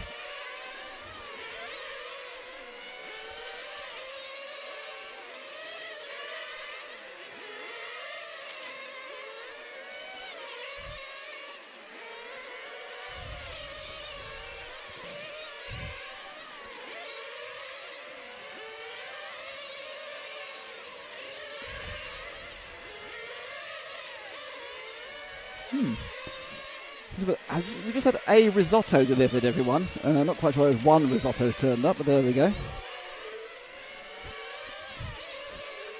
So there's a combination of lunch and car coverage going on now, and as you already know, lunch is significantly more important.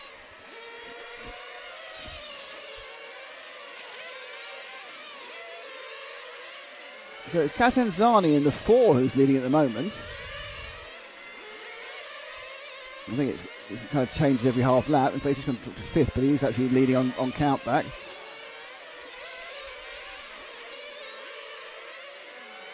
Swings to the top of the table again, Italian.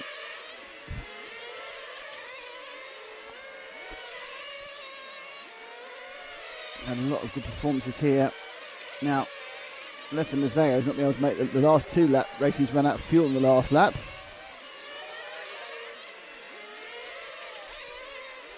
There's the 4. And Catanzani still scoring at the top of this timing, 4:20 to go. Don't forget that whilst other people go above him, that's because it's just the way it's scored on total laps rather than on predicted. Predicted goes all over the shop, so then here Catanzani now is the fastest at this point. His lead is in real terms about 9/10 of a second. Across the line again. That time now the Catanzani was a 15.2. Still about a second. Still, some of the usual suspects not up there yet. Felipe Beretta scored in second. Now hanging on behind him Who is that behind him? He's not dropped him at all in the last couple of laps. He's got the 2 behind him, which is Rosario Giano, who's obviously done Giano, who's obviously already, we think, TQ'd the electric. Oh, that's a few tenths there for Catanzani. We now move to Rosario in the 2. But Catanzani just ran the gauntlet of that Kirby. Now, if he's asked to let Rosario through, it's going to be absolutely disastrous for him.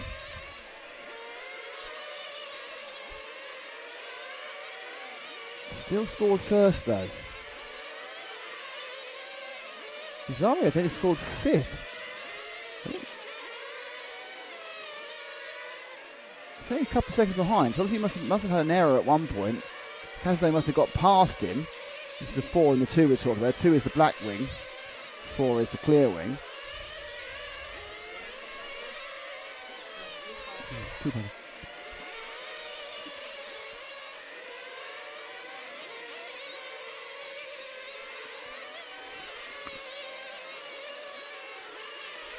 So getting down to still 2 minutes to go.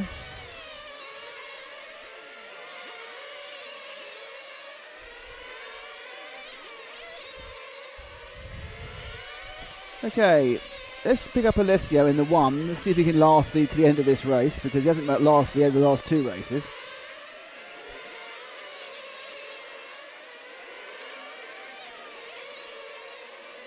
There he is. Right, currently he's scored 3rd, but he's there or thereabouts on time. The problem that Alessio's had is he's led a couple of heats and run out of fuel on the last lap both times. So there's a kind of a desire, I suppose. I don't know whether he's changed the engine settings or whether he's just dialed down his thumb.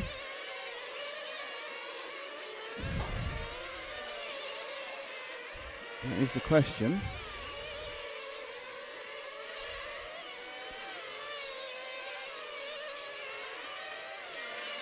Minute and 10 to go. Of course, the problems that are going to occur on the last lap. Scored 2nd now. Catanzani's had a problem. So Catanzani's dropped out of contention at the moment, and it's Ripetti who's scored in the lead. Oh, Catanzani is back in again, sorry. One of these things where they delay on the time at which we've got at the moment. Mazzeo's now scored 1st. He's now back in the lead as we get towards the end. So this is the man currently scored in 1st. Catanzani has scored 2nd.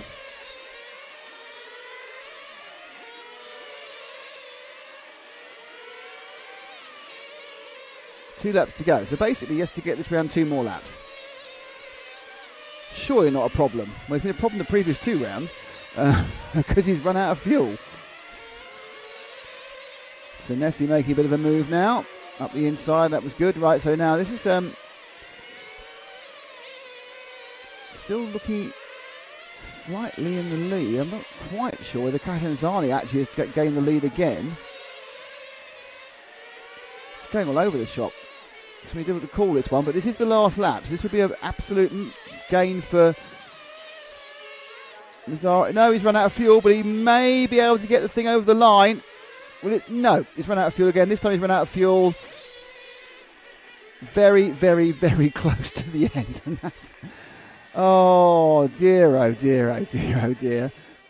We've lost a lot of cars through running out of fuel in that one. And in fact, we lost Catanzani ran out of fuel, Mazzeo ran out of fuel, and Beretta ran out of fuel. And Eduardo Ripetti won the round.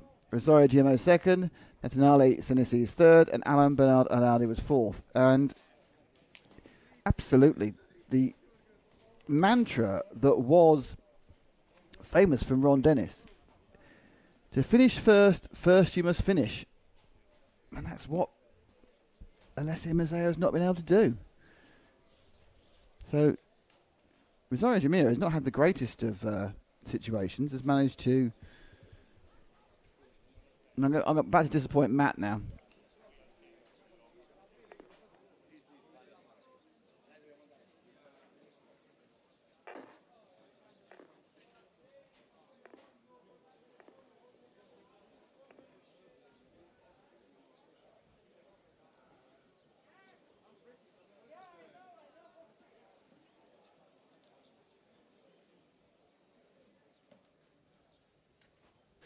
Okay, let's see how that affects the overall ranking Wheeling Center. 5 after 4 rounds. D Nitro. Genovese. It's Frasca.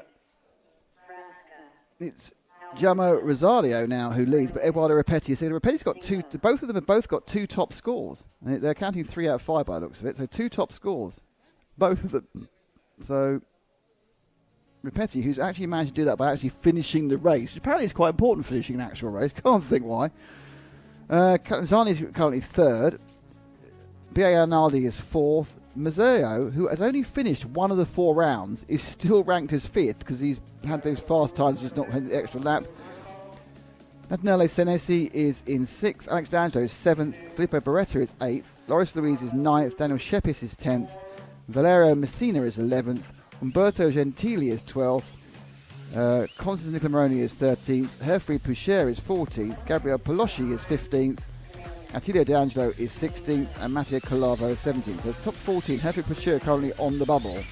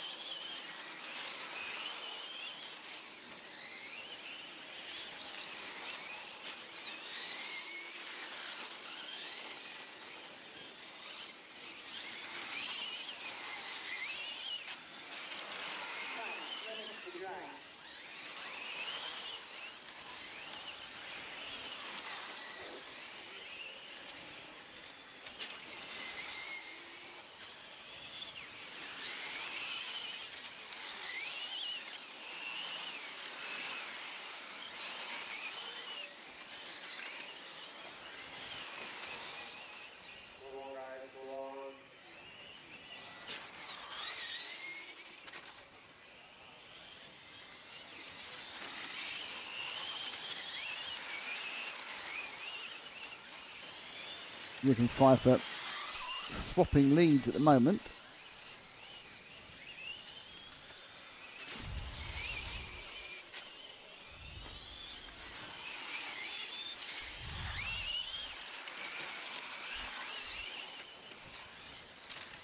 If you just showed me something on the camera, I didn't see it.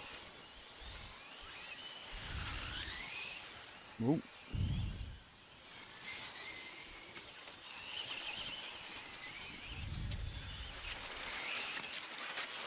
Oh, big crash next to me. Marshall runs around to pick up the detritus of what's left of the car. Well, he's probably all right. These things are pretty tough. Evil handling machine this is. Oof. Back with Nick Zinderick again.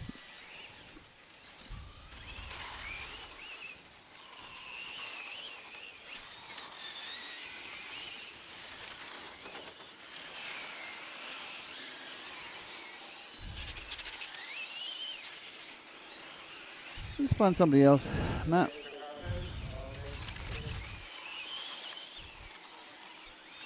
Back with our... Nope. No, it's the orange with the white edging machine.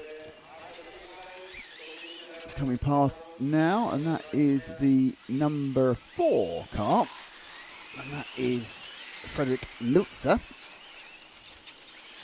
Oh! Thank you for that. We haven't had a replay for a while, and I need to have one. Not his fault at all, because that car shouldn't have been there. Look at that.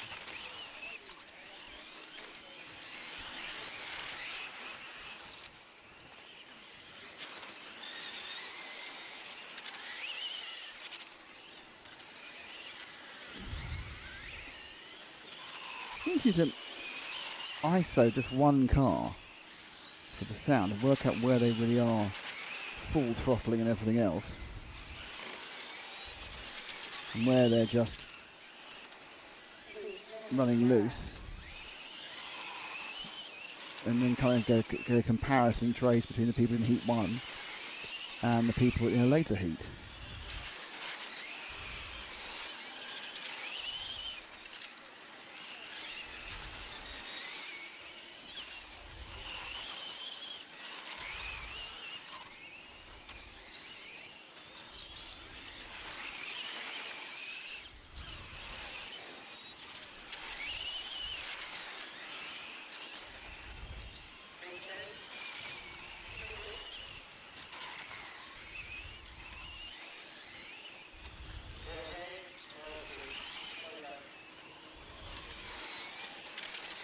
Coming down straight around the first corner.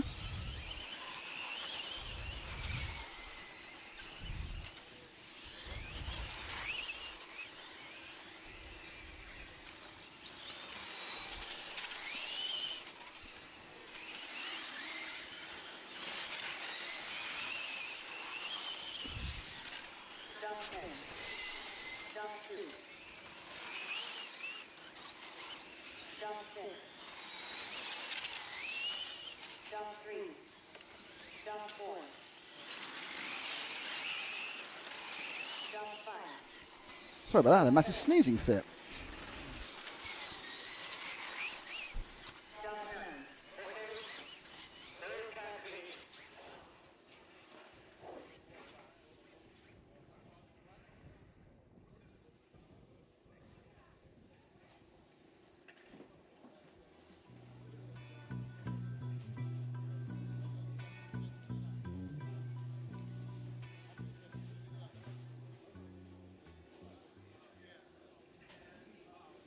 Food's arrived, might be away for a couple of seconds.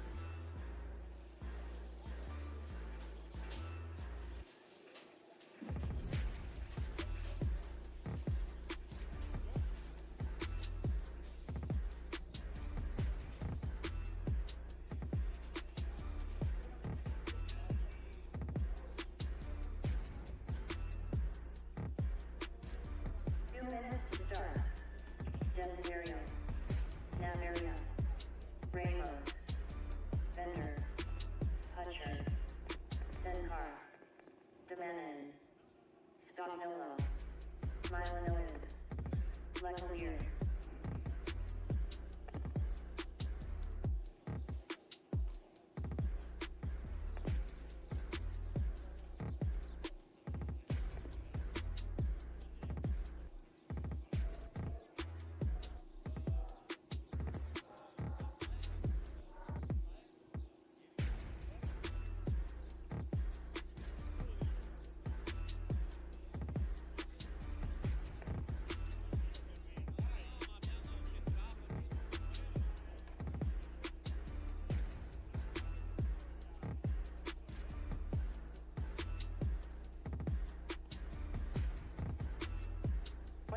Start.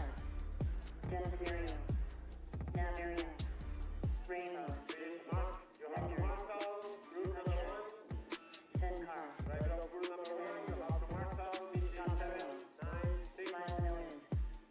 Leclerc. 45 seconds to start.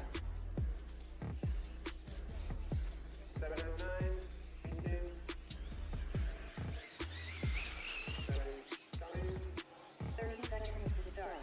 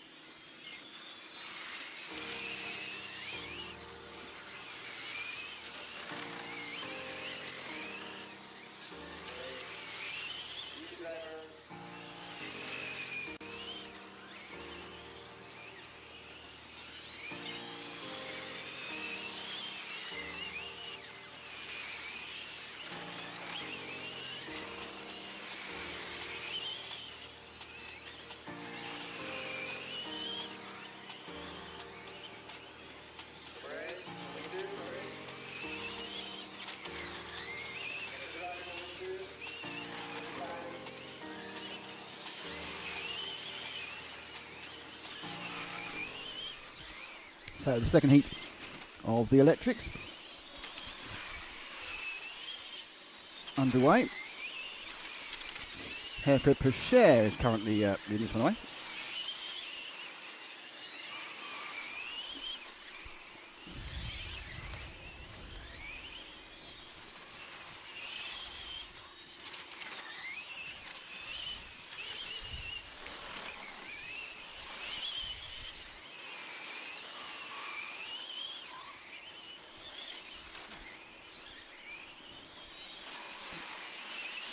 So Mark Seneca in the 10 car is in second place from Slovenia.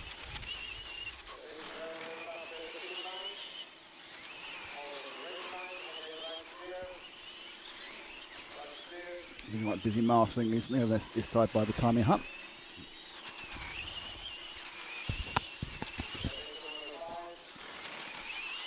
And so Nevada takes over, 7 laps down.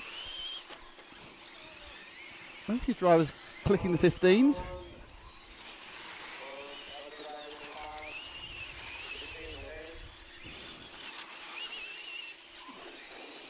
Francisco Dominic not making the start of this one. Didn't see if that was a just not here or is a situation where he had a problem early on.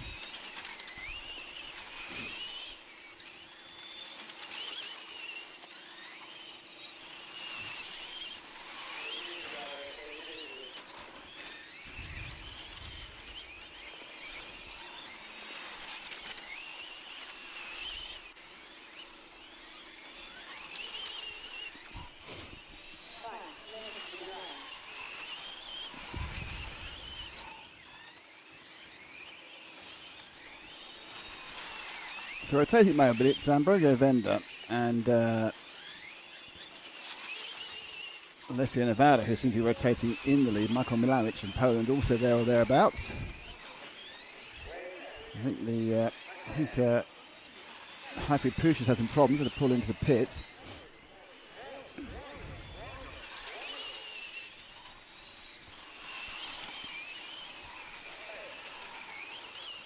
Matt going on an anti-ant situation.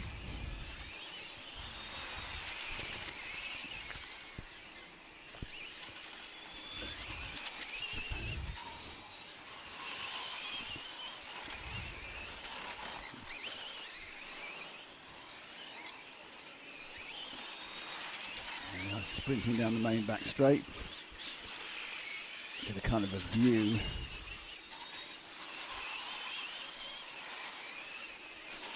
of the speed. So you also get a view of the sun. As you can see, it's very absolutely clear skies. And contrail.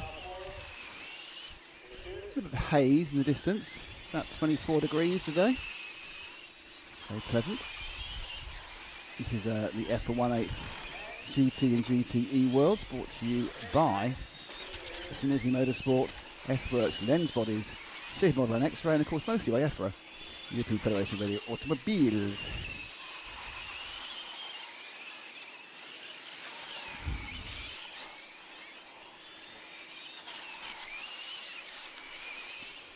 So this is the final bit of qualifying for these electric drivers. They won't race again today. They aren't on again until tomorrow. They get it's a 3 heats, 3 leg finals for everybody. So A, B and C for all the 3 finals.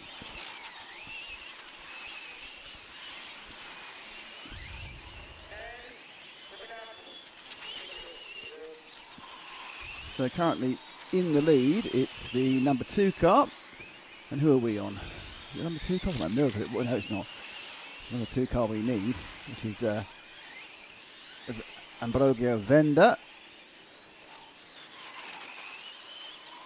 And there he is, in all his multicoloured glory.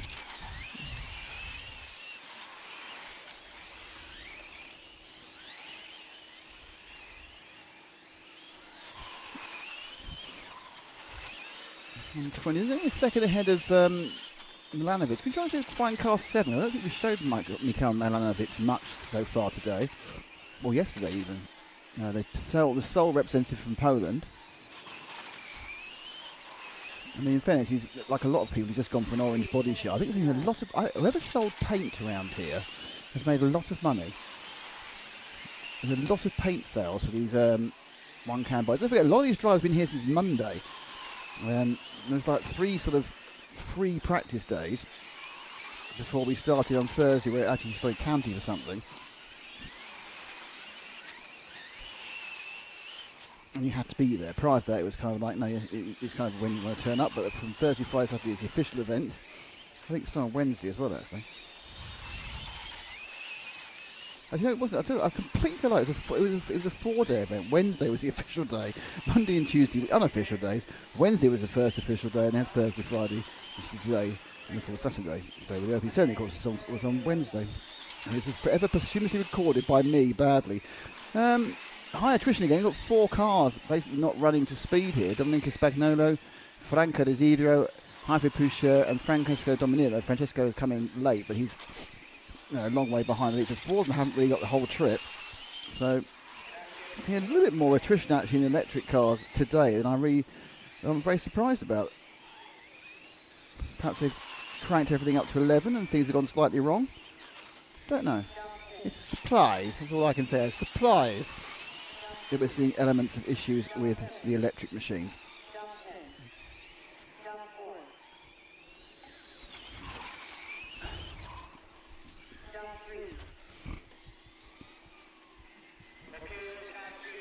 That race finishes with Ambrogio Venda, the winner, from Amico Malamic, Eddie Ramos, Alessio Nevada, Adrian Licolio, and Mark Sinenkar.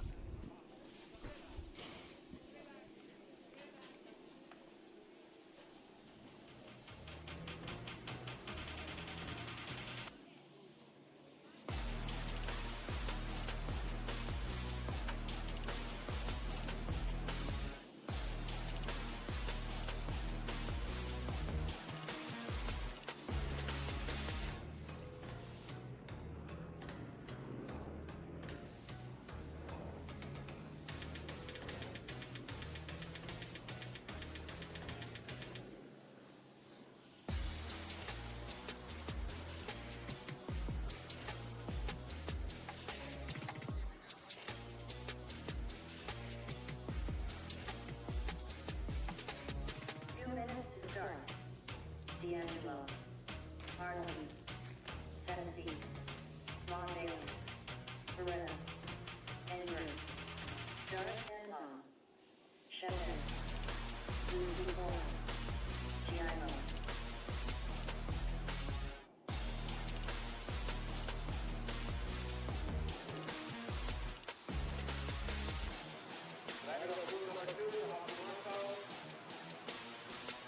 GT8.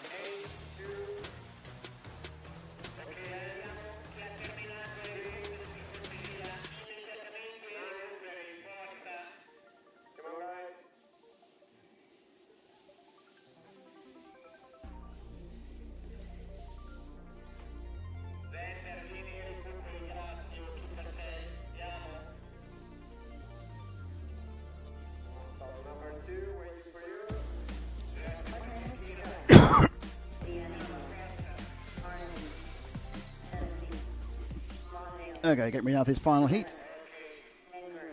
Filippo Beretta in 1, Alessio Mazzeo in 2, Nahali Sensei in 3, Alan Bernardi in 4, Alexandro in 5, Rosario Jaimo in 6, who has already claimed TQ as far as I can see. It might be wrong though.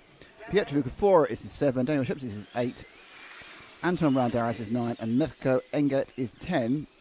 And don't forget, the electrics are just running A, B and C finals. There's no bump ups. Where you qualify is where you will start for all 3 legs of the final. And the finals will be 7 minutes as well.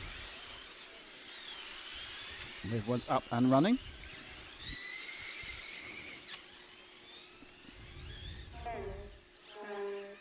Just waiting slowly as they decide when they think they want to cross the finish line. And there's no danger of running out of fuel on this one because the electric battery can probably last 15 minutes.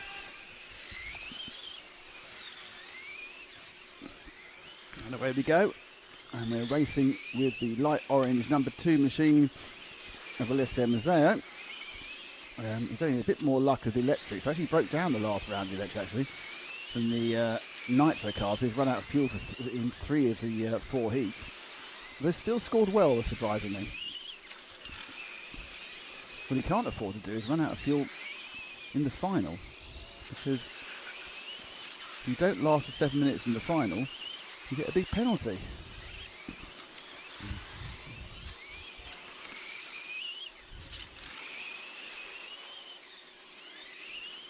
Half minute gone. It takes a while to settle this down, especially with the kind of the split situation on the lap.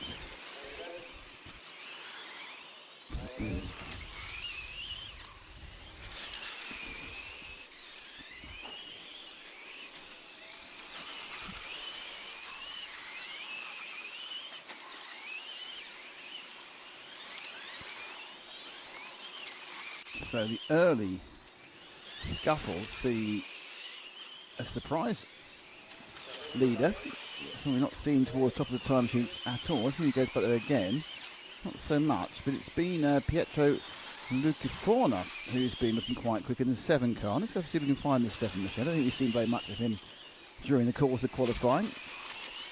He's rotated, he's actually top for a while, he's rotating sort of a bit lower now.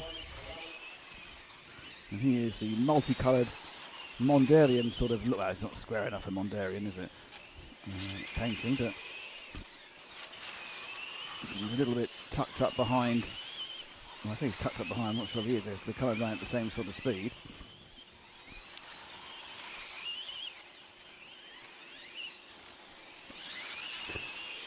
And that car just ahead of him is the 9 of Anton Dallas.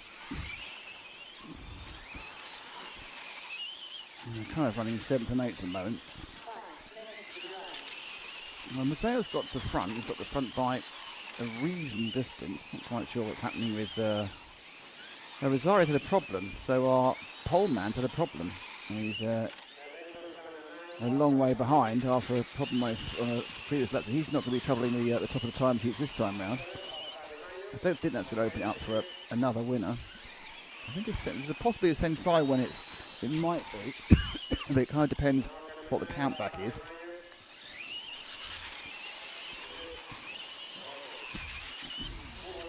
Ooh. It's all getting very tickly around there, isn't it?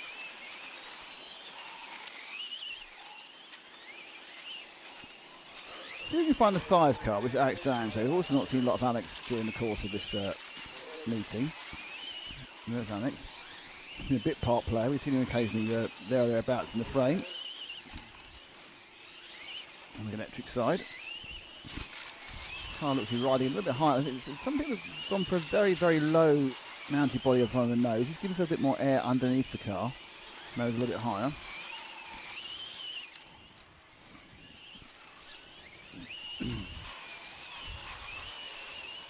Certainly the power it rises. And it comes to the optical illusions because you can see the rise of a flory yellow paint job easier than perhaps some of the others. But it does seem running a little bit more off the ground.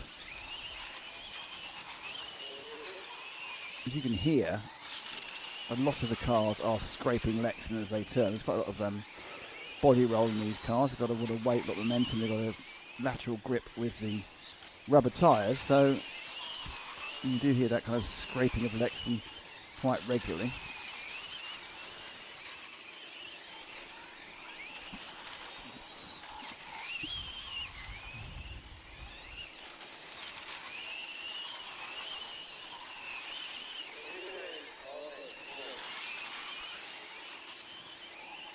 Minutes to go.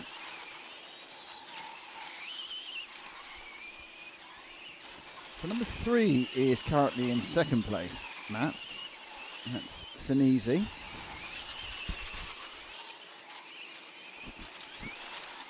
There he is. Obviously from Senesi Motorsport, our title sponsor. And they did win the first round of qualifying. The next 3 went to Rosario. He's currently scored second in this one. So he's looking to get second on the grid. I'm not sure if Mazzeo stays where he is, he'll get second on the grid. The difference is about 1.3 seconds behind Mazzeo.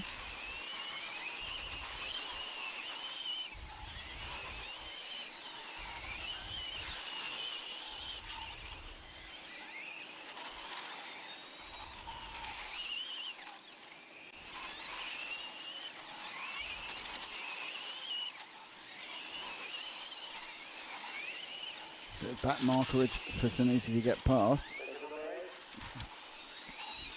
I think the back marker's been told about that. The 0 went first, which is interesting. Not overly sure who's ahead of him actually. Oh, it's the 8. So it's actually Shepis is ahead of him in third. So second and third are right together. Kai doesn't want to give that up. He's had to. There we are. But the net effect is I think that probably Senesi lost a few tenths. So into the last minute, let's see if we can find our current leader, which is obviously Alessio Mazzeo in the 2. Can he bring one home? He's had nothing but interesting luck. I don't think bad luck. Running out of fuel isn't bad luck. It's it's a risky gamble you take when you set the car up. But he doesn't have bad luck in the last round of electric. So let's see if Alessio can get to claim a heat and a round win. Currently he's leading by about 1.4 seconds this one. And he's obviously got to run this lap and one more. So it's this lap and one more. He's now his last lap. He just keeps it pointing approximately where it needs to point. He'll be absolutely fine. And Mazzeo will bring home the bacon and brings home the heat win. So it is Mazzeo who wins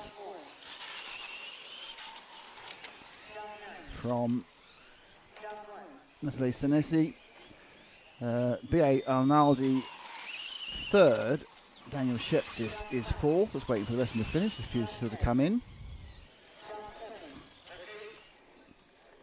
Filippo Bretta and then Alex D'Angelo. Looks like Pietro Lucafor may have missed the final lap. I'm not sure. That might ping in a second.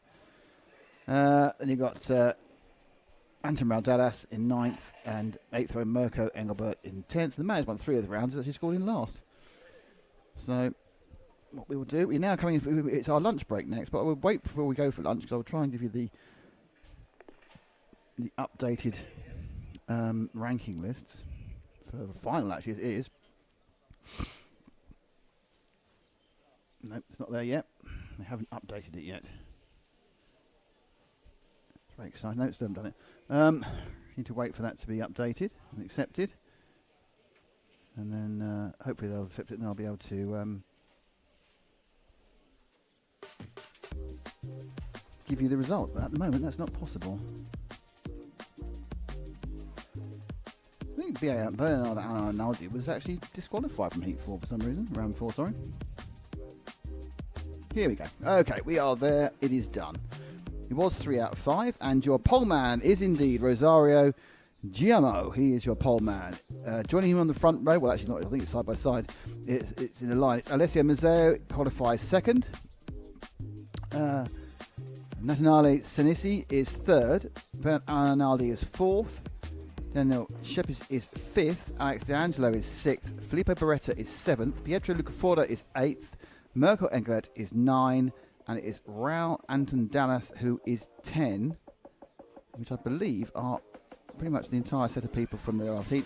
And the person to miss out the BQ, and there's 3 of them on 28 points, interestingly. The BQ is Herfried Pucher from Austria. So that's the running and riding for electrics.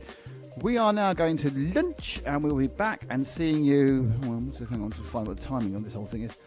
We're back and seeing you timing-wise. Hold on. Bear with caller. We come back from lunch at 1:15.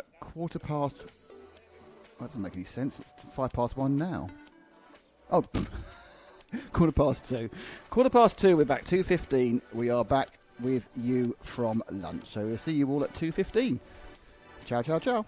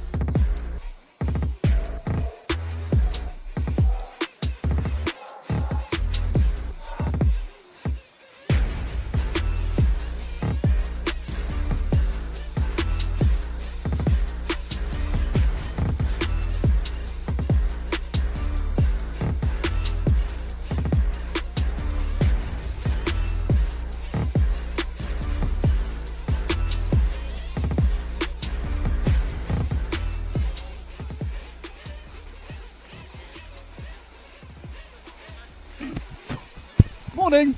Afternoon, hello everybody. We're back for qualifying fun. How are you all? Slight update to the results from qualifying for the electrics. Bernard Arnaldi had one of his results taken away because he failed to marshal. Therefore, he has dropped to fourth qualifier. So it's Rosario GMO, who is the pole man, and it's Nathaniele Senesi, who is second, Alessio Mazzeo is third, Bernard Arnaldi fourth, Daniel Shesic fifth, and Alex D'Angelo sixth. Okay, next up now will be the final qualifying round for the IC cars. Following that, we have a very brief break, like 10 minutes, and then we have the mechanics race, which should be interesting, to put it mildly, as some of the mechanics are world champions. And then following that, we have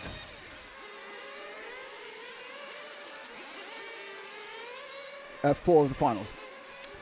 So there's four IC finals. I think they might be quite thin. The first two might be quite thin entries, and the second ones will be absolutely full, obviously, as often happens in Christmas tree finals.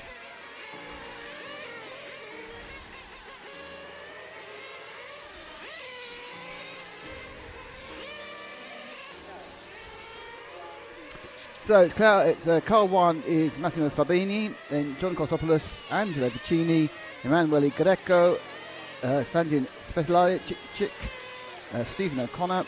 Sorry, no. Oh, this is ridiculous numbers here. Russell Gerardo, Stephen O'Connor, Bruno Barbosa, and Claudio Rossi are the other drivers taking part in this situation.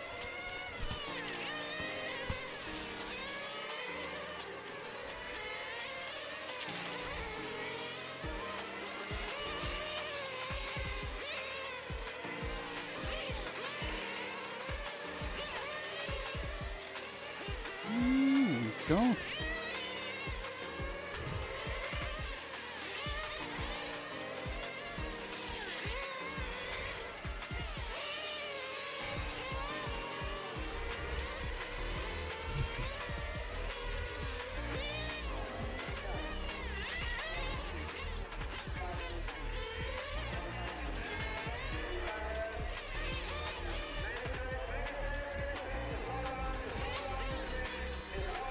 No, there's a problem. Something's gone wrong.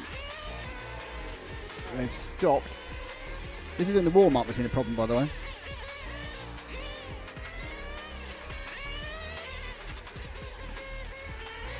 Car has completely disintegrated itself. Look at that, it's ripped off the rear corner. There's a wheel lying about. That's the number 8 of Angelo Vicini. That is not going to be taking part.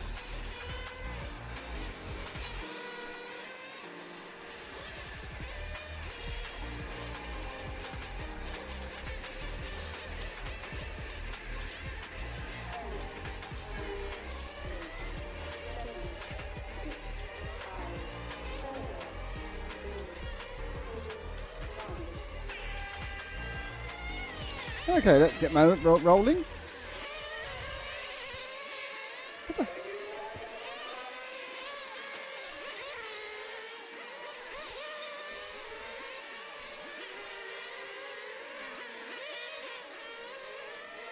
There we are in so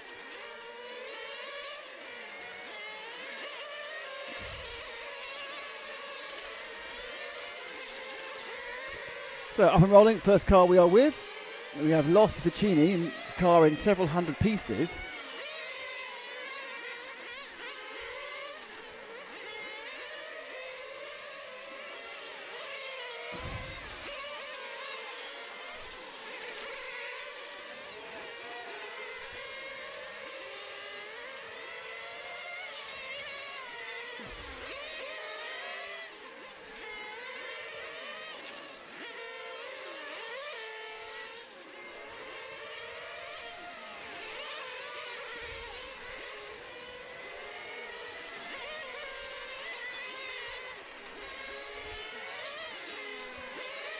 Okay.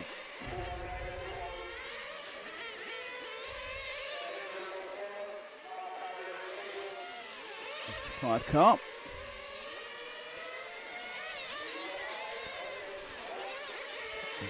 Just nip through. It's a two machine of Gerardo Russo.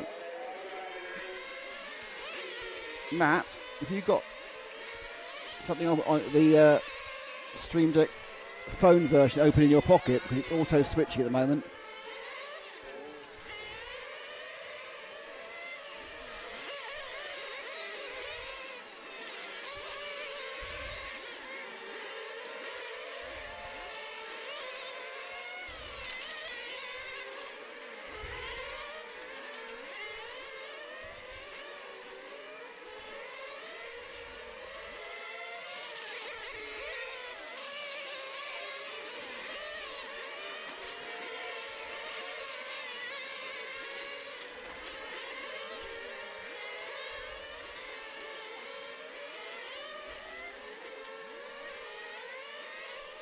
So Stephen O'Connor in second, Emmanuel Greco in third, Claudio Rossi in fourth, John Kostadopoulos in fifth.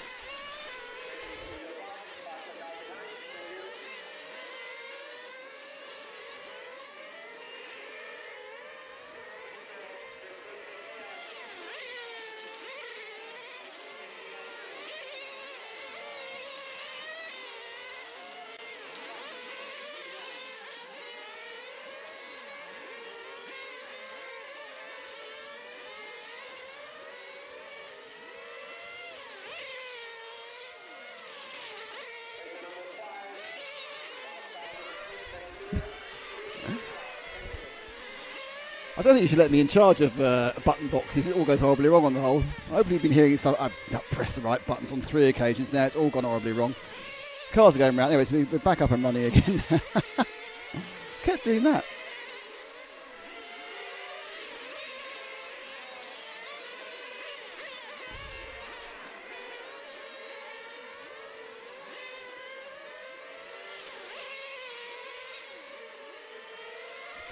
Where is this competition? Asked Alex Shamori and Matteo Bonzini. Right, it's in Sicily, it is. It's at Giardini Naxos circuit. You can always watch this on the various outlets. Watch this on Facebook, hurrah. Watch this on YouTube, even better. Qualifying all the way up. The rest of qualifying will be happening now.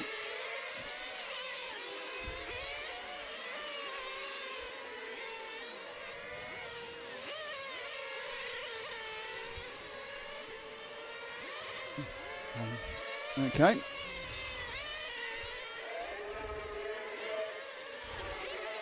Half the race to go.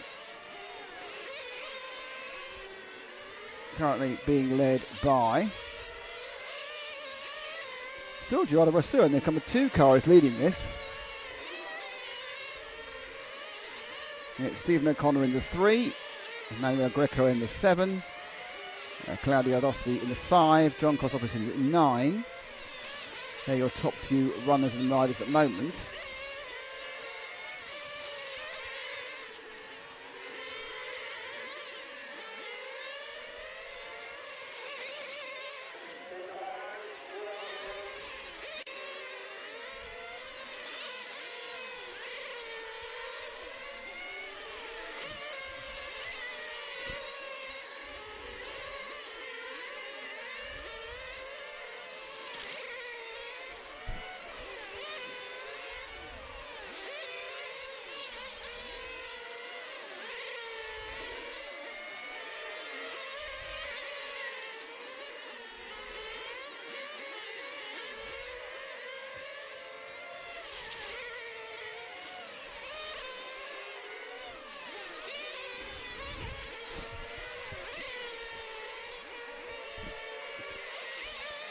The yellow car there looking to get past.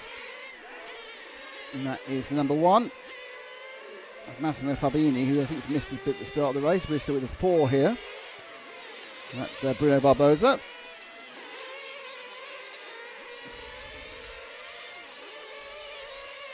Going down the main straight, Barbosa. Cool. That is run out of fuel with 1 minute and 50 to go. Just a hesitation there. Just trying to get the car turned.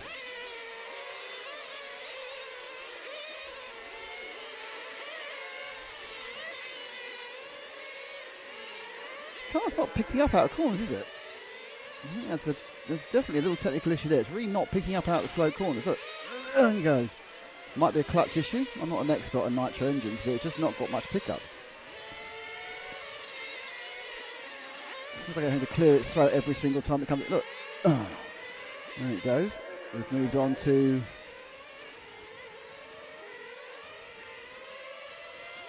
down the straight with the one machine. Drop back one. And that is 6, I think. I might be completely wrong on that one as well, but yeah, it identified. Oh dear, there's a massive accident there just off camera, unfortunately. That is the 6. That's Sanjin Spetlic, he's not really been able to get particularly good runs in, so he's quite near the bottom of qualifying, just basically due to the fact he's never finished any races. And he's running now, 20 seconds to go. The Croatian just needs to get this thing to the end. And I think he has actually, because I think that time was slightly out. He actually has managed to cross the line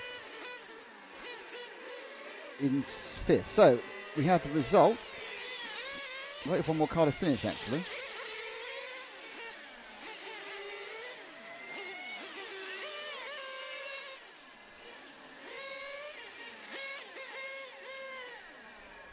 So there's the result. Gerardo Rousseau from Stephen O'Connor, from Massimo Fabiani.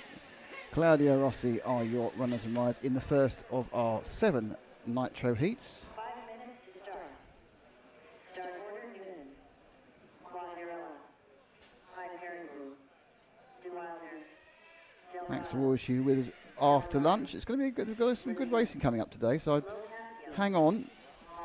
This qualifying, then we get to top qualifying. We get there's no real break after qualifying. 10 minutes, then we're straight off and into the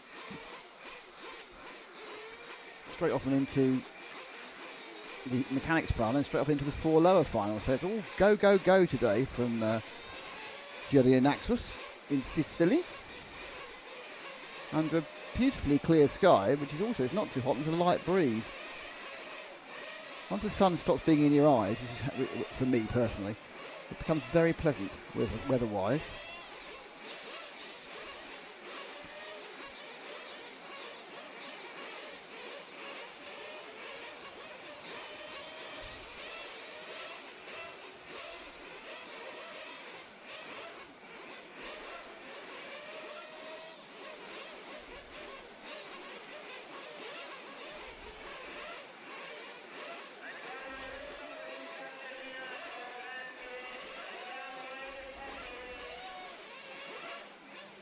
Okay, so we have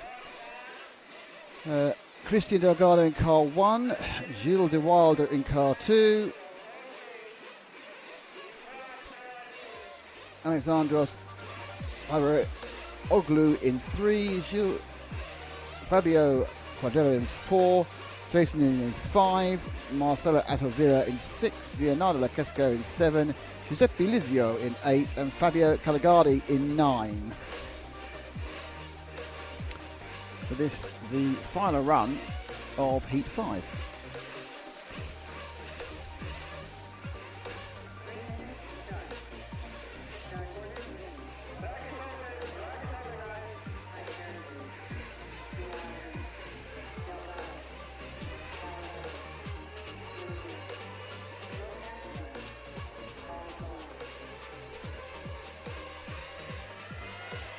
Got anything to say? Just put a comment on it. I should get to see it. I'm happy to talk to you. Paul Finnard says Dage Leo, so that's good. So you can see they've got, because if this was an electric heat, they would call them off in that order, but it's not obviously what happens. So the machine is automatically doing this rotational situation that makes no sense to anybody. But hey ho, as they say.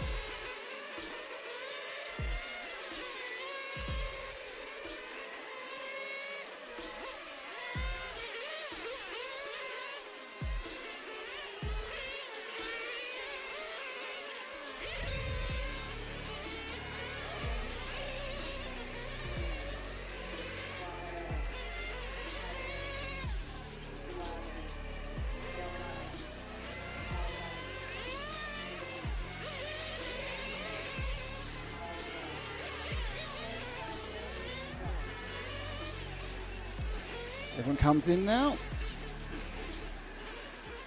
Get that final top up before the start of their final heat. 30 seconds to start.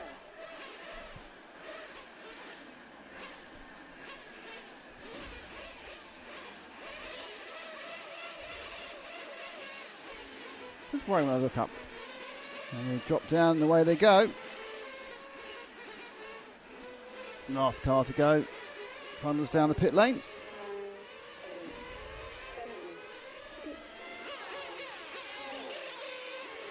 And here we go. And who is Matt going to select for us now? He's excited, just don't know who it is. Could be anybody. Any of these three cars it could be. Oh, it's the last one. It's the pinky one there. Well, they're both pinky. Pink and white pointy one. Now, so he's not going very fast. He didn't go fast. He didn't start his time yet. He starts it now. And it's the 7 of Leonardo Locasico. He's having a little bit of a, oh dear, a kerfuffle with the 6 car. A double kerfuffle. That was more out of Villa, to be honest. Just trying to get into a space that wasn't really there. Didn't have either of them because they both did very long first laps. 20s and 19s, yeah. So that's immediately put them 2 seconds behind the 8 ball. So your early leader, your early leader, as we get some more hot movement. That's that. I hope you can't lip read. Sincerely hope no one can lip read at this point. Not happy with that. Christian. Oh, I tell you, it's now. Oh, it's changing time. It's number 9. No, it's not. We'll go for 9. Fabio Caligari as the next. He was sort of leading for a bit. He's changing rapidly at that point. For the expletive-ridden shots there. Well, he might not be. He might not be spraying at all in Italy. I have no idea.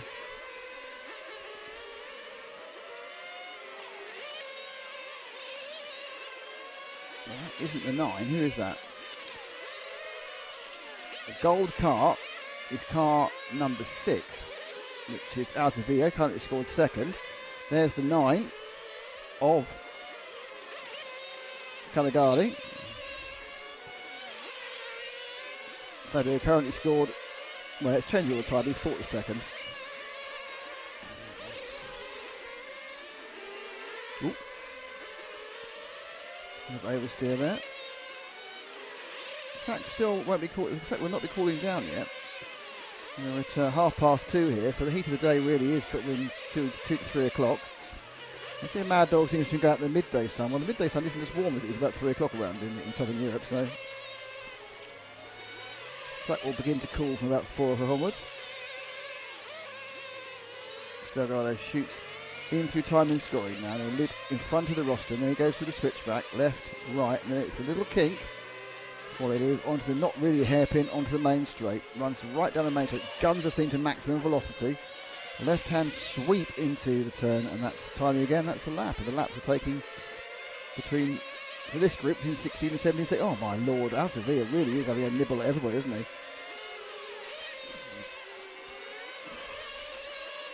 So leading now, it's Alexandros Piper-Oglou, one of our 2 Greek entries in the number 4.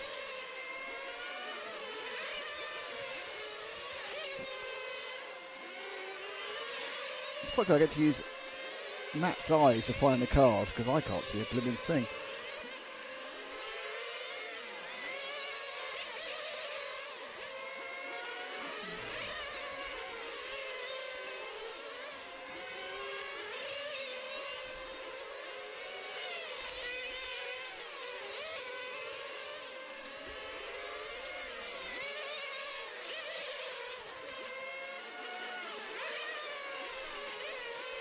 Scored first. Costs a lot. Oh, no, that's cost you a couple of tenths. He's not scored first, is he? But he's coming and going at the moment. Fabio's got a bit of a lead on him.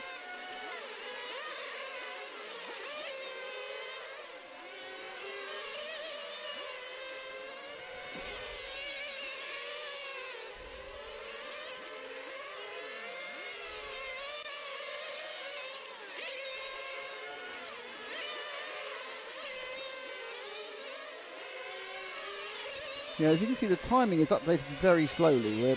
So I'm having to wait a half a lap, about half a lap behind where it should be, which makes it a little bit difficult to work out who's where. For example, Alexandros has completed a lap and it didn't update until just a second ago when he started the main straight. Still leading by 1/10 of a second with 3 minutes to go. I'm afraid this timing issue is actually at the track. It's not anything to do with our timing interpretation, it's a track issue.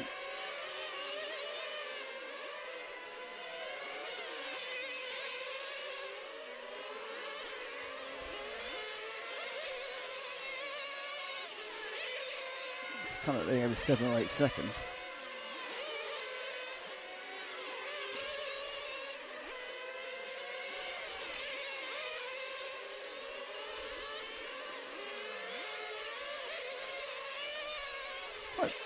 Thinking there really for Alexandro, if you looked at it, he was kind of not really particularly on any of the apices of those previous 3 or 4 corners. I think he's slightly losing the rear end of this actually. Overcooked the tyres. And the rear end's getting a little bit loose. So over rotation coming out of this next corner 2 or 3 times. Again. Just puts the power down and again. So yeah, whether that was like it at the start, we weren't watching. It's certainly now looking a little bit edgy. And a little bit edgy is not particularly quick. You can tell that he's dropped just like a second a lap. And it's edged out that time. So the car has got edgy, edged out entirely on that last corner. And another second is gone. Okay, so interesting, Marcello Alcevilla in this, the gold car, the 6th, despite being responsible for several comings together, has actually now been scored between 2nd and 3rd. So he's kind of got an all or nothing, that's again also got edgy. Some of these earlier heat cars not set as well as others, in fact some of them not driven as well as others. A bit gentle as possible sometimes. And of course with ISE cars, clutch engagement is king.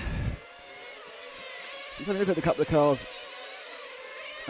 earlier. One thing I didn't realise, and I haven't been able to hear it, but there are 2-speed boxes on these cars. So they do have little gearboxes on the IC cars. Obviously, they don't need an electric car. So they have quite a narrow upshift. They're not the massive differences you get in 1.8, which is perhaps why you can't hear it as well. The 1.8 you can hear it very much. You can hear them changing gear. But there is a gear change here as the car 5 is retired. And we come to the end of the heat. So 2-speed boxes on the IC cars.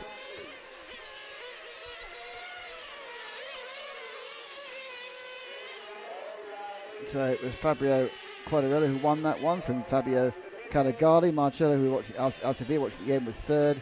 Alexandros Papaoglu had a good start but then faded. I think the car faded on was 4th. Christian Delgado was 5th.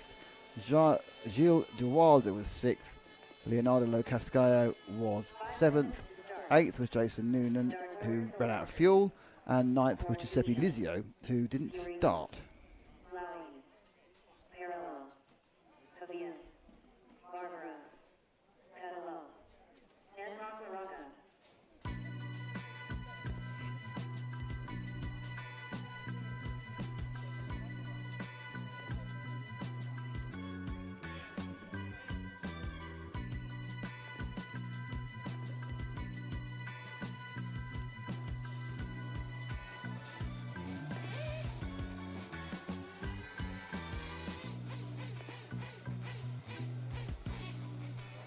Getting ready to start heat number 6, which is of course actually heat 3 of Nitro.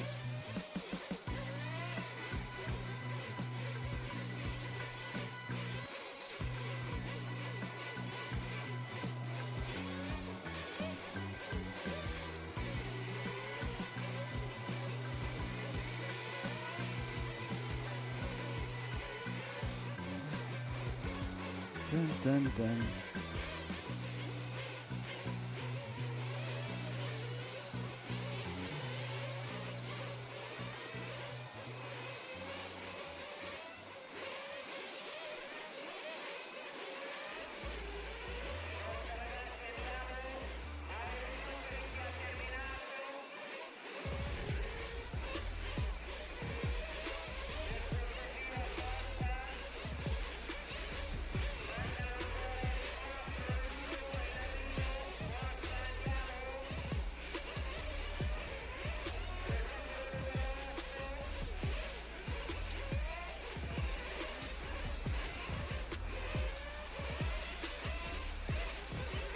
There goes the revving.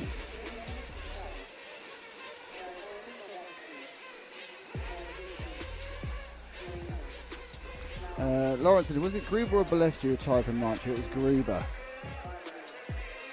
Lawrence Winter, thank you for your kind words, Lawrence. But yeah, it's Tony Gruber who's. Was it Gruber? Oh, I don't know if it's Gruber. Not sure. We'll check that one out.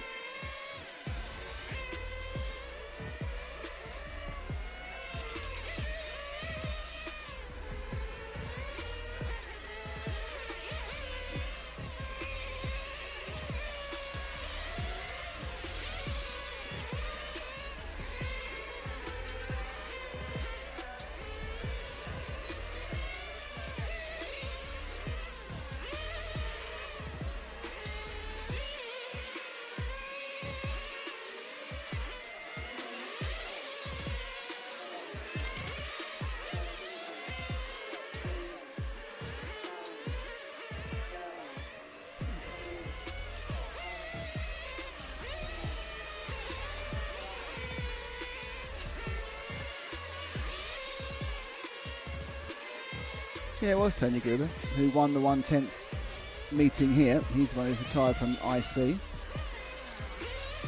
Just to remind you that the winners in Zagreb of this championship, so the reigning champion in Nitro is B.A. Arnaldi, and the reigning champion in Electric is Alessio Mazzeo. So they're both here, and they're the current reigning champions in the two classes.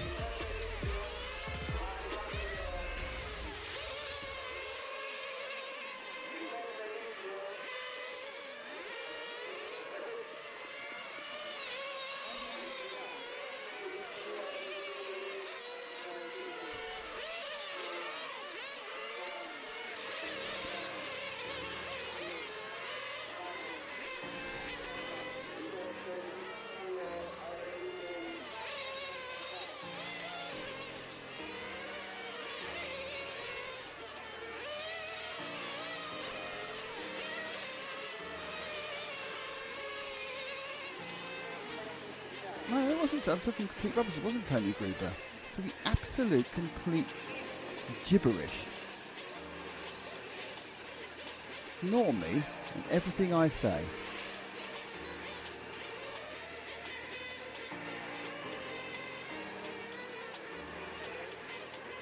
Dominic Greiner. It's Dominic Greiner who's given up Nitro. Tony Gruber just isn't here this weekend. So Dom Greiner gave up Nitro. But anyway, let's get back to this heat now, because it's obviously what's happening at this moment.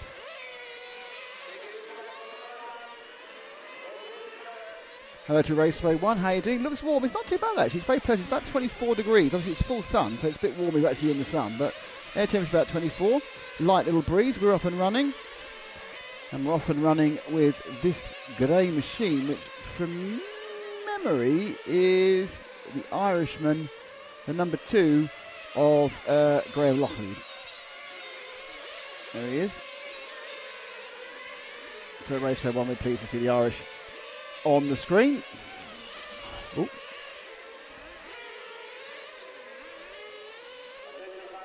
This is the actual, as I've been asked about the weather, and I'm British and I can't be just giving you more weather information, because it's basically what we're told we have to in our DNA. So it's hit 25 now, and it's going to stay that way till about 6 o'clock before it starts to drop off. Very low humidity, about 20%, 26%. Not much of a breeze today, so it feels a little bit warmer than it did yesterday. And yesterday, it clouded over about this time. We actually had some very light spots of rain towards the end of the day, but nothing much to affect the performance of the vehicles. With the blue machine now, and that is the 5 of Emmanuel Silvestri Danieli. And those wondering about these IC cars, the difference between, there's quite a big difference between the basic rolling chassis, obviously is very, very similar between the IC and the electric. Where it changes is once you get over the centre line. For example, these cars have centre diffs. There's no centre diff in the electric cars. Now, they're all 3 diff models. There's no, from ones I saw, there's no spools and there's no one ways. But some of the diffs obviously so the front diffs are very tight. So there's not a lot of give on the front diff, so you're sort of semi-locking front axles. There's a car there stuck in the barrier, being rescued as we go. 2-speed gearboxes on these with very close ratios.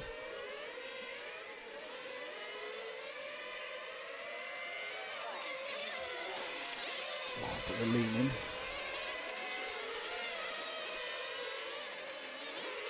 And in design, they look a lot more like a large 10th touring car than a large. So they're a hybrid of a large 10th touring car and a large 10th IC car. Chassis-wise, the chassis plate is very much 10th IC, and the rest of it is more 10th touring car with the arms and other work and everything else. So you can see why this has been a class that's catching on. It kind of attracts people from both ends of the spectrum. Unfortunately, Jose Anton Moraga is out of this one. This is the 9 of Rosario Pavia, running third at the moment.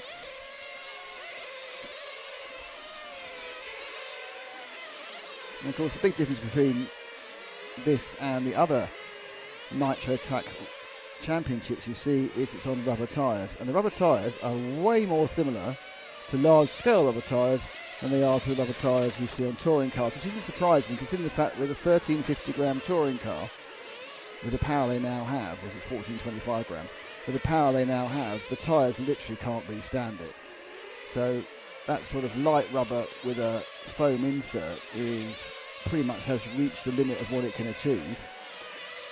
And therefore, with these heavier, bigger, much more powerful cars, running 4S for example, the electrics and obviously horsepower as well from the nitro engines, you have to go that much more solid rubber construction that you see in the large scale world. Interesting, tyres haven't, it's a control tyre here. It's the Sheppy model tyre, it's the control tyre. Thanks to Sheppy Models, X-Ray, Lens Bodies and Esperex are supporters, and of course thank you to our title sponsor, Senesi Motorsport. But it's an interesting situation. No one's really moaned about the tyres, which is always rare. Alessio during lunchtime, Alessio Mazzario had some problems. I'll talk about more when he's in the final heat. But he was saying the interesting thing is they're running a different compound front and rear.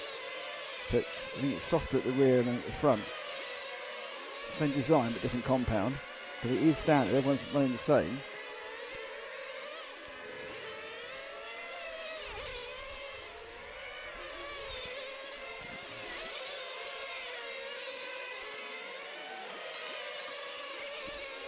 Very, very few championships, let alone RC championships. There's very, very few championships with an open tyre these days.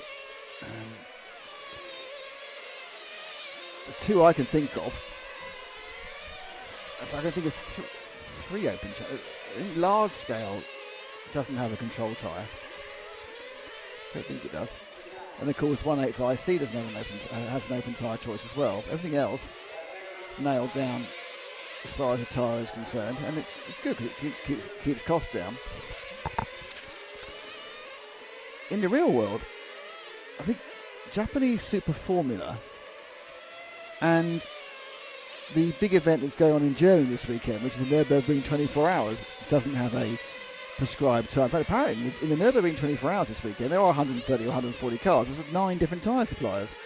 I can't even name 9 different tyre suppliers, but there you go. And there's many different classes, of course. So different tyres, different classes.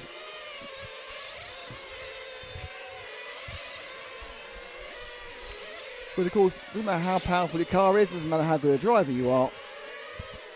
The only thing that provides you with forward momentum, provides the ability to stop and the ability to steer, are the 4 bits of rubber or foam at the corners of the car. And that's why they will always be the most important thing on any motor racing vehicle, and why, in the effort to save costs, most people, or most championships, are standardised on a control tyre.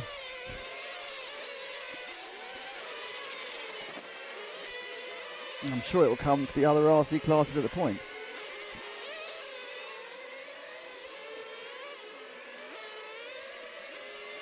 So there's the 9. Half minute to go.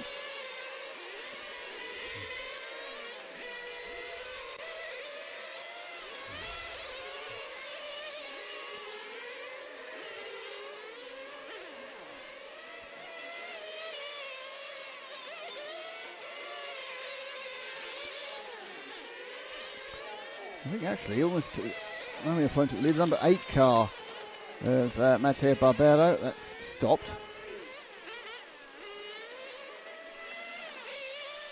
Just going to come over the line now. And it looks like a win for Graham Locklead of Ireland, and he's actually got an extra lap on everyone else, so he's on a 26er. Marco Quattricchio is second, Rosario Pervier is third, Nicos Ferrito is fourth, Manuel Silvestri is fifth, Salvatore Parello is in sixth, Matteo Barbero is seventh, Jose Anton is eighth, and Damiano Coutillo is seventh. They didn't seventh, he's ninth. He didn't actually get the trip. Moving on now to heat number 8.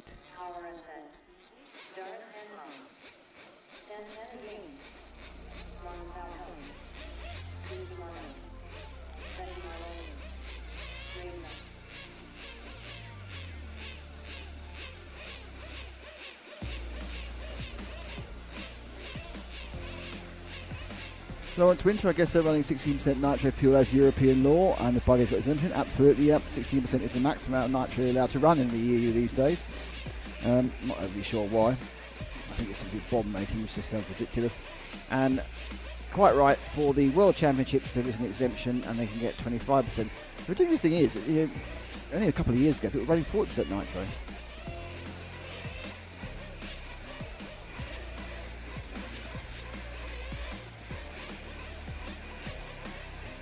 Nitro methane, which is the same thing as explosive out, which is probably one of the issues. Turn de Graaf, remind me it was Griner, yeah.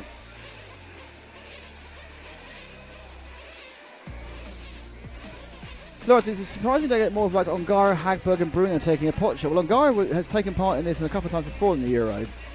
The problem is that David actually was on the chat yesterday. He is preparing for the big events of the year. The big event of the year for him obviously is the World Championships at 1/8 buggy, and he actually had to warm up for the Europeans, which is at his own track, last week, and a lot of them stayed on to do testing. They've been doing some intensive testing.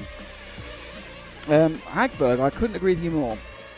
I'm very surprised Hagberg isn't giving this a go. It seems to be the perfect class for him, given the fact that he's a 1/10 Nitro World Champion and also a touring car racer, and it's a kind of a combination of the two. So I'm surprised, especially with Extra having a great car in this class, I'm surprised he hasn't moved in to do it. But again, he's a father and a husband, there's only so many minutes in the day. And certainly when it comes to Bruno just can't do everything. Bruno will come here and be competitive, he'd be in the A final, absolutely. Whether he win it, well, I don't know about that, but he'd be in the A final, no trouble whatsoever. But, how many things can Bruno do? He is racing so many different classes.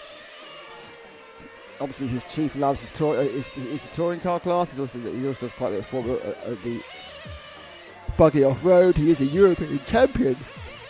He's European and world champion. And he is the most versatile racer currently at the peak of their game. A sort of never-ending argument about who is the most versatile racer. Well, it's certainly, in my opinion, either RC racer, either him or Hara. Hara had a couple of 3 or 4 years across all the classes, but I don't think he's ever off the podium. And he's of course a world champion in both touring cars, electric, and in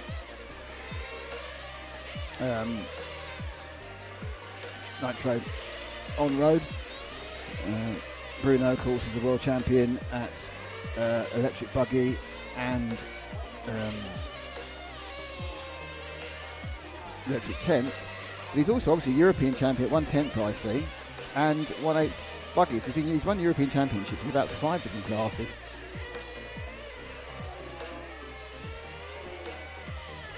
He won the 1/10 IC European Championship about 2016 in Turkey. If you actually watch it back, it's not controversial because no one was trying to cheat, but they actually did make a mistake on the lap calling. And speaking of Dominic Reiner gave us a fantastic quote. They call it maximum BS. He says, maximum BS, he said.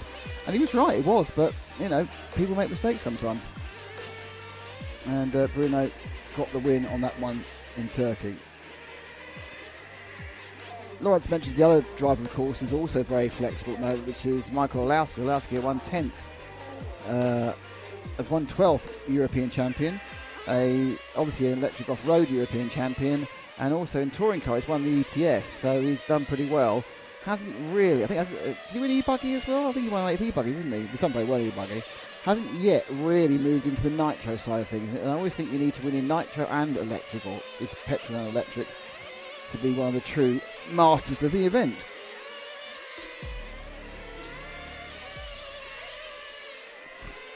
Now here we go. Can't see Matt standing. Oh, I've missed Matt. He's not standing up. But we'll get him in a second. So yeah, we're very lucky. There's a lot of very good racers, and of course these pro full-time racers only have so many classes they can do. I mean, you know, realistically, they could be doing a European Championship every week, and whilst that's fine, where do they find the time to practice these European Championships? Because you don't just turn up and win a European Championship.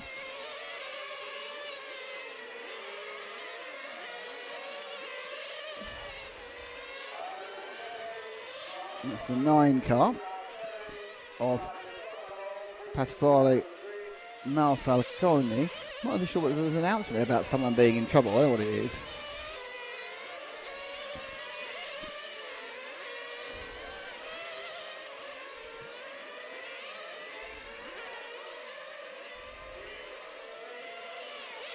Down the main straight for Falcone. So have you got any other... Everyone always said when you talk about who was the greatest, most versatile, they always talk about Masami Hirosaka. Now Masami, in fairness, he won in 12th, and he won in off-road, and he won a lot of events in 12th and off-road. I think he won Pro 10, which was around the time as well. But it was all electric.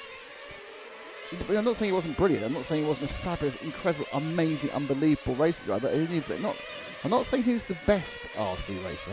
I'm just saying he was the most versatile. And the fact that he didn't win stuff really in Nitro, he didn't enter it, in fairness. Just to me, you know, and there were Kalari's won, you know, 7 World Championships or 9 World Championships in 1/8.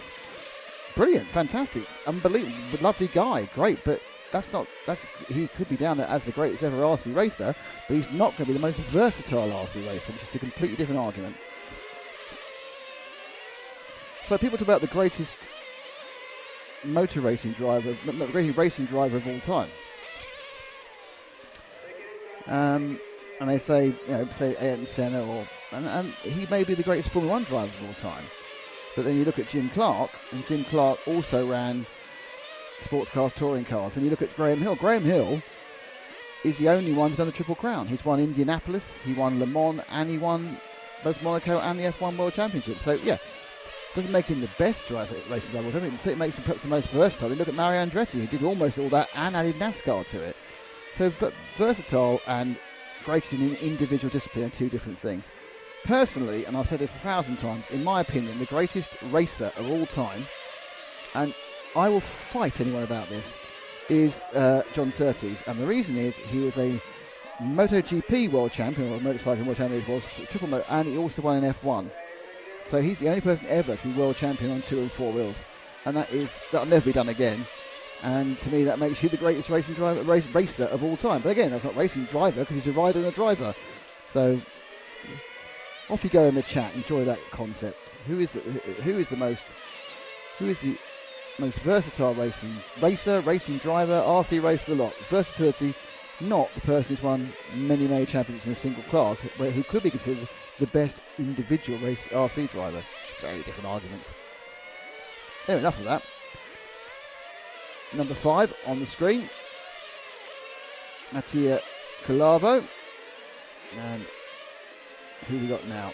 Now he's going to go for the chrome. He loves the chrome blue, this map. I think he's going for the orange. He is. It's a 6 car of Alessandro Grassa.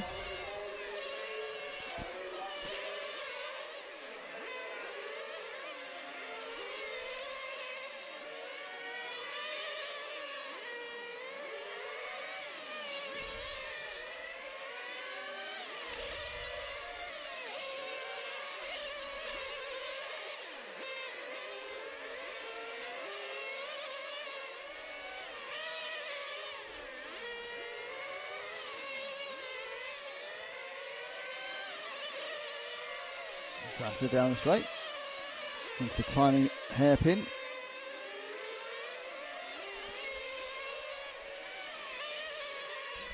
Anton Dallas leading this one at the moment in the 2 car. Something's bitten me. There's a kind of random things biting both me and Matt. My arm was up in massive blotches yesterday. It's gone down quite quickly, but there are a few things that are persistently nibbling.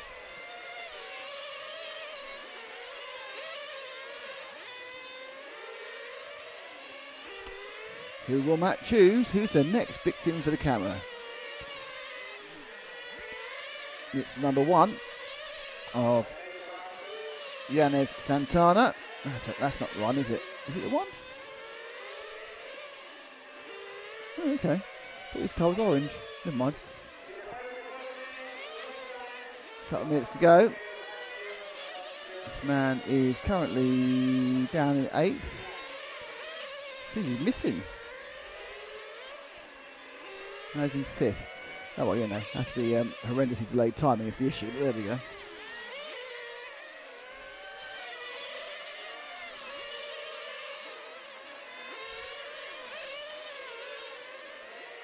Interesting, Miguel Acosta didn't start this one.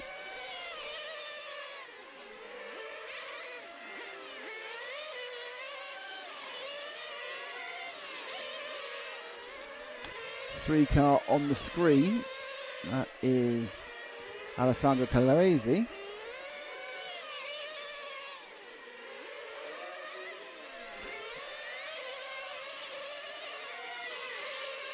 And behind him, it's the 1. Santana again. Hang on, this is weird. So who's that yellow car? That is Santana the 1. It must have been 7 the other car. It must have been Sicily. Couldn't really see it that one, but I thought that it is an orange car. Santana. What do I know? Everything completely wrong on 3 different occasions there.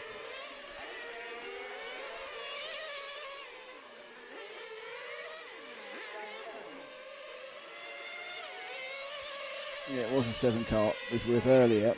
It was just broken down with Stefano Seccaroli. As the cars are running out of juice. Actually, Seccaroli ran out as he rolled over the line, which was perfect. The same thing for Santana. He's run out just over the line. So they're really timing their really timing their fuel runs effectively. He ran out, and look, he's made himself another 12 metres, possibly.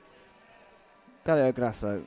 So the winner of that one is Alessandro Grassa, Mattia Colavo was second, Walter Cosimo was third, Stefano Cicciaroli was 4th.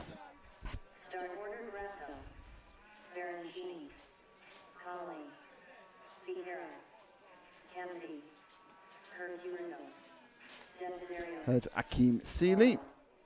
Tarragoni. Weather looks great. Weather's not bad, yeah.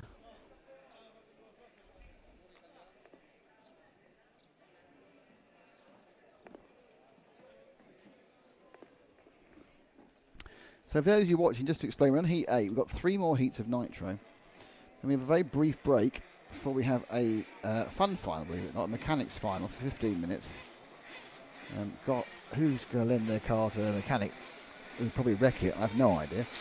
After that, we have 4 of the lower finals. The first 2 are probably going to be a bit sparse for 20 minutes, so might have to talk among yourselves. And the second 2 should be pretty competitive.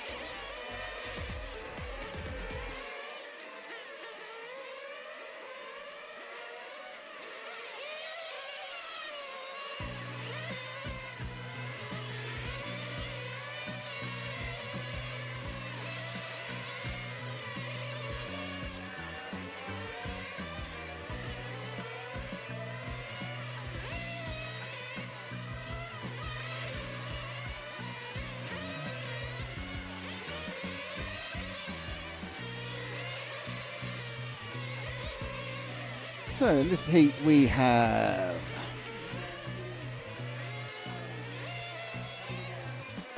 Dario Grasso, Gianluigi Baroncini, Clive Connolly, Crispino Ficera, Fernando Cambiti, Leonardo Cacuzio, Franco Desiderio, Pietro Mauro, and Adriano Tarragoni.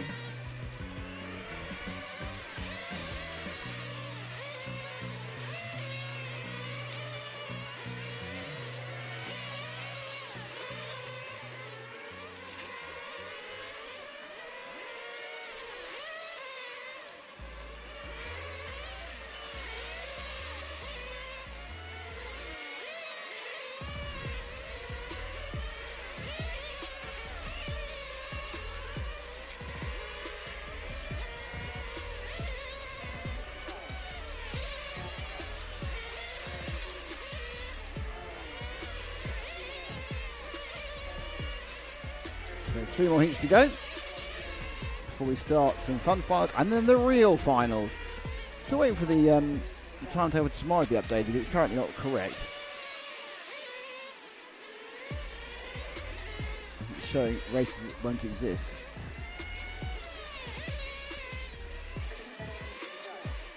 The reason that matters is it might mean it might start a bit later, which should be nice.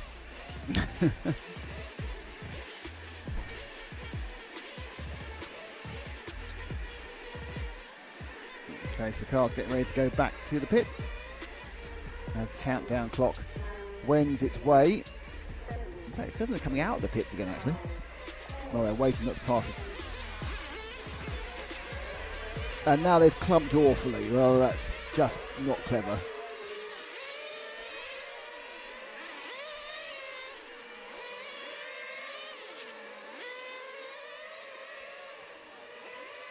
So the first car over the line is the first car they're covering.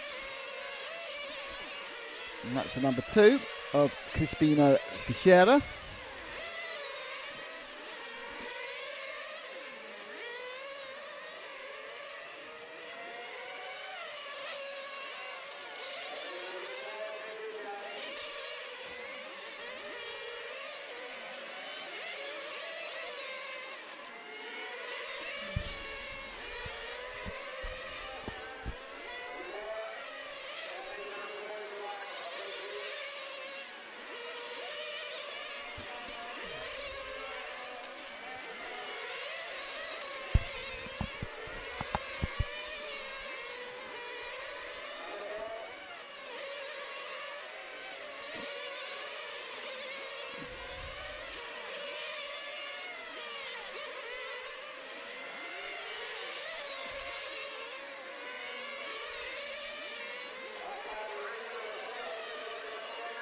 So looking quite good. Ficera currently scored top.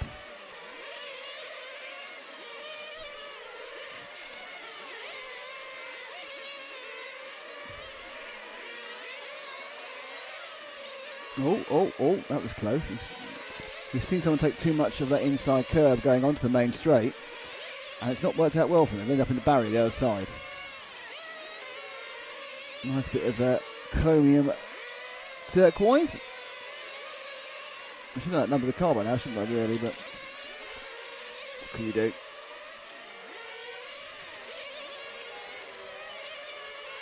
It's the 1, isn't it, I think? Is it the 1? Oh, I don't know. It's missing the number I can see, which is on that side.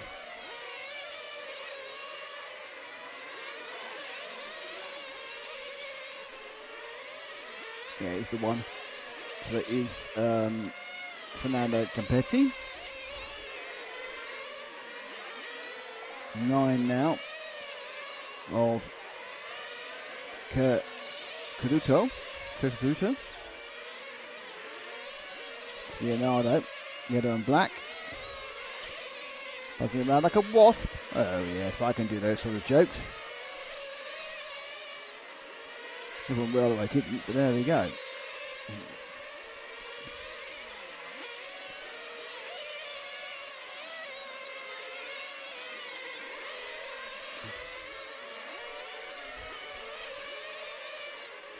Those who've been with us all day will notice there's been an intensive painting situation on the track. They've painted a vast amount of new numbers.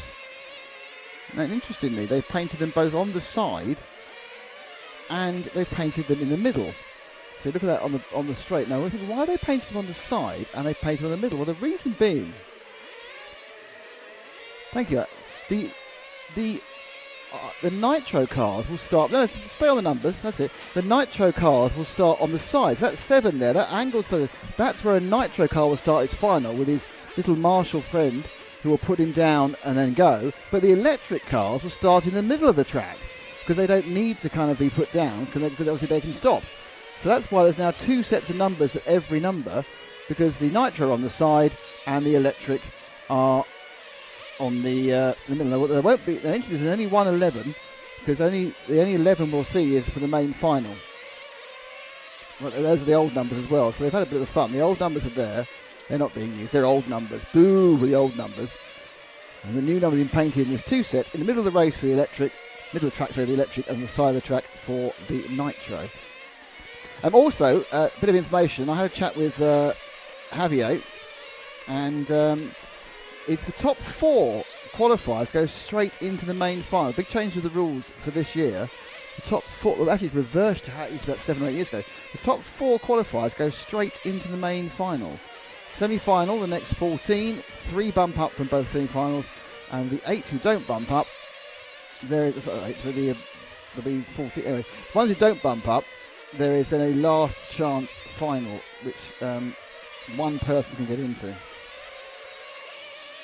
There'll be 12 in that, won't there? Or 14. A lot of people in the last chance final, for sure.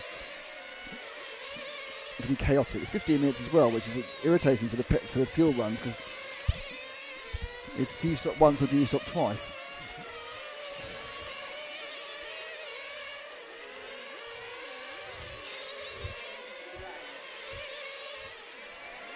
So that's what's changed over lunchtime. They've painted the track. Back with the one car.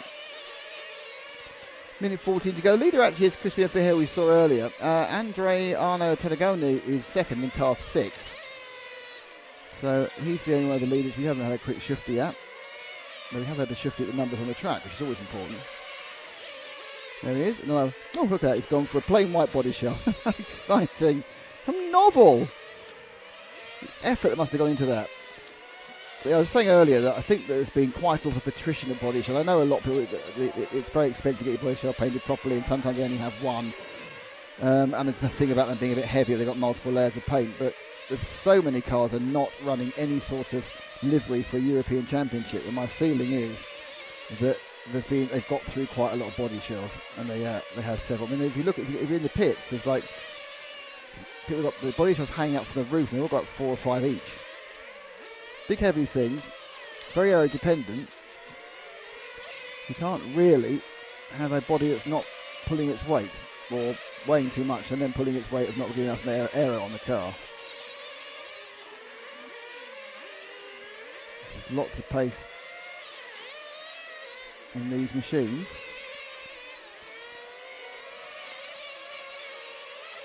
Nicely balanced, that car of Adriano in front of us. Down to the last 2 laps. He's got this one and one more. I think he'll get 2 more. No, he might get 2 more. He's going across the line in 44. It's going to be very tight either way. I think he'll just finish at the end of... Yeah, he'll just get this one, which is probably just as well. I don't think he wants to run another 15 seconds, because he probably hasn't got the fuel for it. And over the line he goes, and he's got way too much fuel if he's still running now. Oh no, he's not. That's it. That's what we want. That's the... You got round the corner, and that was it on the fuel. So they are running these things unbelievably tight to the fuel. That was Tarragoni second there. Crispino Fichera won it. Adriano Tarragoni was second. Fernando was third.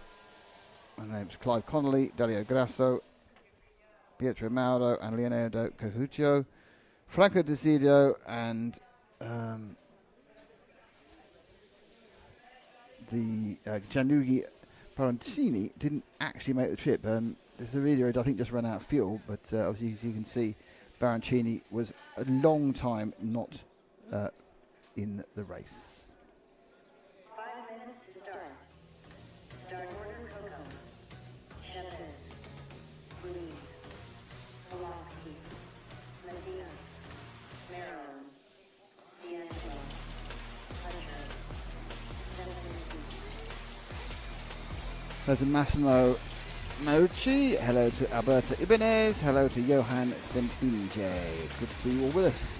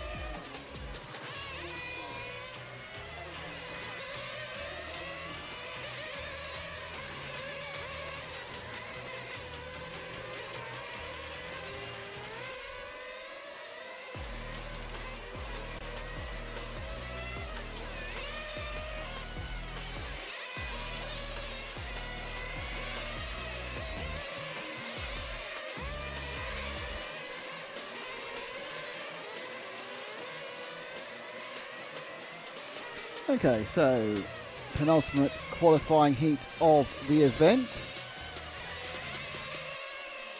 These are coming up.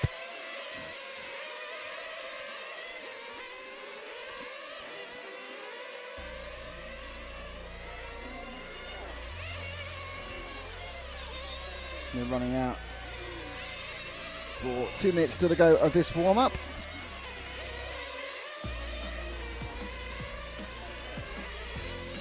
Who's in this one? Well, we have Valerio Messina in 1, Gabriel Pelucci in 2, Loris Louise in 3, Daniel Shippis in 4, Ricardo Coco in 5, Nicola Morone, not that one, in 9, 6 is Davide Stefanzini in 6, Herfried Poucher is in 7, Attilio D'Angelo is in 8.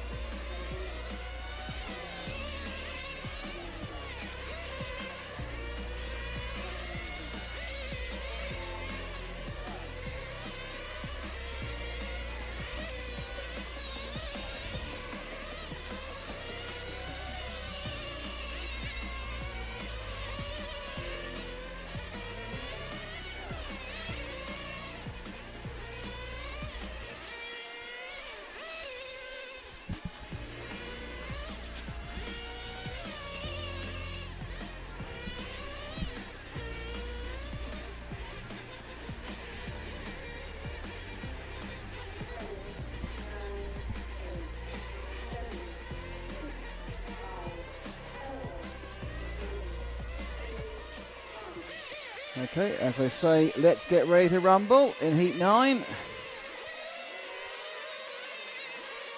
First few seconds ticking off. And we are up and running.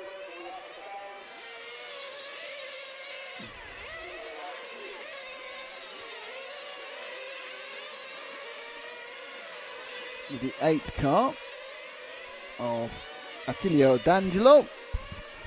Hear the drums, D'Angelo. I recommend none of you ever get a serious shoulder injury. It really hurts.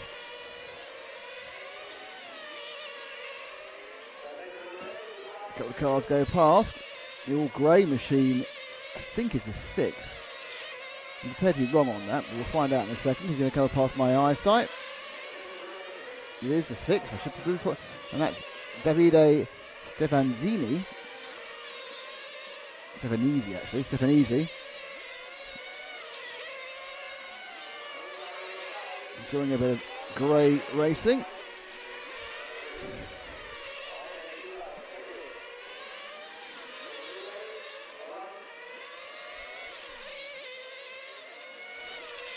Down the straight. Into the timing turns. It's all quite a bit of traffic there, isn't it? He's got a man right behind him. I don't know if it's faster or slower.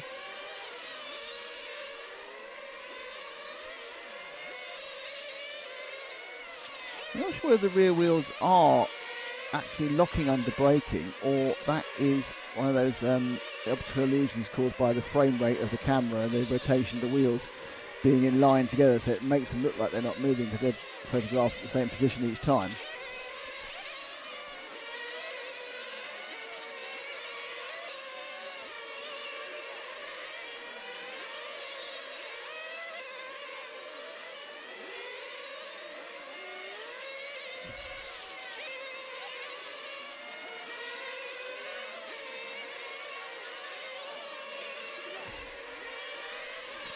Couple minutes in, and it's once again Loris Luis who's leading this one, as he has every single one of the other heats.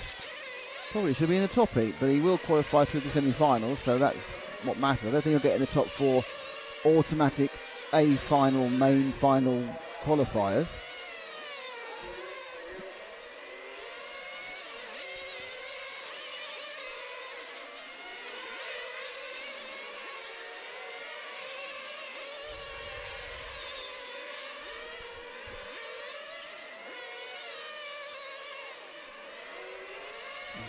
Oh, very polite there at the 4 through.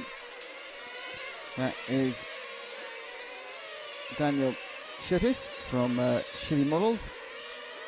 Thank you to them. X-Ray, Lens Bodies, S-Works, and of course our title sponsor, Senesi Motorsport.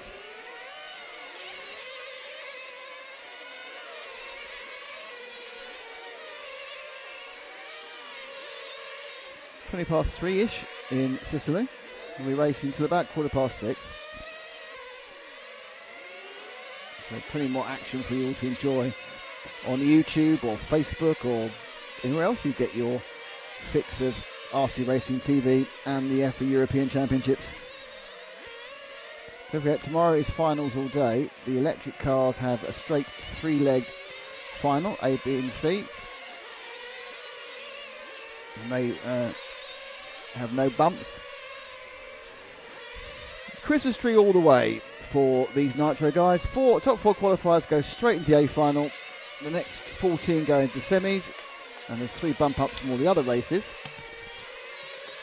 And of course, think of it is a last chance qualifier.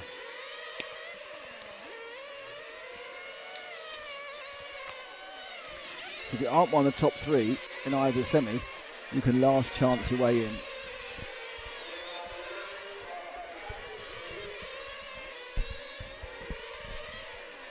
This is some pretty interesting last chance qualifiers. When they had Devi Angara had to qualify for the European Championships in the last chance. Oh dear, oh dear, oh dear. After a problem in the semi-final, he came to say, oh no, it's gone. 7 car. Oh dear, it's bad news for the Austrian. Humphrey Pouchet rolled over and stalled. Just took too much curb. We've seen a couple go with 2 wheels there. It's too much. It's gone over, and it must have flamed out at that point.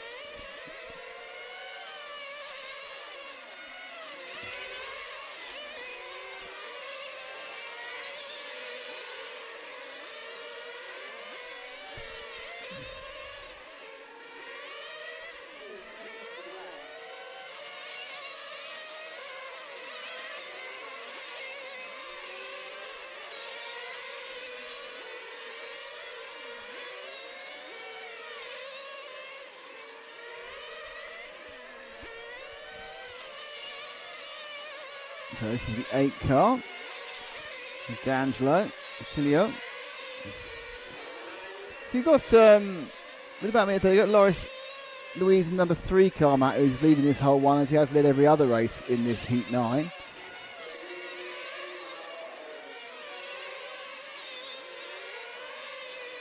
Down to the last minute or so now.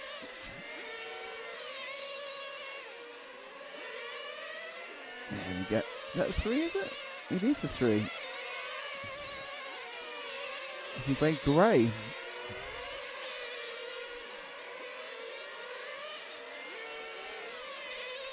On for another reasonable time. He's got a lead of 5 seconds over the second person in this particular heat.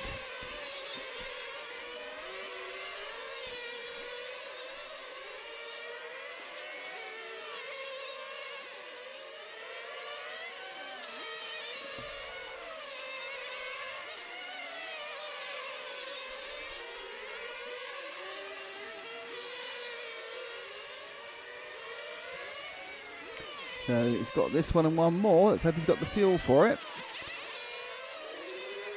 So he's going to cross the line now for his 27th lap with about 4 seconds to go. What he needs to do at this point is actually have enough fuel for the 27th lap. 28th lap, sorry. So he can just about coast it in from now. Doesn't need to. He's made it. So not only is he quick, he's also got quite a lot of fuel economy. So your result there, it's Loris Louise in 1, Gabriel Pelosci in 2, Daniel Sepsis in 3, Valera Messina in 4, and Attilio D'Angelo in 5, and then running out of fuel, or having a problem with Davide Stefanizzi and Riccardo Coca, and breaking down a long time before that were Nicola Marone and Herfried Poucher. I must now remind Matt he needs to take a picture of our top qualifier in electric.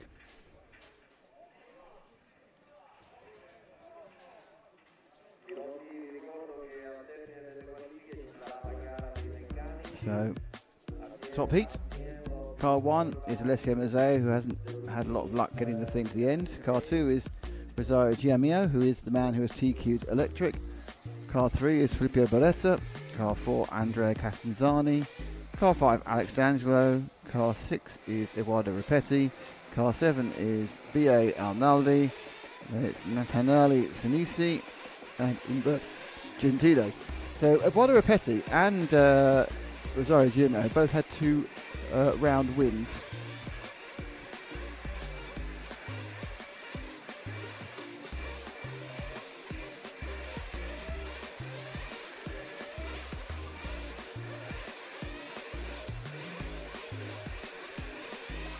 So the third one that's the tie-back. So whoever sort of finishes highest out of those 2 could take TQ. Don't get the top 4 who bump into the main A final. That's what they're all going for, the top 4. So in 45-minute fire, where you start in position 1 and position 4 isn't a major difference.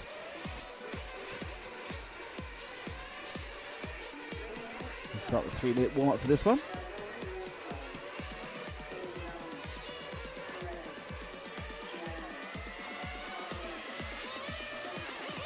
Here we go. RC Borena says Punto Racing RC. Let's show one of some riders again. In this very weird angle they've done this time.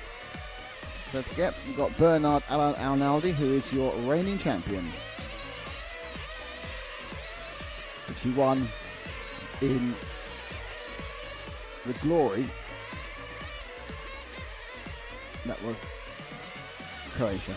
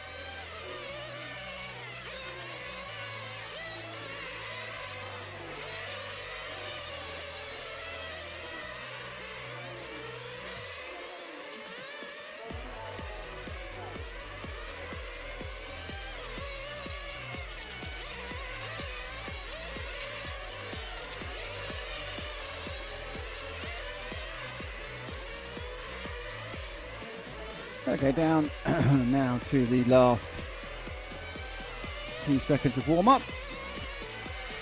They'll be coming into the pits very soon. In fact, very now they're coming into pits.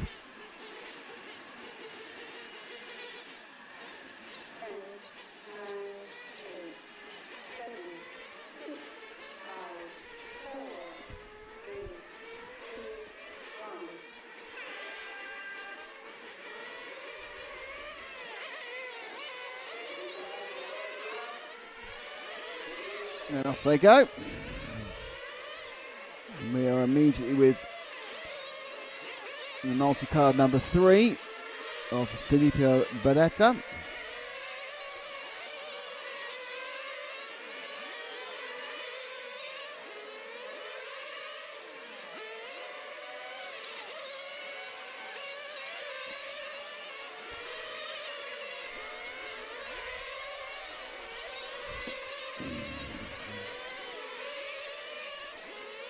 So early, I think Britain is setting some of the early pace, though not everyone's completed 2 laps yet.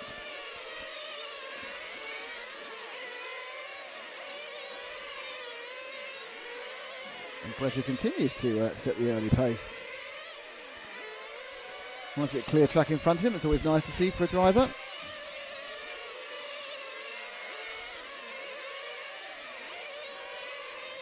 Other drivers who have a particularly good result might ping them into the direct qualifying into the A final.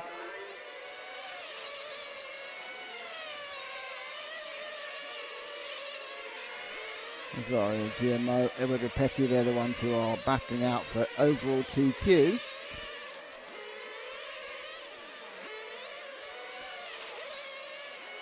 Beretta continues to hold the fastest times. And this car is in pole position, about a second faster than most of the other drivers at the moment. Let's see if we can drop back to the car 6 of Repetti. And there he is. Repetti is timed at half a second in real time behind. Don't forget they all start at the same time. He's in the virtual magic clock where they're all doing the same time and start again. He's half a second off. And that has gone down to 4/10 there, a tenth quicker.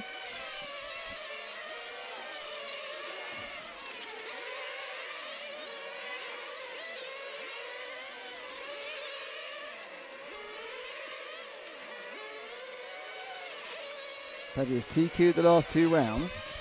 Some of that because he actually finished the last 2 rounds, which is quite important. I mean, he's very, very quick, but also he's got the car able to do the 7 minutes and half a lap or 3/4 lap you need to get over the line, which is quite important. It's never been quick for 6 minutes, 45 seconds, and they're not finishing.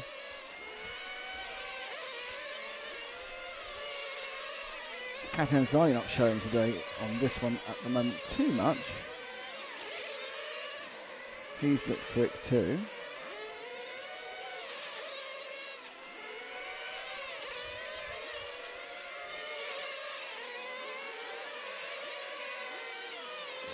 Petty is in second. From Beretta, that might be because we're waiting for updates. James though, there's 5 or 6 cars really up and about. That includes Mazzeo, who's right at the back of the field as far as when they cross the line. Bernardi's in 3rd. Let's see if we can drop the second car, car 2.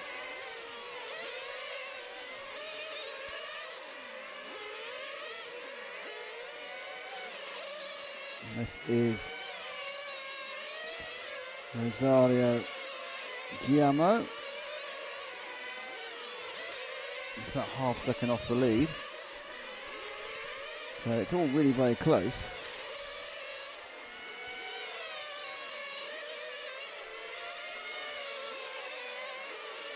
As you expect at the top level of RC racing, all these top races are really, really close. A couple of them having bad runs, so letting people through.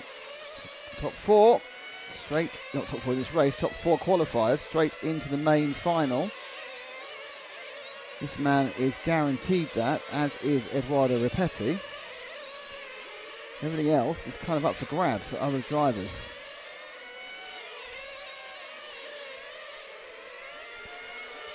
And to the top has gone the car 2,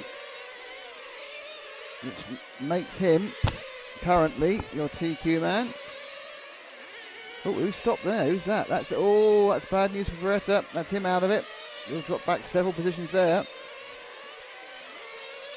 I think with a win, he had a chance also to be an automatic qualifier.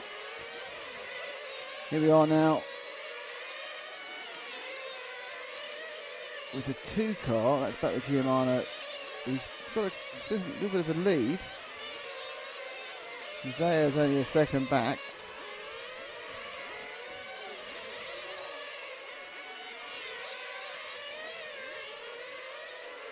Ferrari has the lead overall by about a second and a half. Let's see if we can find Alesso, because it's coming to the bit of the race where he has a major problem with car 1. So Matteo, who has failed to finish the last 3 rounds because he's run out of fuel. I had a chat with him at lunch about why that was. The first was that they were here a couple of weeks ago for a national, and no problem at all. Exactly the same thing. He was finishing the race with a huge amount of number of millilitres left. But it's in the combination of it's hotter and the tyres are different. I think the tyres, which are maybe a little bit stickier, and also different compounds front and rear, just mean you're putting a little bit more effort through the engine. You're also pushing a bit harder at the European Championship. And he kind of fixed an engine tune. So the way he was trying to make it last in the last race by lifting and coasting, come off the throttle a bit early and coasting the corners and then rather than brake a bit of fuel that way. It didn't quite work. This time he's actually running in 3rd, but he needs to finish. And he could still make. He couldn't finish. He could make the main A. It was very close behind some of the others. He definitely needs to finish this one. Looking absolutely great for Rosario to get a double TQ both classes. The Ripetti is only a second behind, so there's only a little error by Rosario takeaway. But will Alesso, the top 3 qualifier, actually manage to complete the race? He's got 2. He's got this lap and 1 more. He's going to clip another lap. So he's nightmarishly for him. He's got to run about 7:15 to get to the end. And is it me or is that car slowing down? Think of these cars, there's not much you can really do about it. Oh, we've got a flame for Rosario. He's flamed out, so he's not going to win this race.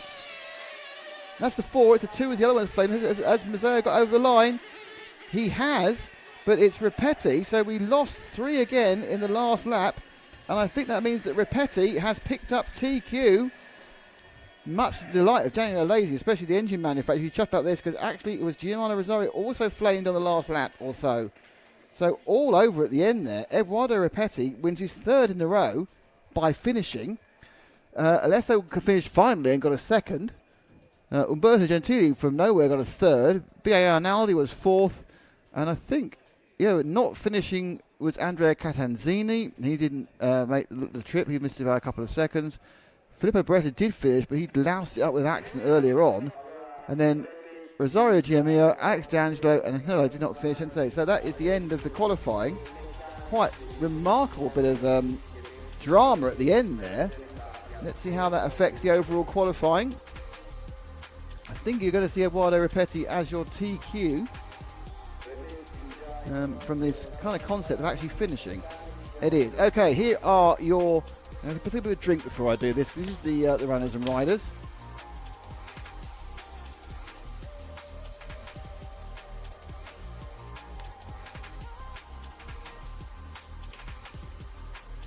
TQ is Edoardo Ripetti. 2nd qualifier is GMO Rosario. 3rd qualifier is Alessio Mazzeo. And 4th qualifier is Andrea Catanzani. And those guys go straight into the main final. Now, qualifying in 5th and from the heat 9 was Loris Luisi, who actually had the fastest time in that final round. So Loris Luis He is in 5th, but he's just going on pole in one of the semi-finals. And then the other semi-finalists are Bernard Alan Arnaldi, Nathaniele Senesi, Alex D'Angelo, Filippo Barretta, Gabriele Polosci, Daniel Seppi, Valeria Messina, Umberto Gentile, Constant Nicola Marone, Herfil Poucher, Attilio D'Angelo, Adriano Tarragoni, and Matteo Colavo go directly. Oh no, hang on. No, yeah, they go directly to the semi-final. Pending, of course, an element of checking.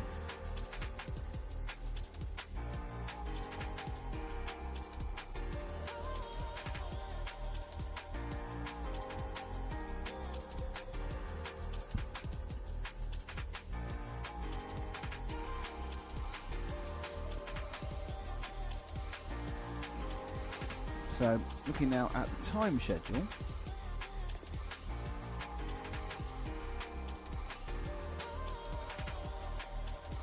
We are currently at 15:41, sorry. So the mechanics final is due to go off in about 12 minutes.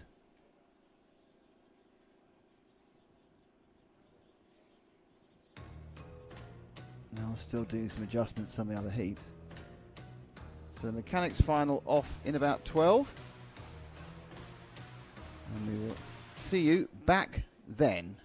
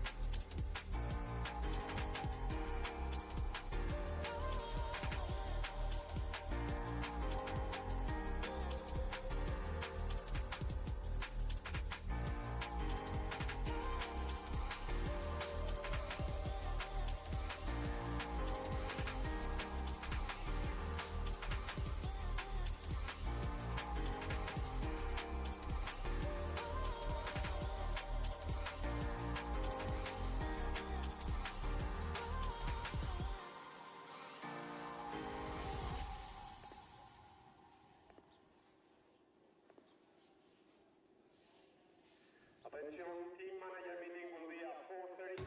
4:30 will be a team manager meeting in the meeting room. Please, all team managers, don't forget that we will have a team manager meeting 4:30 at the meeting room.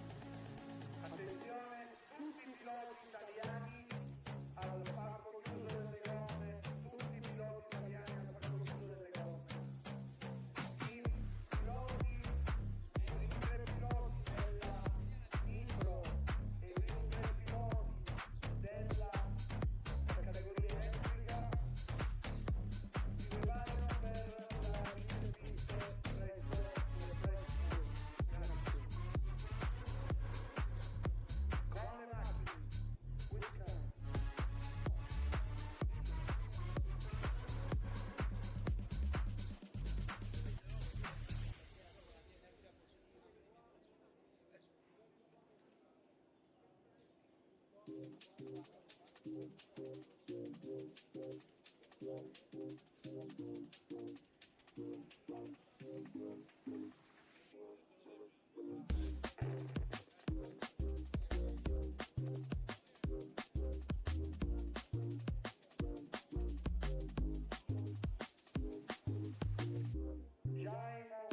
Senesi Matteo, repenti, preparati per le interviste.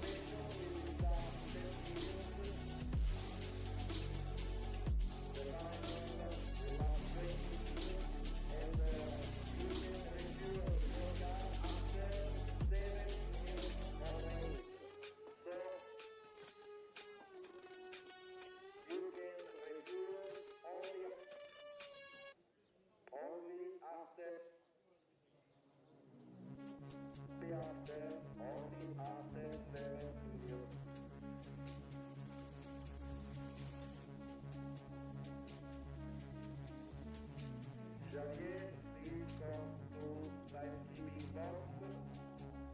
The manager meeting in front of timekeeping box, please.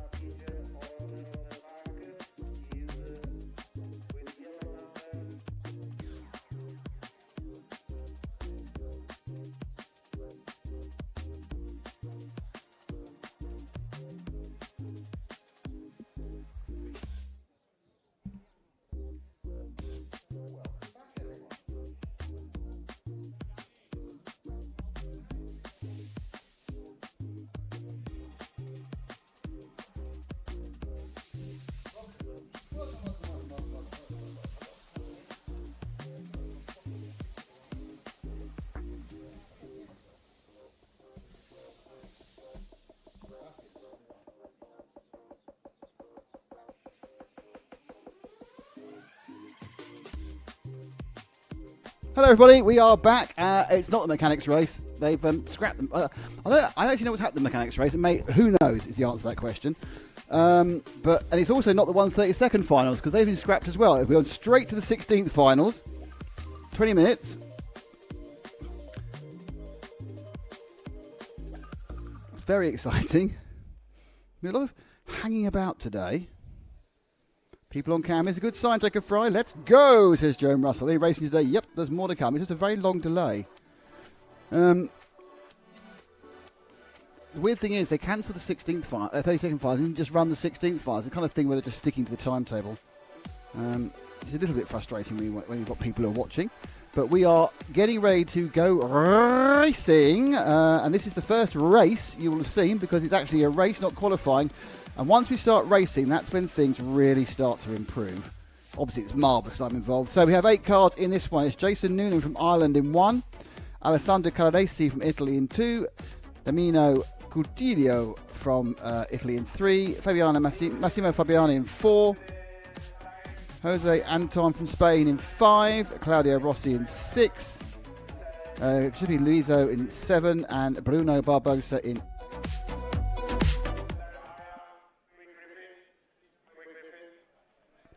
And as I look at the pits, you can see they're just getting ready to go. 3 will bump up, and they bump up till tomorrow's because we go straight into tomorrow's 1/8 final. We've definitely got 2 races. I genuinely do not know if they're then going to have the mechanics race or that's it, because there is no there's been a kind of confusion about what's happening this afternoon. Not major, just minor, really minor confusion, not a major confusion, a minor one. Everything's kind of running as it should, but not as it was written down. So we've gone to the 32nd finals. They've been done. They've been won already. And now we have the 16th final. 3 up. 20 minutes, these babies are. It's just got a little bit muggier. It's got a bit stiller in the air and a little bit muggier out on the track. Unfortunately, I haven't got a super accurate weather forecast, so I'm just going to see, but I do feel it's mugged up quite a bit. No, it's not saying it is, but I don't think it actually knows it, to be honest. It's now at 25 degrees. It's the hottest part of the day. It's going to cool off the next couple of hours. So the race running a couple of minutes late while they get everything sorted out. There's always sorting out to be done at this sort of level of stuff. Should be 7 cars. I think they're getting the tyres being issued out. Thanks for all of you for being with us and being patient over the last, however long it was before we last raced, about an hour and a half, isn't it? I think we stopped at stopped at 3:30, so we've had about almost 2-hour break. Daniel Santos, it was organised by the guy. In fact, it's not been bad organisation, it's just been kind of by the book organisation. So I don't think I wouldn't criticise the organisation as such. It's been quite slick actually in many ways. Timekeeping's been a problem, but that's a technical issue rather than anyone involved.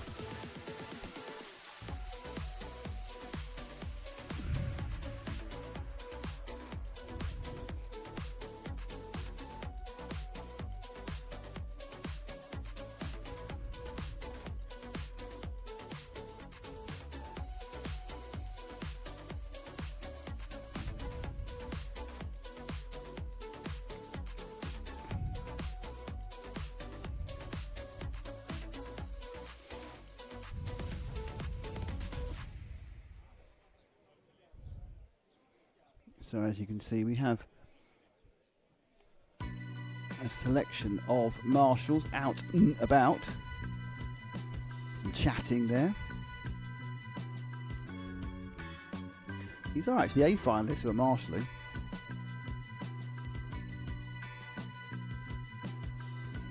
But what's in a few minutes of delay? How many cars are beneath you? Oh, Matt's not there. I thought he was up in the camera. He could just show me. I'm just wondering if there's 3 bumping up. I was wondering if there's how many of the 8 cars are taking it. Because sometimes people have really bad weekends, decide just not to bother starting. I can see 5 body shells. At least 5 people are running.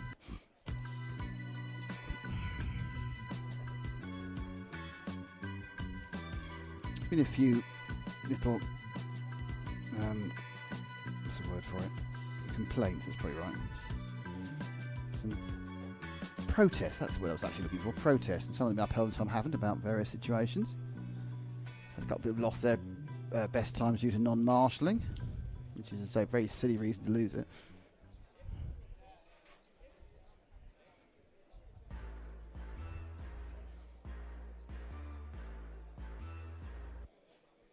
So I can see Javier Garcia, the referee, chatting with Dan. There's Dan in the EFRA shirt, section chairman.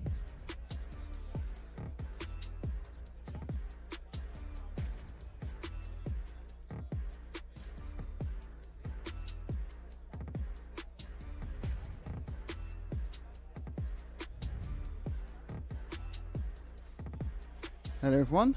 Any Hong Nor chassis in the race? No, there aren't any Hong Nor, Mario, that I know of. There's a lot of geniuses. Senesis, Shippies, X-Rays, S-Works.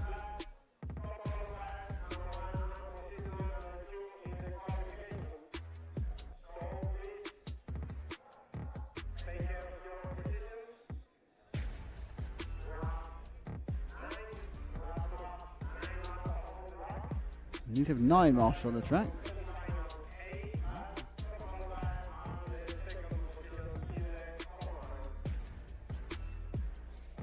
Kind of a weird sort of conflab of marshals there. We're getting closer, honestly. We are getting closer to an actual race. Any minute now, any second now, any picosecond now will happen.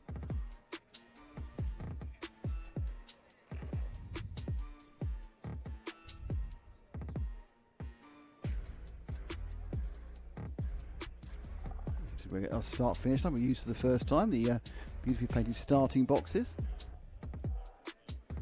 So 1, 2, 3, 4, I think all 8 drivers, I know 7 drivers are up there because one of those people up there is Javier.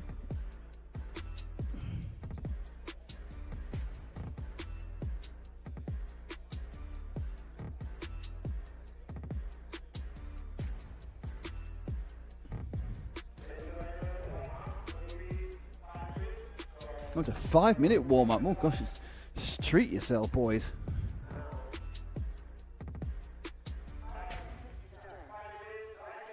Okay, it's 5 minutes to start. Engines are started. Marshals are meandering out slowly. Remember, you cannot refuel for the first 7 minutes. It's a 20-minute final, which is relatively easy, split into 3, of course, but you have to last 7 on the first one. I must admit, the guys in these lower files haven't really suffered from flaming too much and running out of fuel.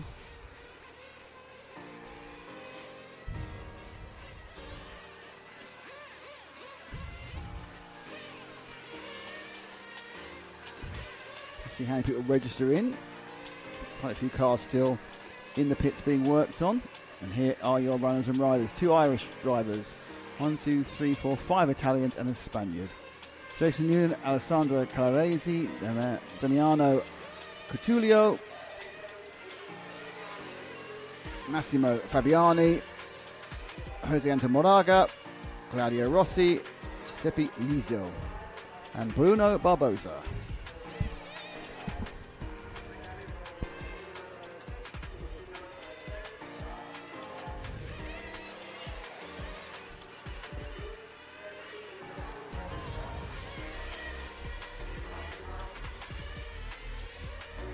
Just remind you of the process. This is the 1/16 finals. Tomorrow we have the 1/18.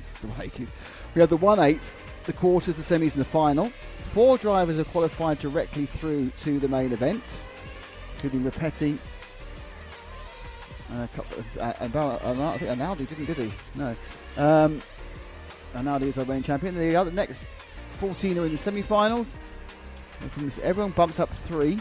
So 3 will bump up from this one to the next one to join the 1/8 finals. Now, there is also a last chance qualifier. That's a new thing for the Nitro class, a last chance qualifier. So there'll be 11 cars in the final.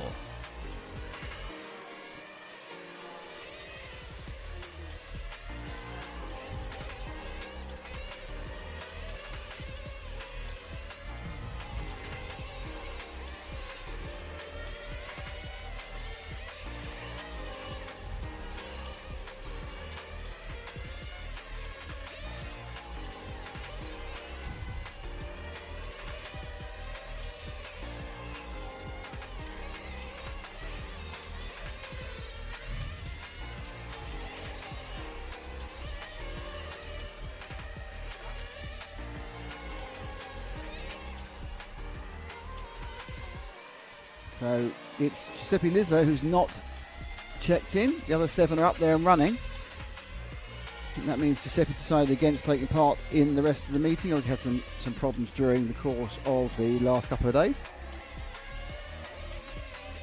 My guess is, I think we did see one of the cars absolutely destroyed earlier on, so it may have been it's his car. Because half the engine, half the car was falling off, was hanging off the other half.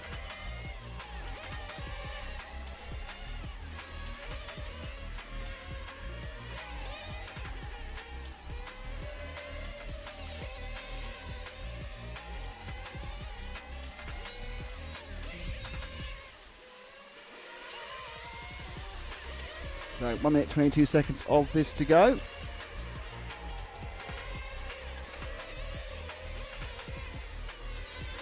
GT 1/16 B final. So 2 finals tonight now that we know of.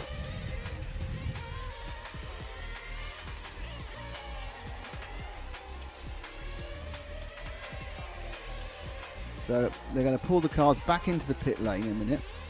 They will then be walked out to the starting position, the other side of the track. I'm not really sure how the people do it, how the mechanics are going to get back, to be honest, because it's a pretty intense round and round track. And they've got 16 seconds left. The flag man is walking out now. And you can just see the flag there. He's flagging them in. So let's say goodbye to background music. I'm not allowed to mention that, of course. Anyway, okay, right. Getting ready for the first actual race of the meeting. And they are walking them out straight away. Behind the red flag man. Almost like driving a car in the UK in the 1890s. You had to go up behind a red flag man walking ahead of you so you didn't scare the horses.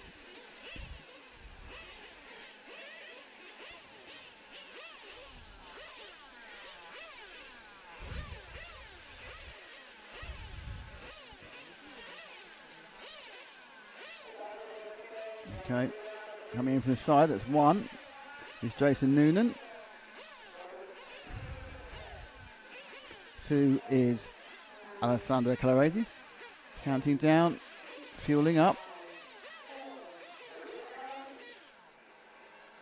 No, position 3 actually, so Coutinho wasn't there. So there's a couple more. I don't think another car, we lost a car in the warm-up.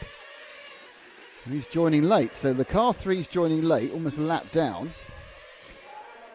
The mechanics run round the edge, and off we go. So that's a lap down, that pink car on the outside there, I think. And here they go, and the early leader is Noonan. So Jason Noonan takes the early lead. Don't forget 3 of these cars, I think 6 really running, well 7 are sort of running, but 3 of them will bump up. Cannot stop for fuel in the first 7 minutes. So Noonan leads from Alessandro Calaresi. Calaresi in the white car behind this pink car from the Irishman. And while we're talking about Irishmen, just like to wish a very happy birthday to Rory Ottey. He's 7 today. He's the son of one of the Irish mechanics. So Rory, hope you're having a great day. And I have been told one day this will be you. You'll be out and doing international RC racing. Happy birthday to Rory, 7 today. So looking now at the battle for 2nd and 3rd. And 4th, of course. Currently both these are bumping up. So it's Calaresi from Fabiani. Fabiani in the yellow. And then behind him is Jose Anton from Spain. And that's your 3rd and 4th battle. Now, we were very early in the race. But that is your 3rd and 4th battle.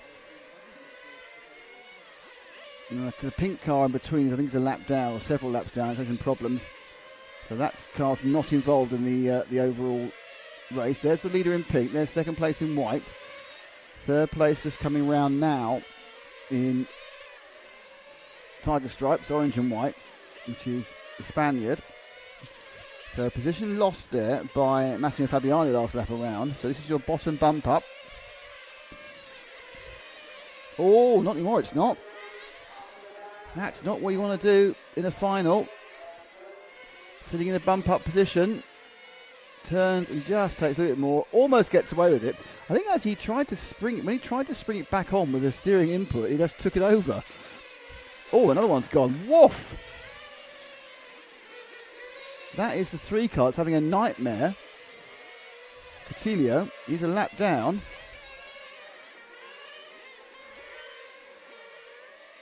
Oh. There you go. Blimey. So, Noonan leading by about 7 seconds. So at this point, he needs to start managing. He's just gone past the man who was in 3rd. Anton, who's obviously losing a bit all the time. Fabiani up to 2nd. Anton now 3rd again. Calaresi's got an issue, I think, with the 2 car. He's in 4th. No, Alessandro Calaresi in the 2's missing. So, not sure he's just very late. Just, I wonder I might have missed a lap actually with a 36.4. That could be an issue late moving on. Calaresi may be a lap missed here.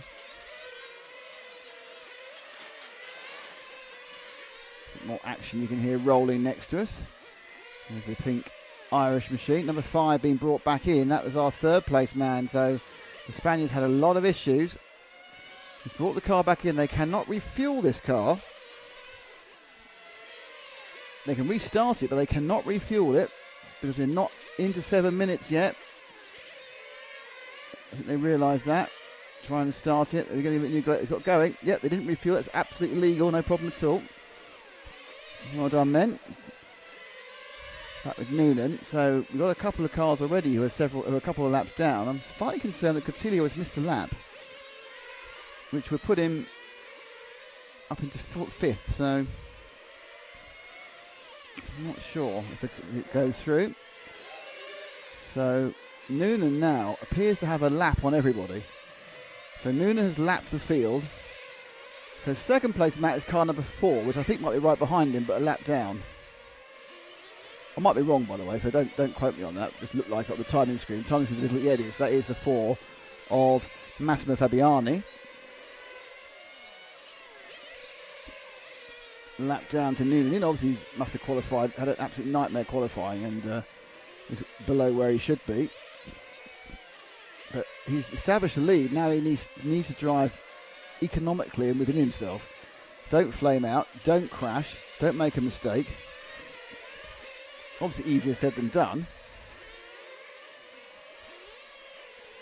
5 minutes 20 gone.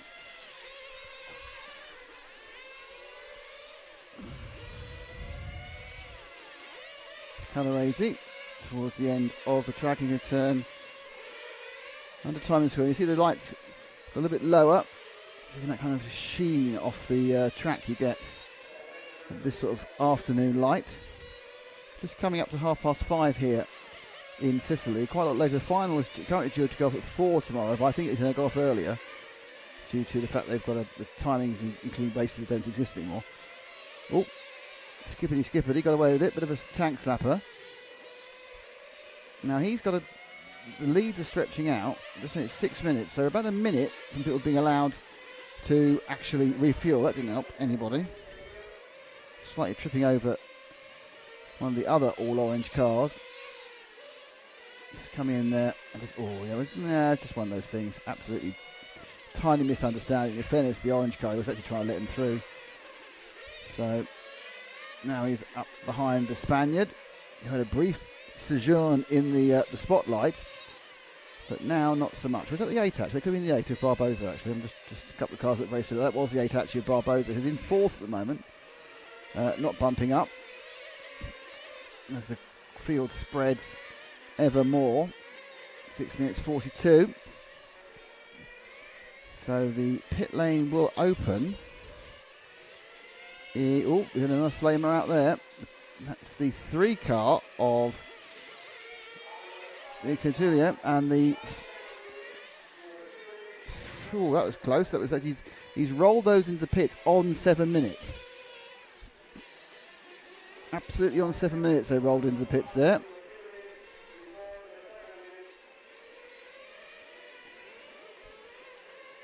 I think they may have been a bit early. I think Noonan may have been a tiny bit early.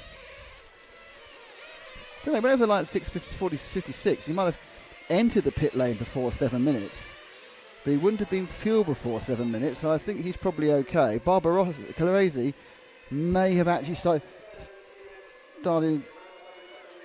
Alessandro Calarese may have come in too early, which would mean he'd then get into it.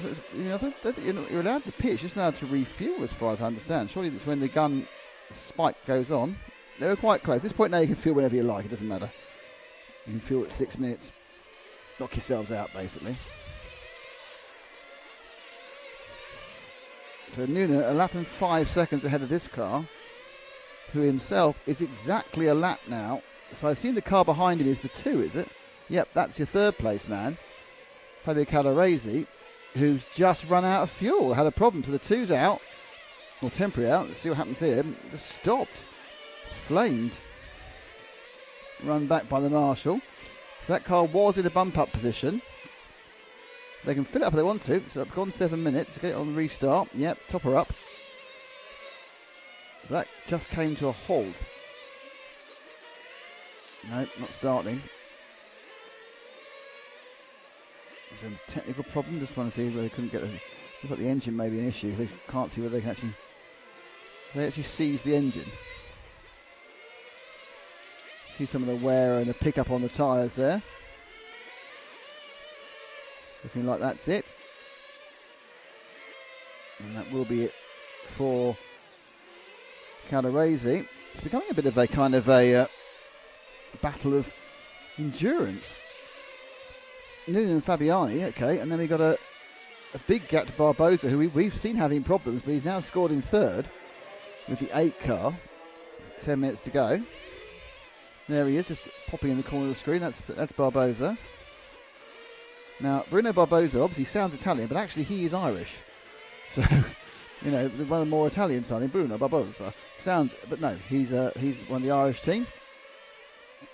And currently bumping up. Despite being 2.5 laps behind the leader. But you have to get to the end. And Alessandro Calabrese. I'm not sure if Coutinho's still running, but he's lost some time.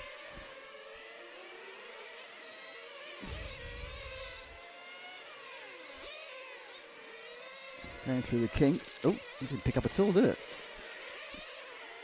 Accelerating hard down the straight.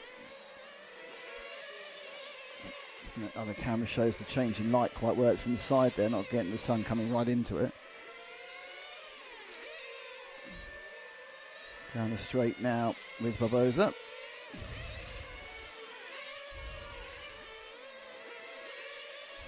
Over halfway now. Newman's lead. Actually just dropped off the lap. There's no longer a lap ahead. Massimo Fabiani putting in some decent speed. Number 6 now in trouble. And that's the car that was in 4th of Claudio Rossi. He's now got an issue, being run back into the pits. Oh, he knew he was 4th, he knew he had a chance. What's going on there down below, Matt? Firing up, they're allowed to fuel it up again now. Will it restart? Yep, she's running, and off she goes. Now, it really depends whether he ran out, whether he stopped, which side of the timing being. No, he's lost a lap or 2 laps. I think he's actually got away with that one. 43 seconds. Yeah, he's lost a lap effectively in that one. But I think he's still got scored over the line, so that was not too bad. He's done 35 laps now. Camille Coutinho 36. Oh dear, oh dear, oh dear. That's not what you want to do when you're trying to come back. Just got it all wrong there, didn't he?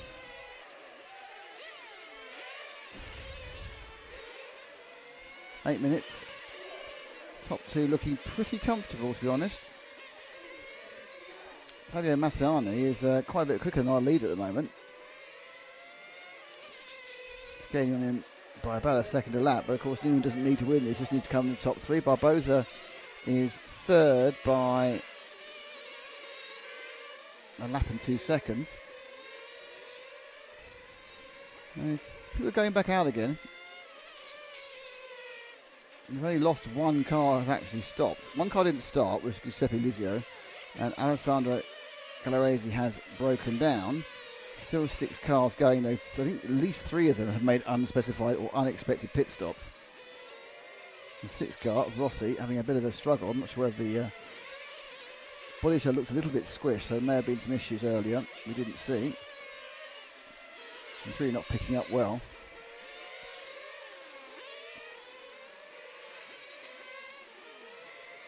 So 3rd and 4th are now split by almost exactly a lap, and the problem is the person in 4th is the person who I think has missed a lap.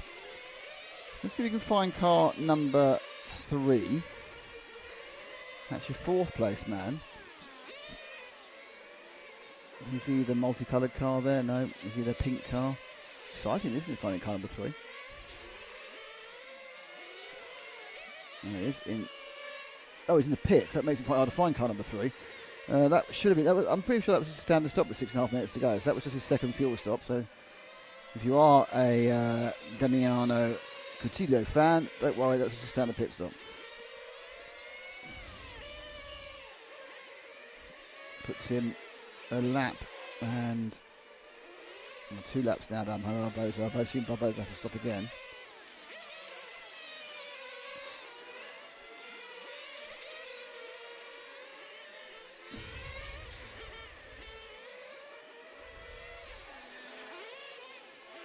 So Massimo Fabiani actually kind of gaining relatively quickly on our leader. I think it might be because he hasn't made his 2nd stop yet. So with 15 minutes gone, I think he probably has. Ooh. And this going round multiple coloured car. That is back the 3 back running again. Chilio.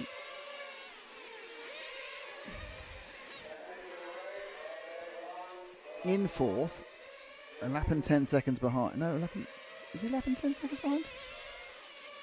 No, he's not. He's 2 seconds not a lap behind. So he's about 15 seconds back from Barbosa. Fabiani He's really just putting in some quite good time. Can you find car 4? He's in second and may actually take the lead because there's nothing else that's happening on the track that's close. I think so. That's not the 4. Where's the 4? Right, so that's the 4.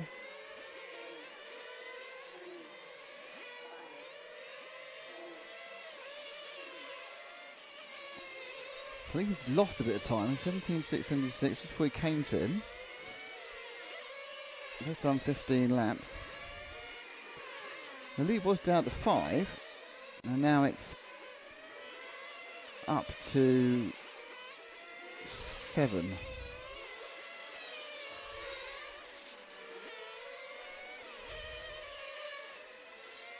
So Massimo, I mean, obviously the battle between 3rd and 4th, but they're a lap apart at the moment.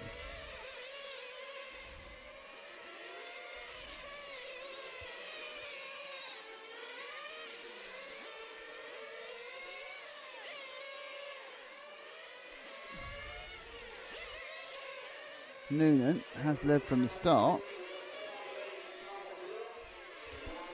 A bit of no man's land now, of course. They haven't run this long on a set of tyres before. 16.5 minutes. 16 minutes and change. That 4 car. Fuel to the end.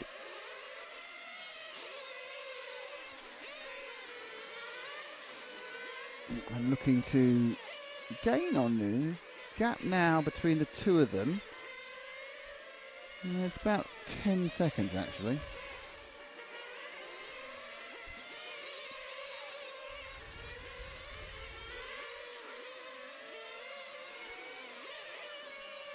Let's give a bit of love to our leader, car number 1, Matt. It's the orange car. Is it orange? Or is he pink? Can't remember, it's so long ago. Haven't seen him for so long. There he is, he's pink. So Noonan, not really pushing the lap time. He's put it mile. That was a 19 something. He just obviously knows where he is qualifying wise. You don't need to go near any apex. You just drive around the middle of the track for the next just shy of 3 minutes. And that'll be at least one Irishman through. There's a good chance that Bruno will get through and have 2 Irishmen come through and qualify to tomorrow, a whole different day. He went off super fast and he's kind of then got a lap ahead and absolutely moderated it from then. It's the old Alain Prost idiom to win the race in the slowest possible time. And he's letting himself be unlapped by people. I don't think that's an issue with the car. It's just an issue with clever driving. He's just not getting in the way of anyone. Just wondering whether I don't know though. The car's not looking. It's looking quite slow. The lap times aren't telling me it's slow. It just looked a bit slow. And yeah, they actually lost the lead that lap. That yellow car flashing by him took the lead from him, from Noonan. So Noonan's now not leading anymore. Interestingly, I don't know where the car's gone off massively. That yellow car just out. So that is now he's in second. And Massimo was 3 seconds faster in that lap, but Noonan, the last time around, it was the same. So I think this is what's called conservative driving 101. Absolutely not risking anything, knowing he's got the bump. He's 2 laps ahead of, or best part of 2 laps ahead of Barbosa in third.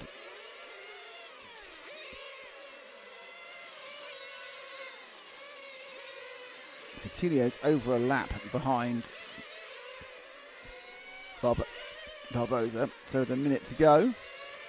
He's your second place man, playing it very safe, high 17s. Best lap he had is a 16.6. He's running a second to 2 seconds off that pace. That was a little mistake, but he got away with it. So, as is what we have to do, because it's a final, let's go and see if we find our third place man, who might do something remarkable, which is car number 8 for the last 40 seconds. Is that in behind him? Is it right behind with car 8? The colour, so that is Bruno Barbosa, who is trying to unlap himself, trying to get to the end, and trying to bump up as well and make it two of the guys from the club just south of Dublin. I think I don't know if it's south, on the coast near Dublin, getting through to tomorrow and qualifying for finals main day and the 8th final. And Noonan, who's now scored back in the lead again. I've got no idea why. I assume because there was a mistake or a refuel needed by Massimo Fabiani. Yeah, Massimo had a very long lap there. Again, slightly concerning if he missed a lap because his lap time was almost exactly what 2 laps would be, 35.935. So I get a feeling this might get slightly revised. No, because Fabiani's now missing entirely. So Fabiani's gone. Okay, so this is got very exciting now as it finished because Barbosa took Fabiani. Fabiani had a problem at the end. I think has still made it. And he has. So Barbosa gets to second. So it's a 1-2 for Ireland. Jason Noonan wins. Bruno Barbosa comes second. And Massimo Fabiani bumps up despite not running at the end of the race and losing a huge amount of time over the last 2 laps. Actually, I think he was just running at the end of the race after 2 very difficult laps. Fourth was Damiano Cotullo, and then Jose Anton Morgana, and then Claudio Rossi, Alessandro Calaresi, and Giuseppe Lizio did not start. So, all in all, quite a good day for the Republic of Ireland. They have 2 of their drivers bumping up.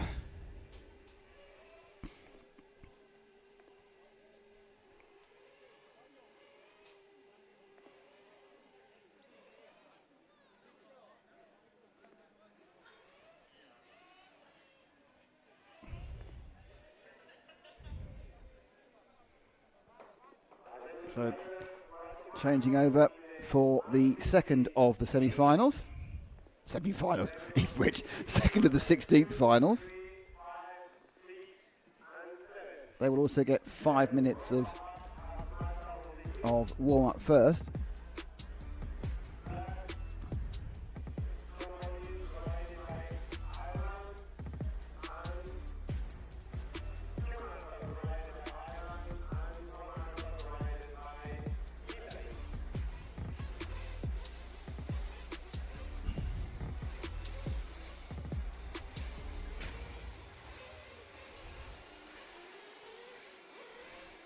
I'm saying pleased with the pit lane view. Good to see.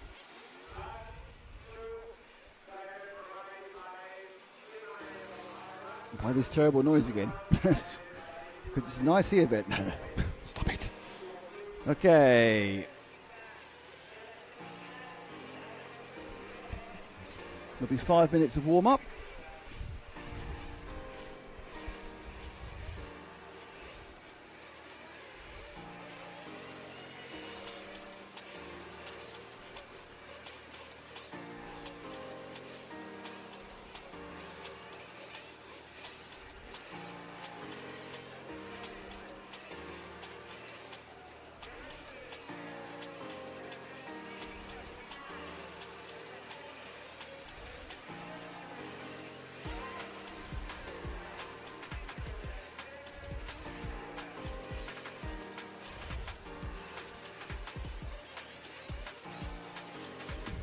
Checks.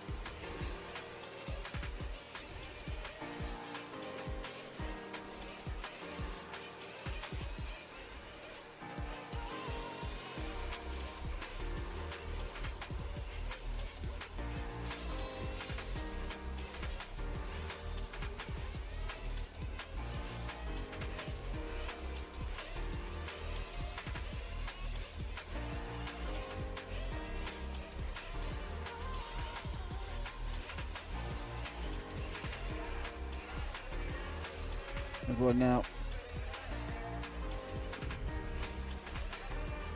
This is Young. 1:15 Saturday morning here in Australia. Oh, yeah, absolutely. Please get some rest.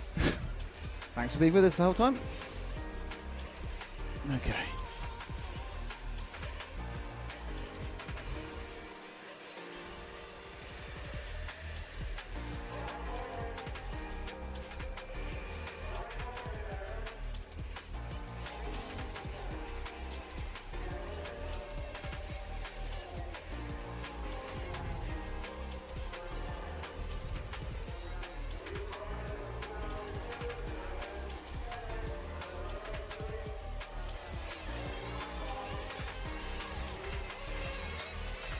So the countdown down to 2.5 minutes. And here's your runners and riders. It's Miguel Acosta in 1, Emmanuel Silvestri in 2, they're both from Spain, Miguel Acosta, Emmanuel Silvestri from Italy, Gilles Tavada from France, Pasquale Malfalconi from Italy, Stephen O'Connor from Ireland, Angelo Vicini from Italy, who hasn't checked in yet, Svetilic Sanjin from Croatia, Emmanuel Greco from Italy, and John Kosopoulos from Greece. So we've got Greece, Ireland, Italy, Croatia, Spain and France. So that's pretty much a European Championship there in one race. But this actually, of course, is the 16A.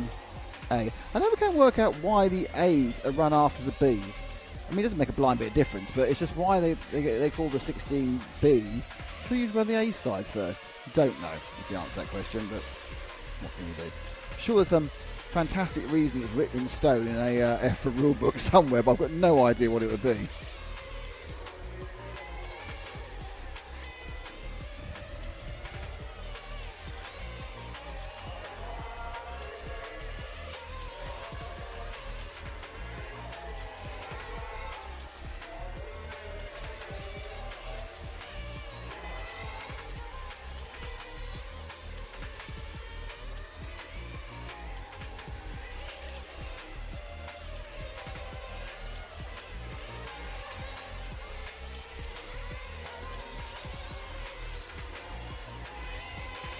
Beautiful blue skies, as you can see here in Sicily.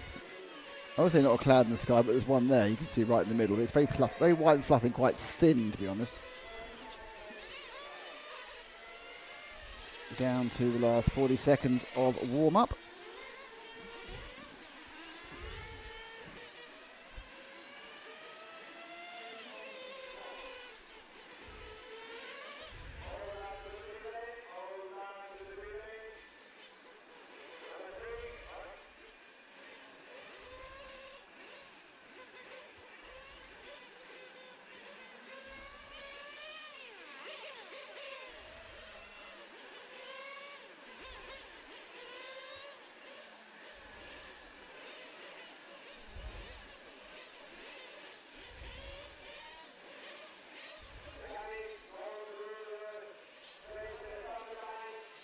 No problem for the 3. No, that's not a problem. He walked out. Wasn't a problem at all. Doing what he ought to do, the 3, walking himself out. Okay, car's now moving out to the grid.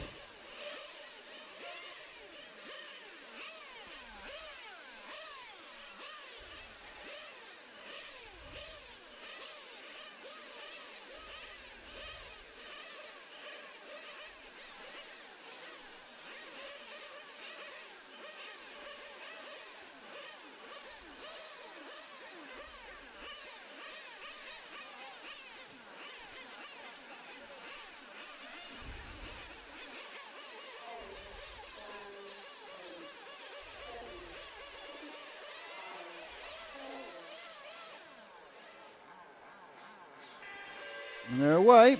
1, 2, 3, 4, 5, 7 cars starting.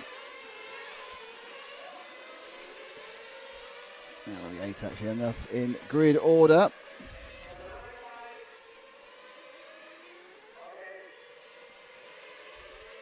So Miguel Acosta takes the lead. He didn't get a start from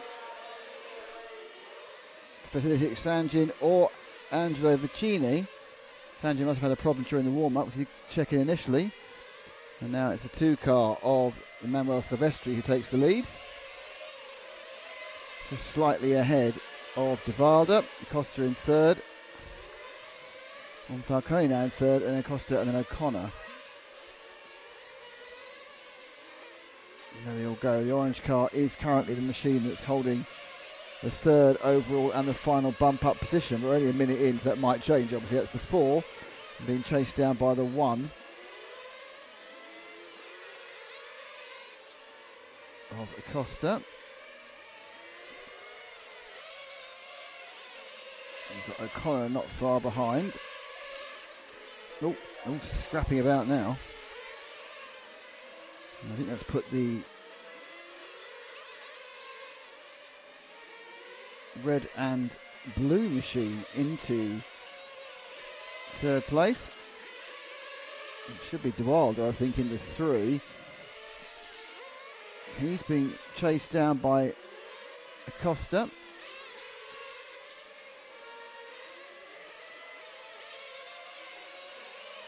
Am I out one? Am I out one? 2-car lead. 2, 3, 4. Oh yeah, Connor's a bit far off the back in 5th at the moment, but as we saw from the first heat, getting to the finish is going to be a major challenge for some of these teams. Just 7 running. Actually the Croatian Sanjin's got himself going again, so that's good. Must have just a problem at the start. So 8 of the 9 cars are running. This car's running in 2nd. Or is it 3? That's the 4, so that is 2nd. So yeah, so that's the 3rd place man there in the red and the blue. That's De Wilder. Gilles from France. Everyone needs to take it a bit calm, I think, in his first 7 minutes. It's very exciting and you don't really push it, but you don't forget you have about 7 minutes for the first stop. So when it counts down to 13 on the side, that's where you need to do it.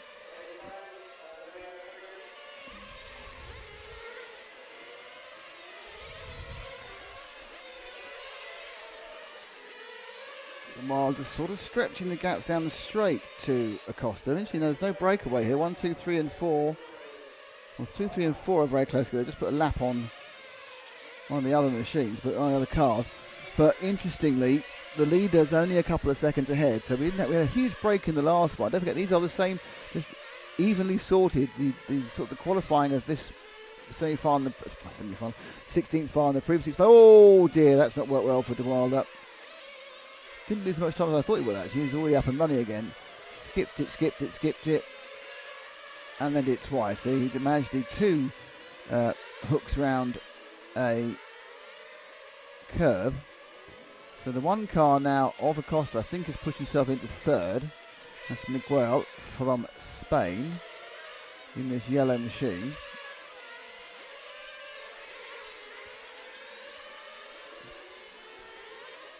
1/8 GT8 cars. They do have a 2-speed gearbox in them. It's pity you can't hear them changing gear. It's quite fun when you can hear the 1/8 cars changing gear. I think it's more because A, there's a general cacophony, and B, I think it's because it's a much smaller difference in the 2 ratios. It's a very small track. It's a very small straight to the track.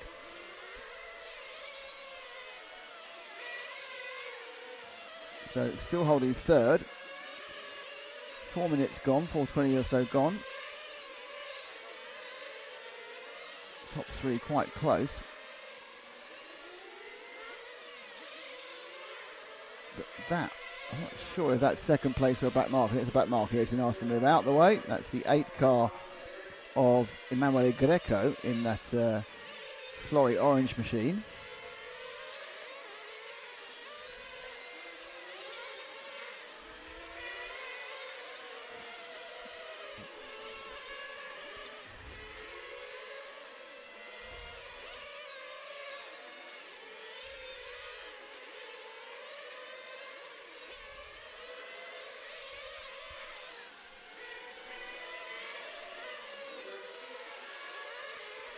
So 1 is still Emmanuel Silvestri. Got a lead of about 3 seconds from Miguel Acosta. Then it's Pasquale Malfacone and then Stephen O'Connor in 4th. Gilles De Wilder has dropped back a little bit, but not out of contention entirely. Okay, we're getting to the important part of the race now, which is the 7-minute mark.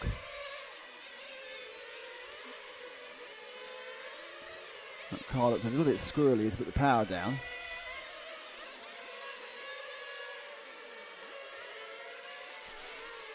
The orange number 4, this is Monfalcone in 3rd. We are at 6 minutes, so we're a minute from being able to take on a lovely slurp of nitro fuel. 16% of course. Last bump up is this position of Malfacone.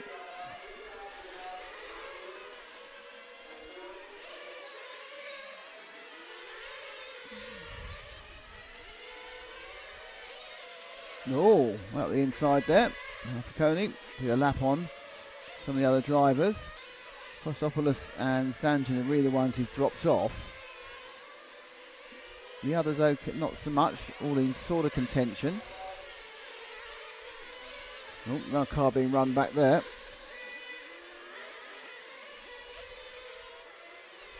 There they go. Okay, so we are now at 6:47.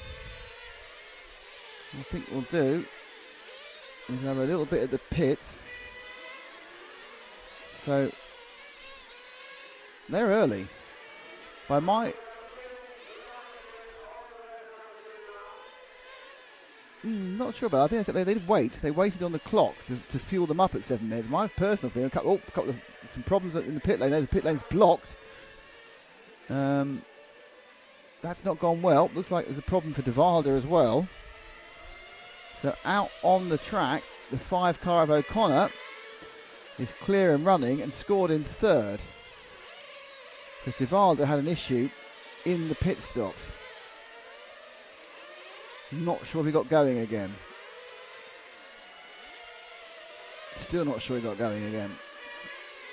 No, he didn't. So De Valder's dropped off this one, which means this man now, Stephen O'Connor, has picked up third place. He is a little bit behind, well, by a little bit over a lap behind Pasquale Malfanco. Yeah, De Valder's back on again. He spent a minute and 1 second. He had a flame out in the pit lane. It's been quite messy in the pits, actually. They were all kind of sitting there and waiting for the 7 minutes. Actually, they're prepared to sacrifice 2 or 3 seconds, just waiting for the 7 minutes before they put their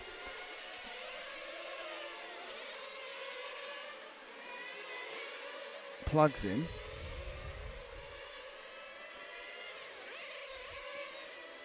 So O'Connor from Ireland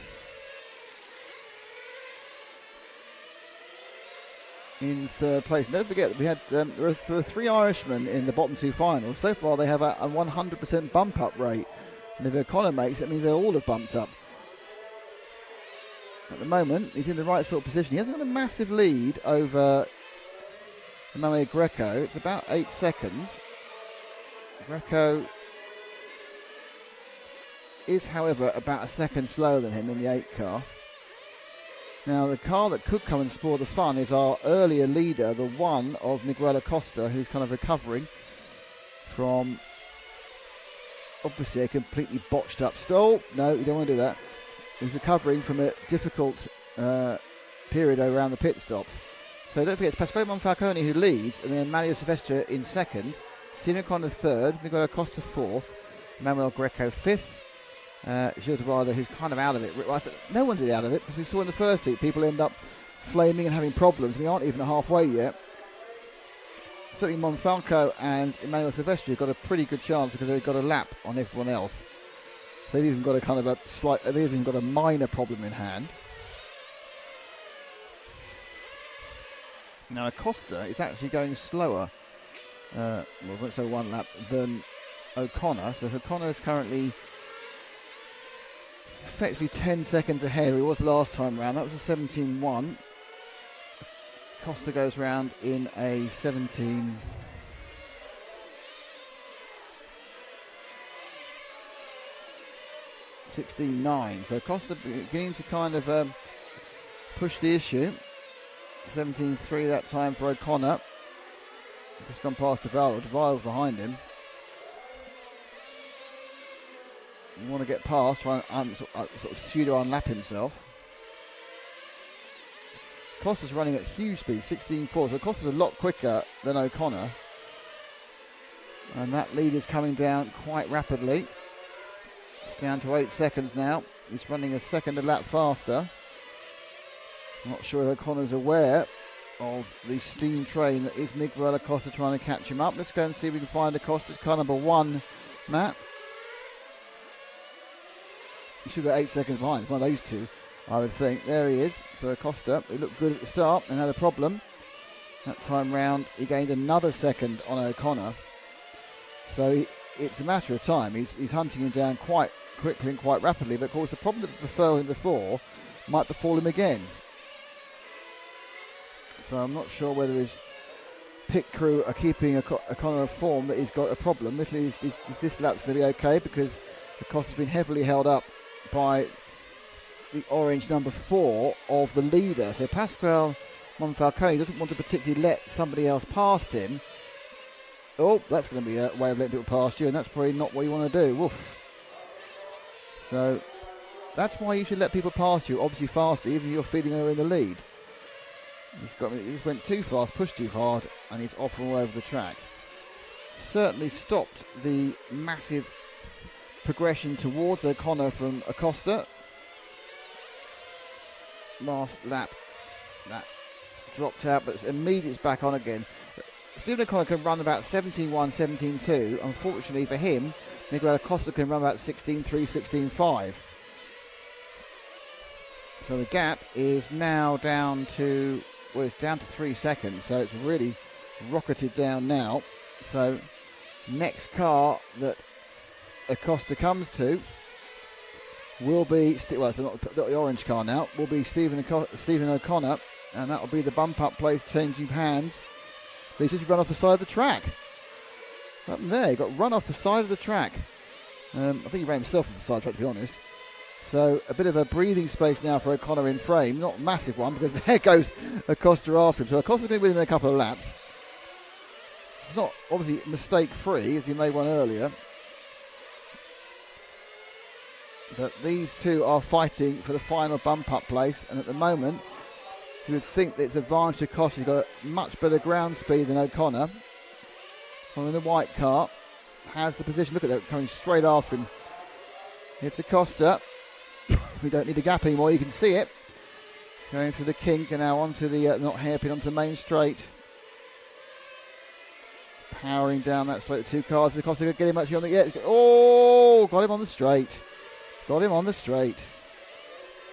Came down the straight, just had enough power up the inside there.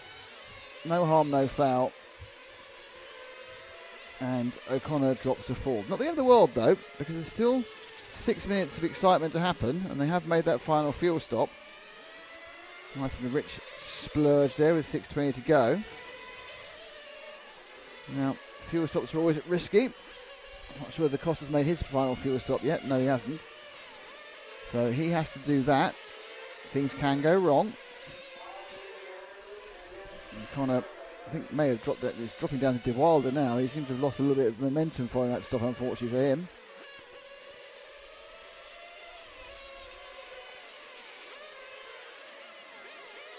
Yeah, it's not. I'm not sure his car's running that cleanly now. In fact, I'm absolutely sure his car's not running particularly clean. Oh, that's sad for Stephen. No one's quite sure what the issue is. Have a look around, see if they can find out what it is. It's all running really well, but if it wasn't, try again with something. Nope. And that may well be the end of car number 5's challenge for a bump up. I assume he's now dropped down to 6th or 7th, but he will continue. Okay, it's the leader behind him. Car looks terribly rich, actually. It's the leader behind him. So let's go and see where are we at now. So Acosta, it's now to Wilder is in 4th in the car number 3. But he's a long way in 4th, to be honest.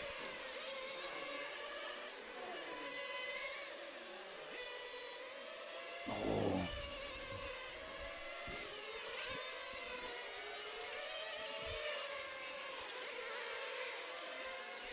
So he's over a lap down on Acosta in 3rd. He's a lap and 11 seconds because he had his own 1 minute pit stop. So without that, De Wilder would be happy to qualify by quite an easy amount.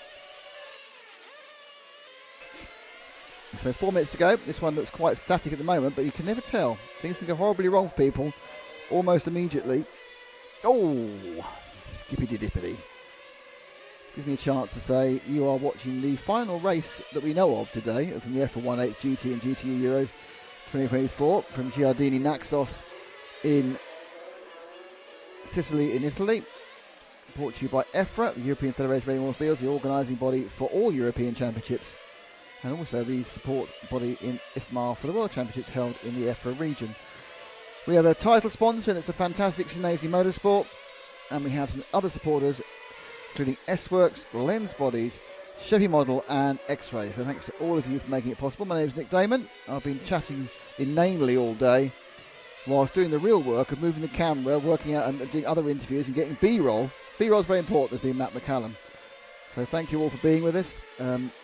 I will give you I think we're back about 8:30 tomorrow, but you will need to check your listings or Facebook because I think there's going to be another issue of the timetable tonight because the timetable currently is definitely wrong. It doesn't mean they're going to start any earlier or any later, but the timetable currently is wrong and needs to be adjusted because it's saying there's 4 electric finals. Tomorrow we have the 8th finals, the quarterfinals, the semi-finals, the last chance final, and the main final in IC, and all of the electric mains, and there's an A, B, and C, get 3-legged finals. So lots and lots and lots of racing for you today. Tomorrow even. Starting quite early, finals day for the GT8 and GT8 E finals. So 2.5 minutes to go. In fairness to De Wilde, he's really caught up Acosta. Not sure what happened to Acosta. Acosta's lead has dropped down to less than about 13 seconds. I think possibly what happened is Acosta's gone very conservative on fuel and taken another stop. He's 13 seconds ahead. Lap times are absolutely fine for Acosta. He's also had another pit stop whilst we were chatting about tomorrow. No, he's not. He's broken down. Acosta's broken down. So that is the end of the third place bump up for Acosta. I'm not sure we can get the thing going again. Do you want to bother? Shall we? Could do. No. So that's De Wilde, who we're following, is going to pick up. I get the body clips off for some reason. It looks like De Wilde is in about a few seconds' time. He's going to pick up the final bump up slot. Whilst we weren't watching, O'Connor's retired. So there's your final. He was going round, just completing laps. This is despite him having a 1 and 6 second pit stop, De Wilde. This goes to show in these lower finals, just keep turning laps. Just keep turning laps. Okay. I've just been informed that this is not the last race of the day. We will have the mechanics race after this. The mechanics race is going to be the last race of the day. So we have one more race today, the mechanics race, coming up hopefully immediately afterwards. Don't tune away. This mechanics race features 2 world champions. And it also features no marshals and 15 minutes of chaos. So that is the mechanics race that's coming up now after this one. So this is not the last race today. Do not go anywhere. The mechanics race has been rescheduled for next. So we have more racing, surprising everyone, including me. As I said, this timetable is quite fluidly flexible, but we are getting the events in. So the mechanics race will be next out.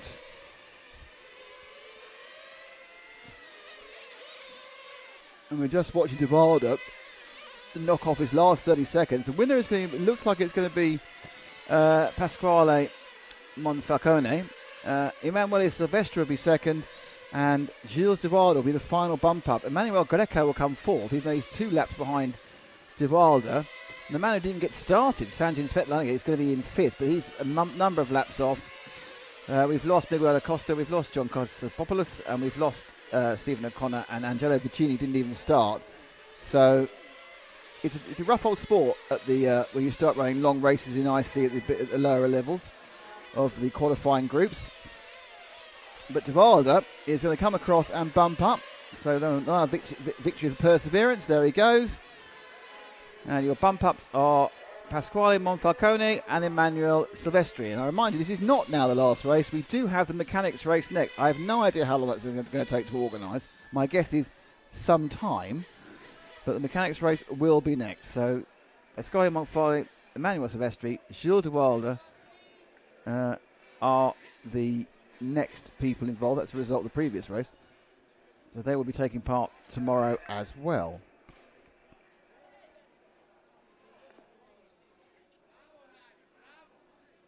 Is Daniel Lazy racing the mechanics? Yes, he is. He is, absolutely.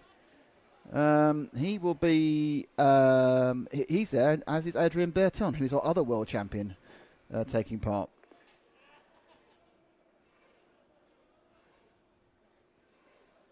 So it's 3 who bump up. This is the main thing. I'm just answering questions now. Okay, so we now need to find out how long this is going to take. They are quite good at delays, to be honest. Probably shouldn't say that. There we see the cars that the cars aren't coming out. So the mechanics race is going to run next. Hello from Australia. Hello BMX man. I assume it's very, very late out there. What if Matt's coming to see me? Should wait to see about this next one. We got stuff to do this evening. This extra final was like, pff, great. Man on phone, always good to see. I'm going to upset some people now by putting the background music on again. 12 a.m. Oh, it's midnight over in Australia and that part of it. That's not very far ahead of us. Where about that must be Perth. It's only midnight.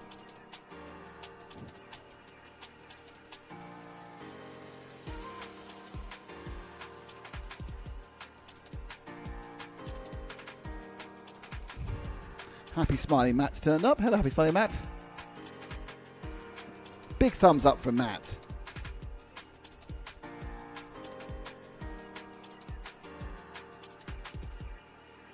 So we had we're doing a thing called what's the radio item called? Mic'd Up. So we're doing Mic'd Up. So we should get quite a good story from this. We mic'd up Stephen O'Connor, who started slowly and then got into bump up, and then bump up radio, then he's been caught up and then broke down. He got everything in one race, apart from actually succeeding. Don't start that. That's not the curse of Mic'd Up. Hmm?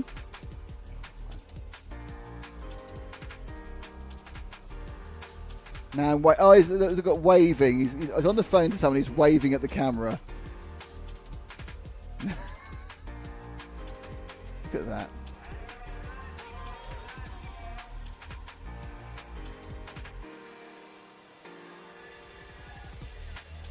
Don't know if any of you are leaving. Loads to go.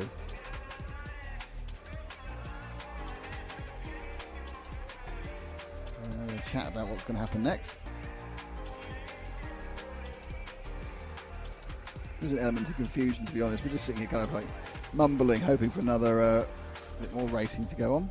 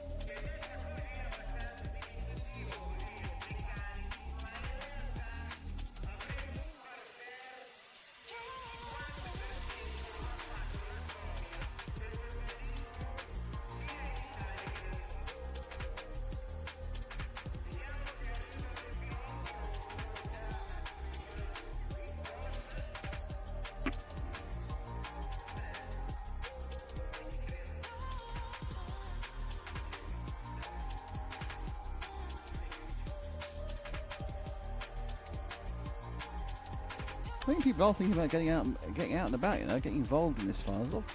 Looking at stuff going on. You can see there in the corner there.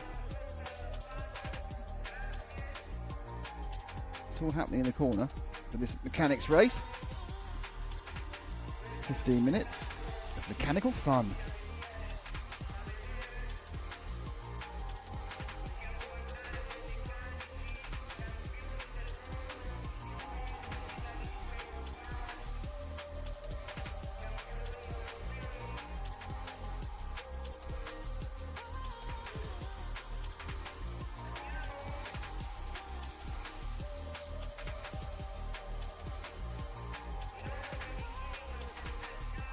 Oh, the names are up for the final. 14 of them. Adrian Burton in 1. Daniel Lazy in 2. Fabio Donin in 3. Michele Banuzzi in 4. Salvatore Shepis in 5. Roberto Catanzani in 6. Giovanni Crea in 7, Paolo D'Angelo in 8, Patrizio Rossi. Oh, Patrizio Rossi, blimey, that's Patrizio Rossi, that's impressive. 9. Darren Mantis in 10, Max Mercanti in 11, Angelo Parisi in 12, Roland Riegler in 13, and Daniel Nokenti. I know Roland is the Austrian engineer. Darren is obviously for the Irish team. Adrian Berton is Corsa-Tech. Daniel Lazy is for a Lazy Tuned, and they're, of course, both world champions, which is quite a nice thing to have. 2 of the previous world champions knocking about. I'm not overly sure where the cars are going to hit the pit. They're all driving their sort of cars of their team, so this could go well. Could go well, might not go well.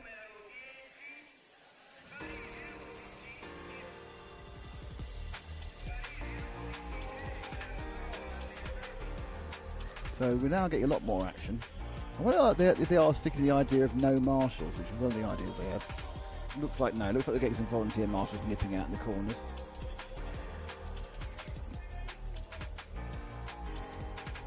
A final one. You're thinking, oh, I've got it's the A final one. This is A final one for the mechanics race. This is not the A final one for any other part of the event whatsoever. Just the A final one for the mechanics race. Senesi Motorsport, our title sponsor. Thank you.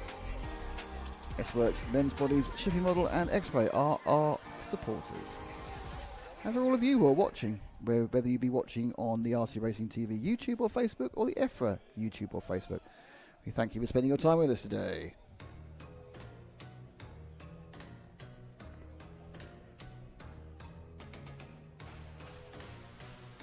No, they're going for marshals. They've backed out of the no marshals concept.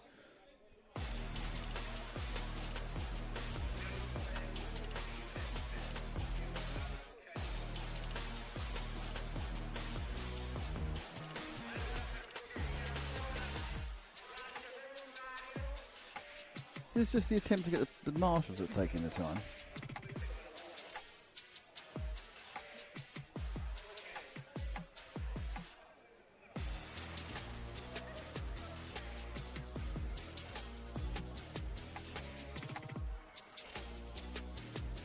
Oh, there's actually a car on the table there.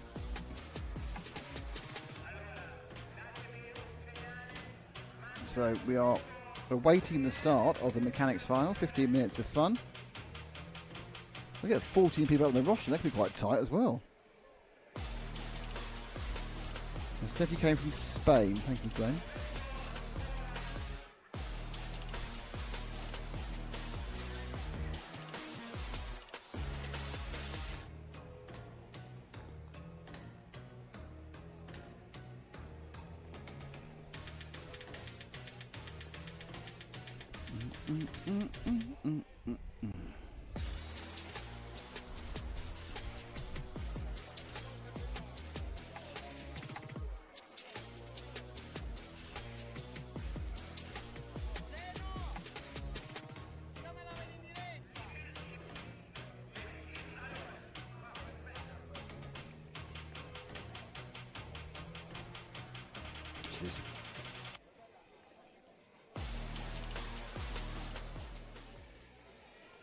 Engine starting somewhere. Still not a lot of people up on the rostrum as such. Some unnecessary cheering as well.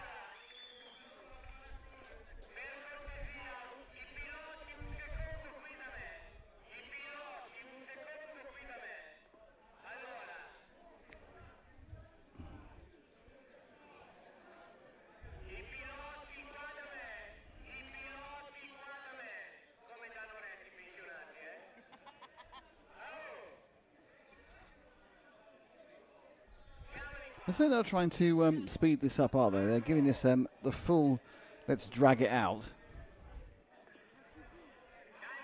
There will be a race in a minute.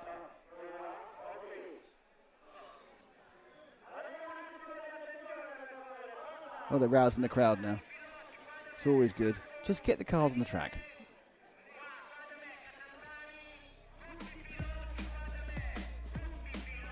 Matt.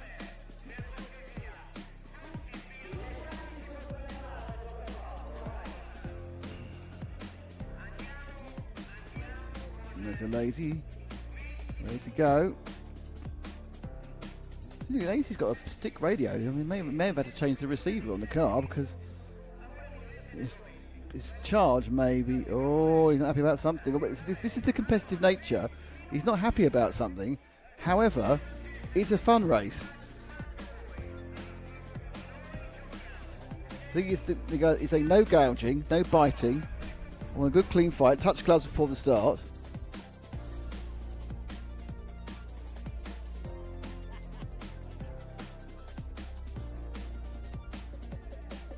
Certainly some way of using up half an hour of your time, isn't it?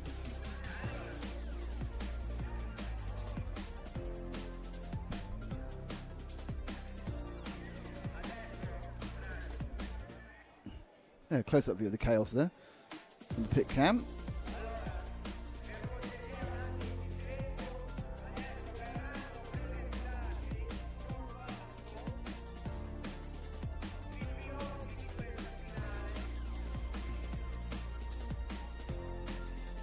Everyone claiming their slot in the pit lane.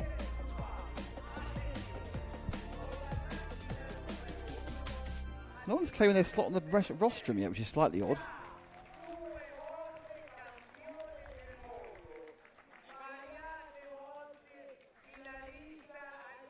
If there's any indication of how long it's going to take to get the main final underway tomorrow, could be here till Monday.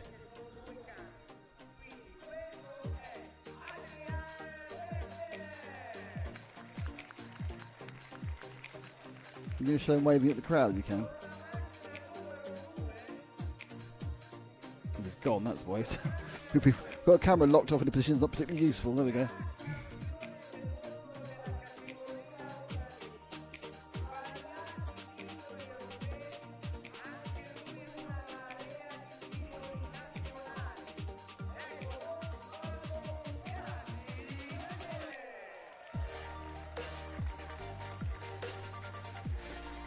There's a real kind of they really had decided to make this some form of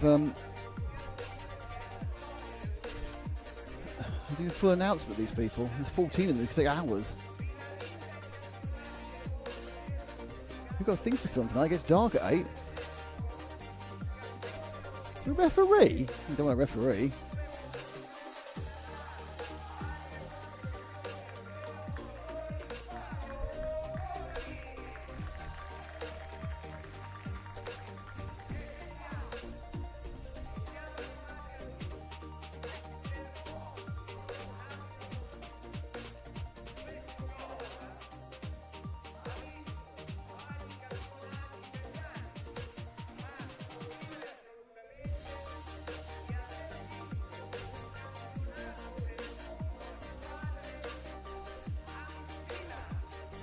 This is taking too long. They're giving it the announcements that are longer than Scotty Ernst when he reads out every single minute sponsor for somebody. With his servos, with his speed controller, with his tyres, with his hat.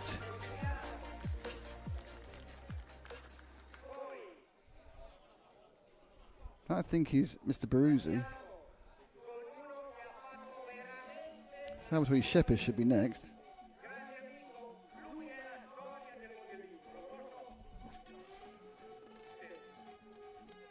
This is Fito doing the announcement because he's absolutely building his part beyond the level it needs to be.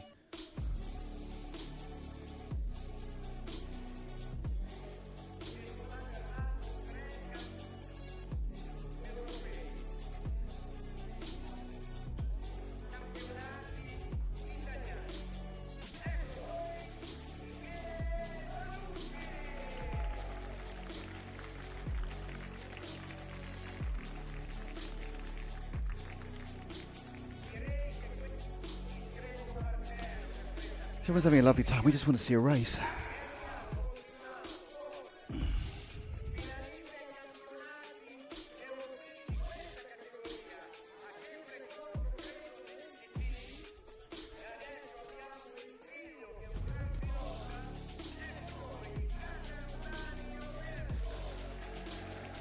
Roberto Catanzani. Who smiles now? When they wrap the car around a tree, it won't be.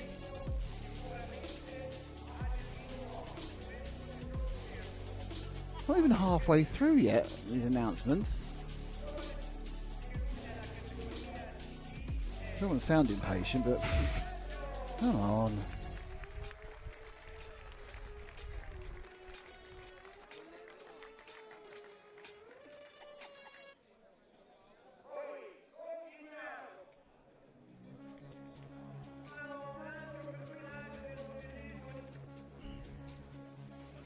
None of these guys have any practice, by the way. They're literally going into this cold. I mean, some of them may have practiced historically, but they haven't actually practiced this week. Adrian gets his headset, so this is quite impressive. They probably haven't actually turned any laps at this track. So it's not like all the mechanics are turning up and going, oh yeah, we did 4 days previously. This is the first time they've been on the circuit. Certainly for a week, if not forever.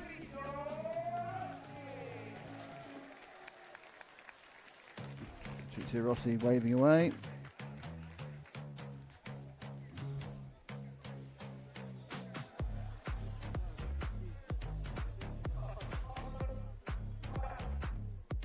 No, I think the microphone's failing. Overwork. Give the microphone up. Please just give the whole thing up. Just get the race on.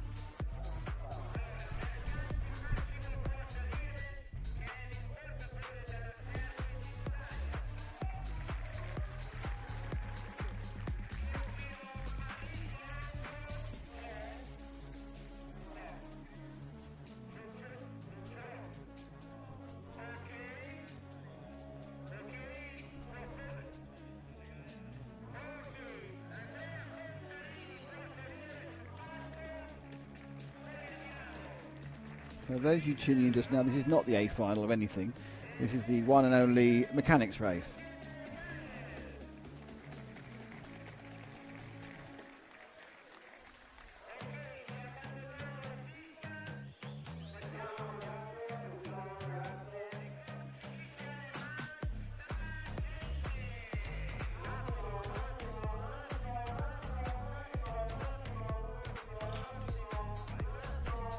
Right, so by saying Massimo the whole time.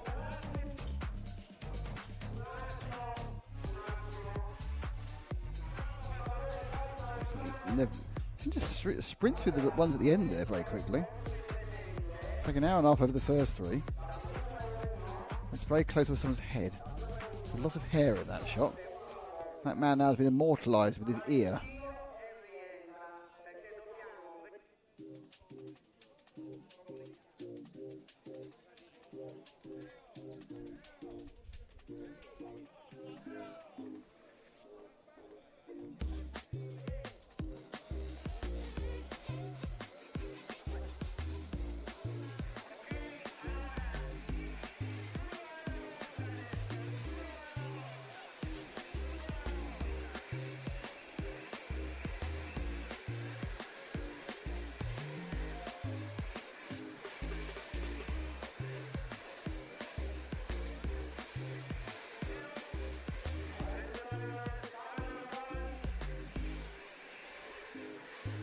Engines are running. The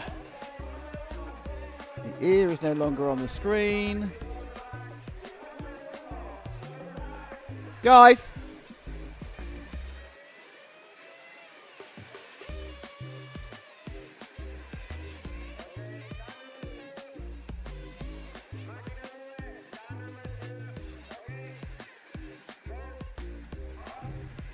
So they all come from no country. Adrian Berton, Daniele Alesi, Fabio Domanin, Michel Baruzzi, Salvatore Shepis, Roberto Cantanzini, Giovanni Crea, Paco D'Angelo, Patrizio Rossi, Darren Mattis, Max McEntee. Oh, that's quite good. We've got some unidentified transponders. That's always good fun.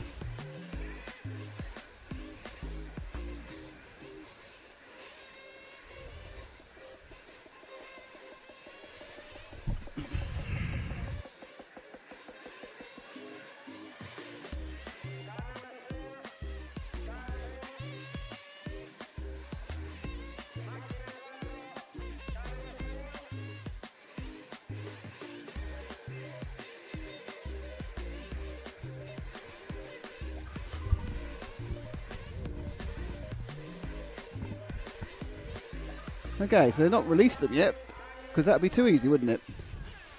This should be fun. Oh, I see what they're doing. They're registering they're registering the transponders. That's what they're doing. That's quite clever. Okay, they're running a lap to register the transponders.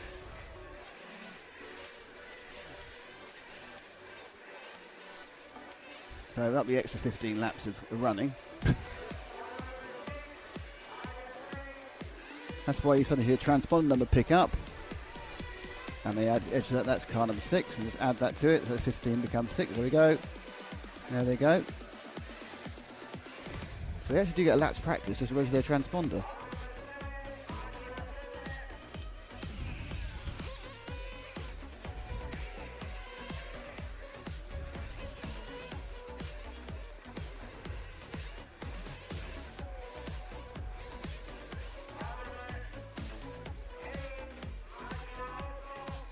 Car number 7 doesn't look massively confident about driving the car.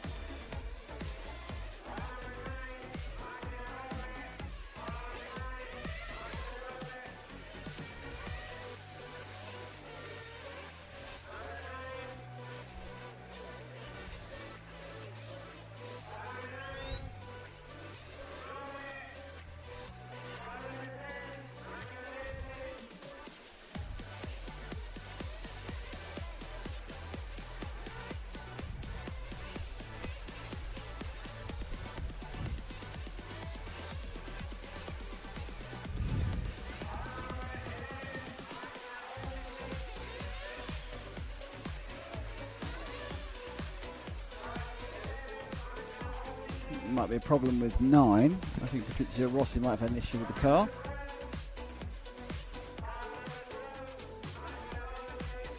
There's a problem with Max McCanty's car as well. So I'm not sure the cars aren't there or whether they've had some issues with them. Just getting them rolling. Bit of work being done there, you can see on the cars towards the front of the grid. That is the 9, or is it the 6? Who knows?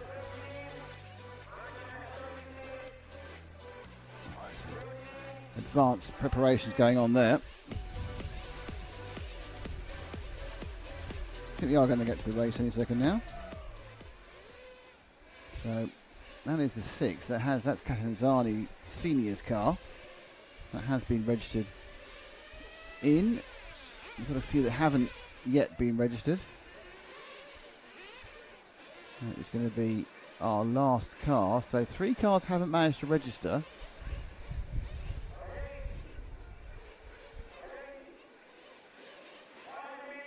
And now they get a practice. And a 5-minute practice.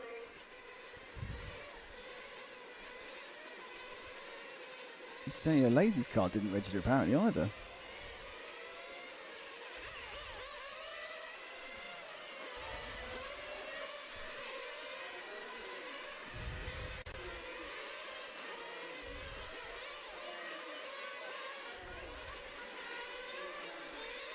Now we picked up another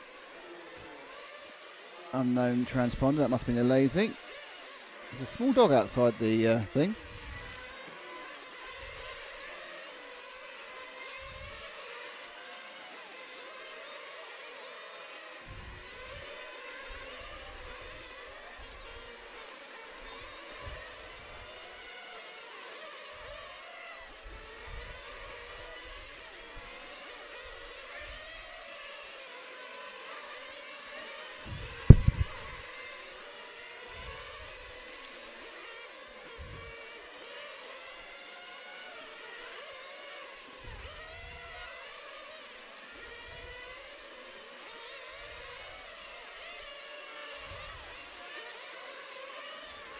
Oh, there's an accident just in front of us.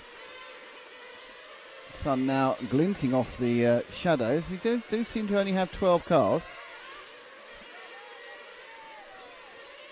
Countdown 3:49. That is Daniel Lazy. Obviously, regularly races. So probably the favourite going into this. Adrian Berton does race sometimes. Oh.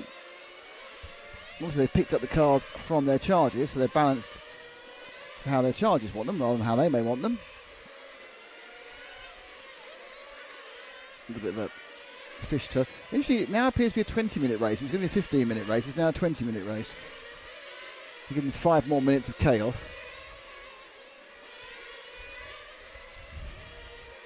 Got 2 more unattributed transponders. It's probably a couple of cars got going again. They're going to have to work out which one's which. Some very light movements there. Morganza.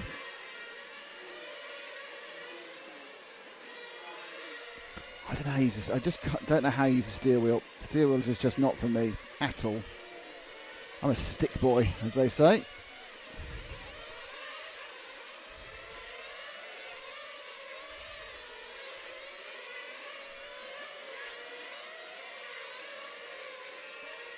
So fun in the sun for the mechanics. There's definitely 2 extra transponders turned up, so there should be 2 of those assessed to the drivers. Not sure that's going to happen.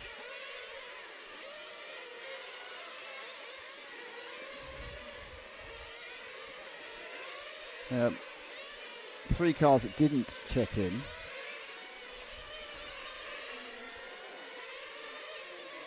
Lazy's also in a few problems. I don't know if the Lazy is checking in perfectly correctly each time.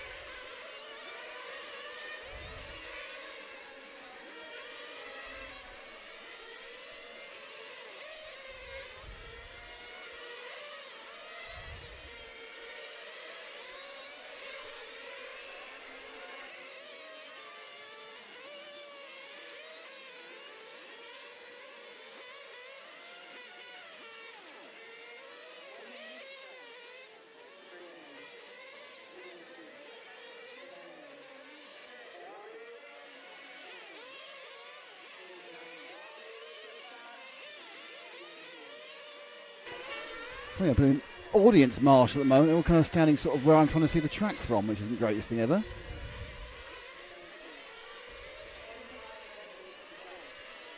Thankfully, there's only 40 seconds to go of warm-up to actually get to the race. Putting the cars back in again.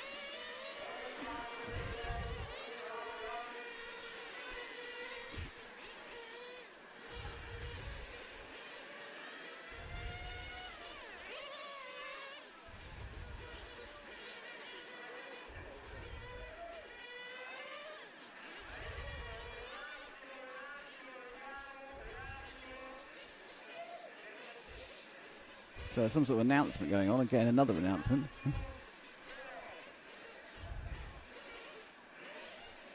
10-7 now. Who knows what's going to happen? This could be crazy. Crazy exciting. How much racing do you get to do? Says... and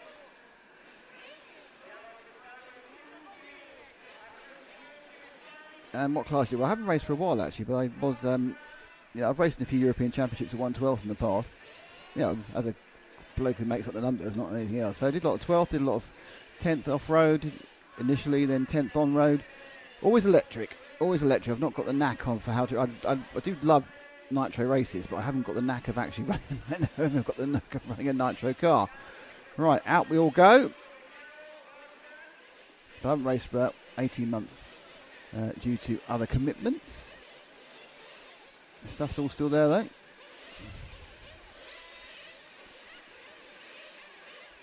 I'm slightly concerned that a unattributed transponder is going to win this race. But I assume that once they get rolling, they'll attribute those to the 2 of the 3 drivers who don't have a transponder.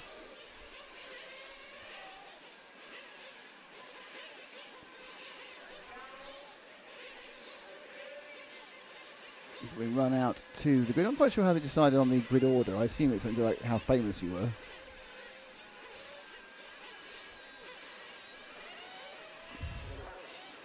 Okay, there's a lazy, and ahead of him will be Adrian. But I've no idea if the rules about lasting 7 minutes will count for this race. I assume not. Right, 20 minutes, what maybe chaos. Oh, fuel falling out of that, dripping out. Cars down. And away they go. All of them passing across the line. And in the lead, immediately, is one of the cars. I think it must be number 1. But that's going to almost change very, very wide. So remember, these guys have not had any practice either. And there's a battle already between Berton and Hilesi. Berton in the white machine, or majority white machine. The orange tail is Daniele Hilesi, and catching them up is Fabio Dominin. I also think was a national European champion a long time in the past as well. Of course, his sons now race and do very well indeed in Nitro classes. So, Adrien Berton, the world champion in the past in 1/10th IC. I think also the same thing goes for Hilesi as well, actually. And of course, Hilesi now makes World Championship engines, and Berton makes engines that nearly won the World Championship, so it's all the same sort of thing. And they're racing past lap traffic already on lap number 4, and Berton just didn't got past that blue car, which is number 13, which is, I think, Riegler. So we have one transponder number racing on its own. That's obviously needs to get sorted. So Adrian continues with a small lead over Hilesi.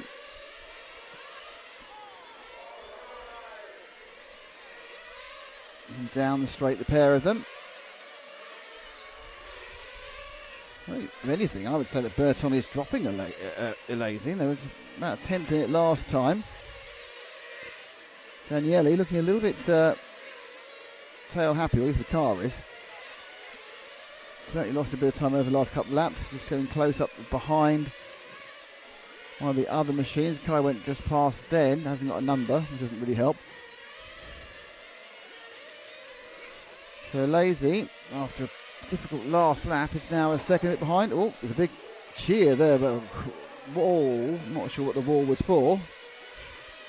Trying to have eyes everywhere in these sort of races. Got eyes in the middle there, second place. I think it was a slight gain, 10th of a second. He gained on Berton that time. And the white car ahead of him is not Adrien Berton. It's one of the many back markers he's going to come across. That time round, 10th in Berton's favour, but we haven't got to the first pit stop yet. 6 seconds that Hilesi in second place has over Fabio Dominin in third, and it's Baruzzi, and then it's a non-allocated transponder, which is either Patrizio Rossi or Angelo Parisi, and I'm guessing it's Patrizio Rossi in fifth. And it's Catanzani, D'Angelo. They're putting a second lap on the blue car, which, to be honest, is probably still going 3 times faster than I would.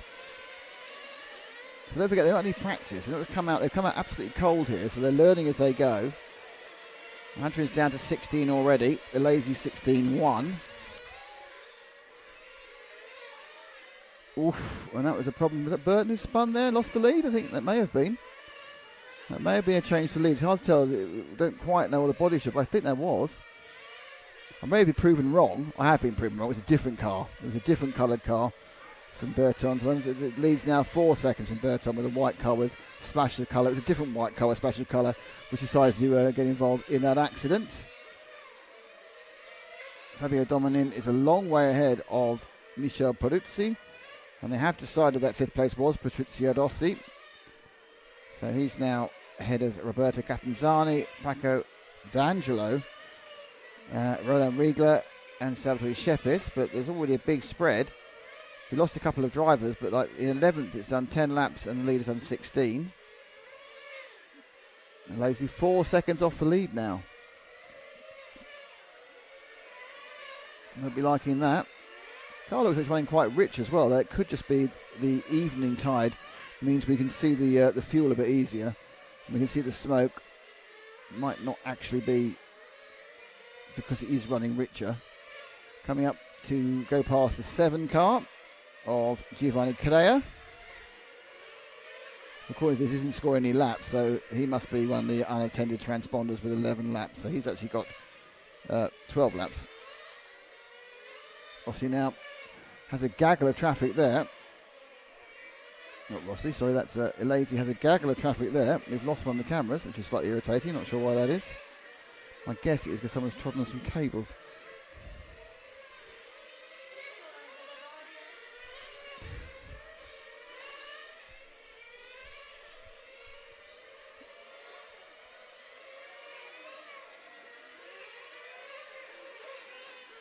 Oh, a bit rattling. Oh, Lazy makes a mistake. Now, slightly unsighted coming up the straight. Trying to get a turn inside. Bit excited. It's not a mistake that's enough to put Fabio Dominin near him. And they are coming for fuel before the 7-minute mark, so they are allowed to fuel whether they like. That is lazy fueling. They've taken away that rule. He's looking like he's running super rich, in fairness. Ooh. So running at sort of 6.5. He'll just do it on 2 stops easy.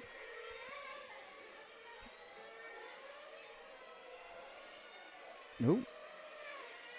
It's not all going quite right for the moment, is it?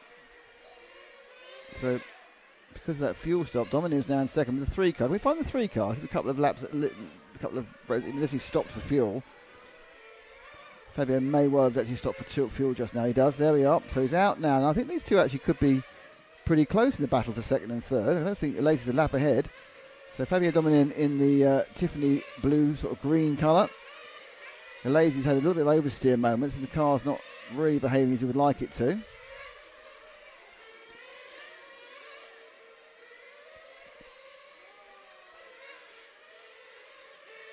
Oh! Dominic not too bothered with that. They came onto the straight there. Fishtailing. And bang. But I think Fabio Dominin is now in second place.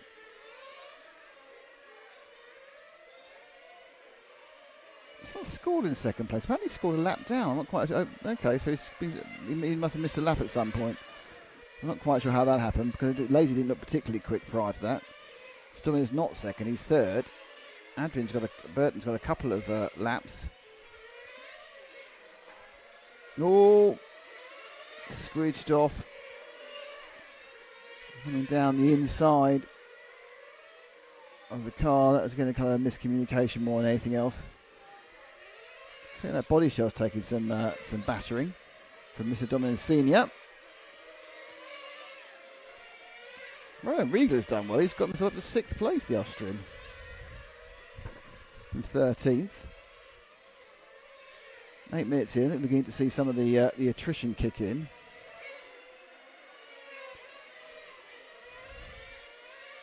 Trying to find a way of stopping people from standing in front of this viewing area.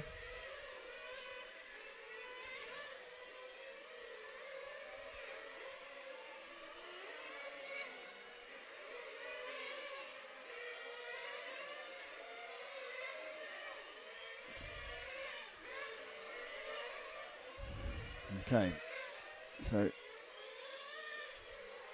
Dominin still running in second, best part of a lap behind Elasi. Elasi over a lap behind Bertat. Trying to see where there's a battle. Let's have a look at some of the other cars because there's no real battle at the moment. There's 11 minutes to go. That's a nice, I don't know who that is. That colourful car at the front there. That is car number. Yeah, it's our leader. Let's try somebody else. Adrian's had a bit of time before. That'll do. Don't know who it is. Could be anybody. That is car number. That's Lazy. Find someone we haven't shown. There. That'll do. That is car number 6. That is Roberto Catanzani. Andrea's father, I assume. Showing a rare old turn of speed. The body shell seems mounted very high. Perhaps it's one of Catanzani's spares. It doesn't get too badly damaged. But the whole car seems very high.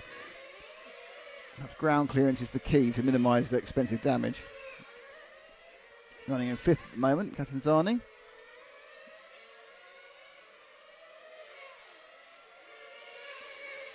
A bit wayward. Looks like Salvatore Shepis, Paco D'Angelo and Max Mercanti have retired. So they've lost about 5 of the cars now.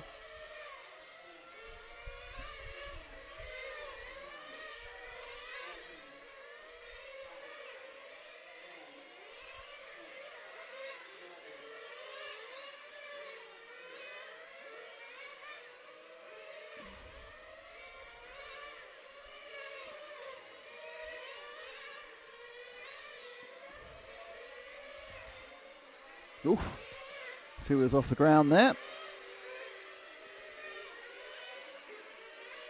Some problems. Oh, my car's got some issues on the fence there. I think the 10 car's having an issue. That'll be Darren Mantis.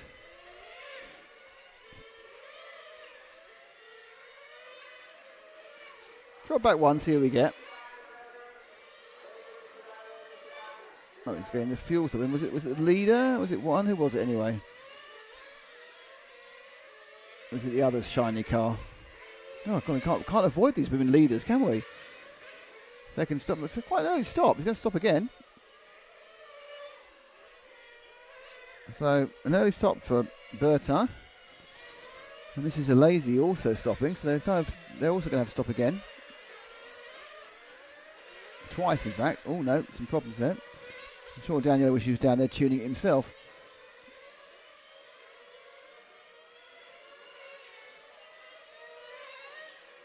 The lazy just ahead of Burton on the road, but a lap behind, effectively.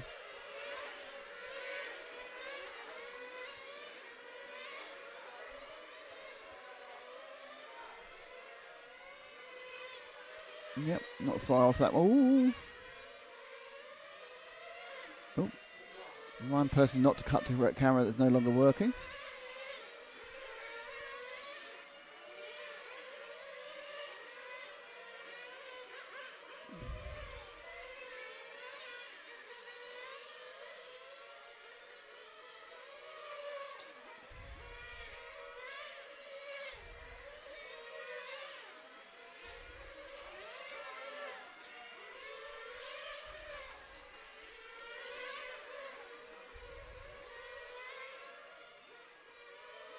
Still with the lazy.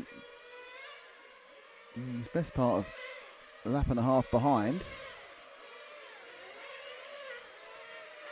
See if we can find car 13 of Roland Riegler. I'm not sure how easy it's going to be to find the numbers, to be honest.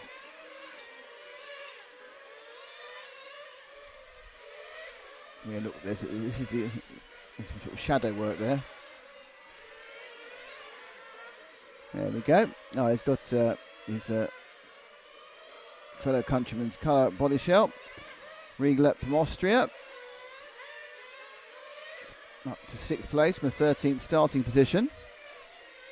Not everything's going swimmingly.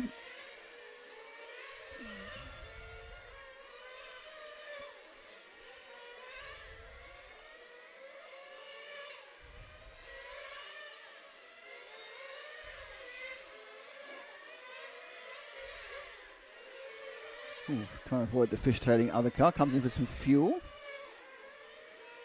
He won't have to stop again.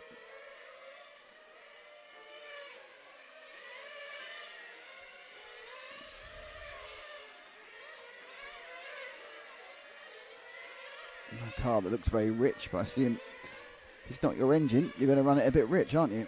Just to make sure it doesn't pick up any damage.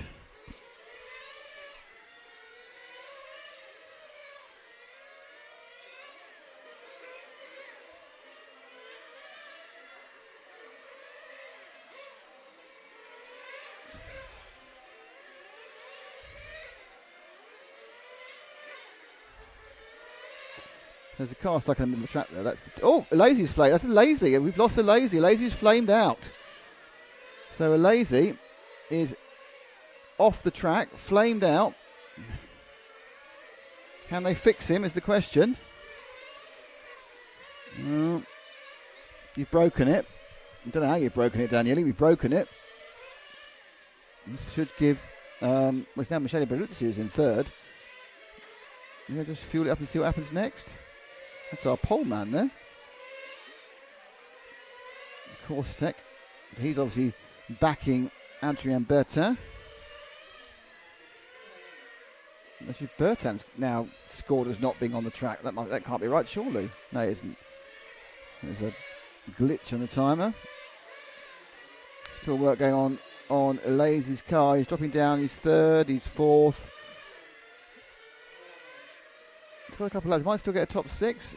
Let's see how he tries to get him started. Yep, up and away. Ish. No. Yes, there he goes. So, engine trouble striking in the number 2. That was the best of them, you see. This is obviously the disadvantage of a total lack of preparation that they've all had.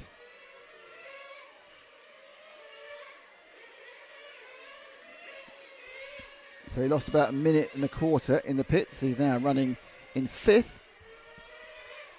It's Bertin now by 2 and a bit laps from... it's Michele Bertuzzi who's in second. The car 4, Matt. Can you find 4 for us? I don't think we've shown him very much. He's now in second, car 4.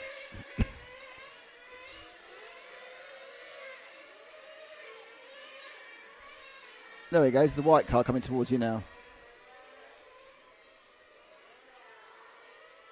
That is Bertuzzi. Lost a bit of time there to Bertin, but he remains in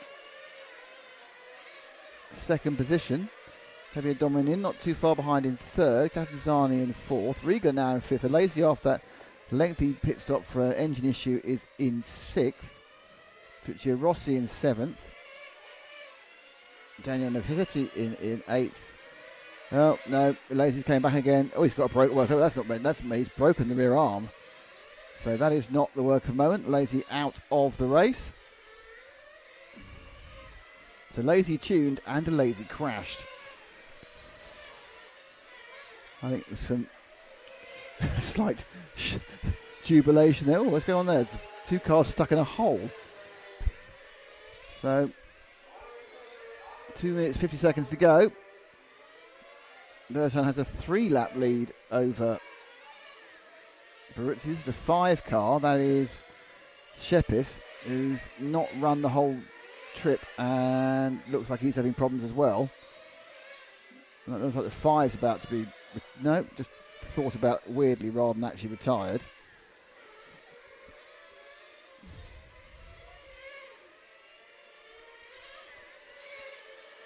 It doesn't appear to be working right, the 5, it has to be said. Last time round was a 21. This one is 29. So yeah, the 5's got problems. Whoa! Completely rear-ended there by the leader. So the leader didn't know what was going on, didn't realise he hasn't got any drive.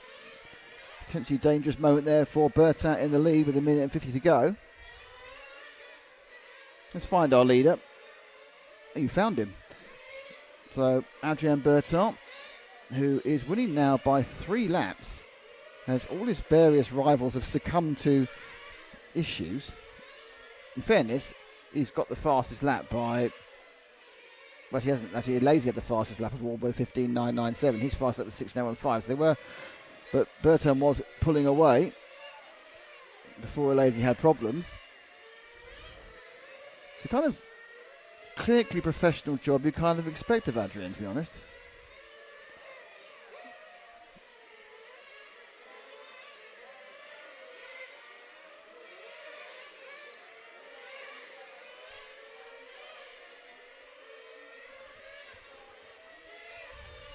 Minute to go.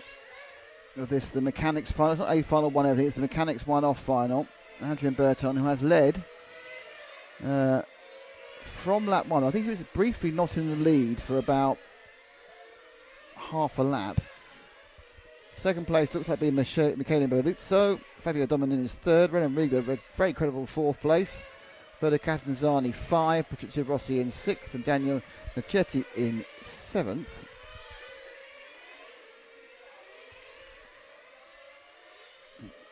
Remarkably, despite not having been in the race for some time, Malaysia still scored a 7th.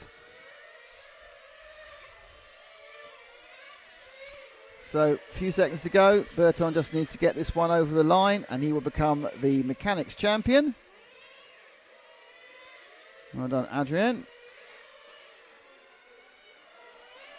Second place, Michele Baruzzi. Third place, Fabio Dominin. Fourth place, Roland Riegler. And that is actually, this time, that is it for coverage for today. Thank you for being with us today. We think we're back at 8:30 tomorrow, but please check your local listings on Facebook to find out when we are actually starting. We think it's 8:30 again, CET, 7:30. Straight off with the 1/8 finals in IC. Then we have the first leg of the 3 electric finals, and then we have the quarterfinals and the second leg. So it's that way. So it's a kind of it alternates electric and nitro the whole way through the day. Main final was off at 4, but I think it's going to be off about 3. So do check all the times, because the times currently are definitely not correct. Just the result there of the mechanics final. And I'm going to say thank you to our title sponsor, Senesi Motorsport. Thank you to our supporters, S-Works, Lens Bodies, Sheffield Model and X-Ray. Thank you, of course, to EFRA. Thank you, Matt McCallum. My name is Nick Damon. We are RC Racing TV. This has been the penultimate day, on the qualifying day of the F1/8 GT and GT Euros 24 from Giordani Naxos in Sicily. Thank you very much, and we will see you all back here, hopefully, tomorrow at around 8:30. See you then.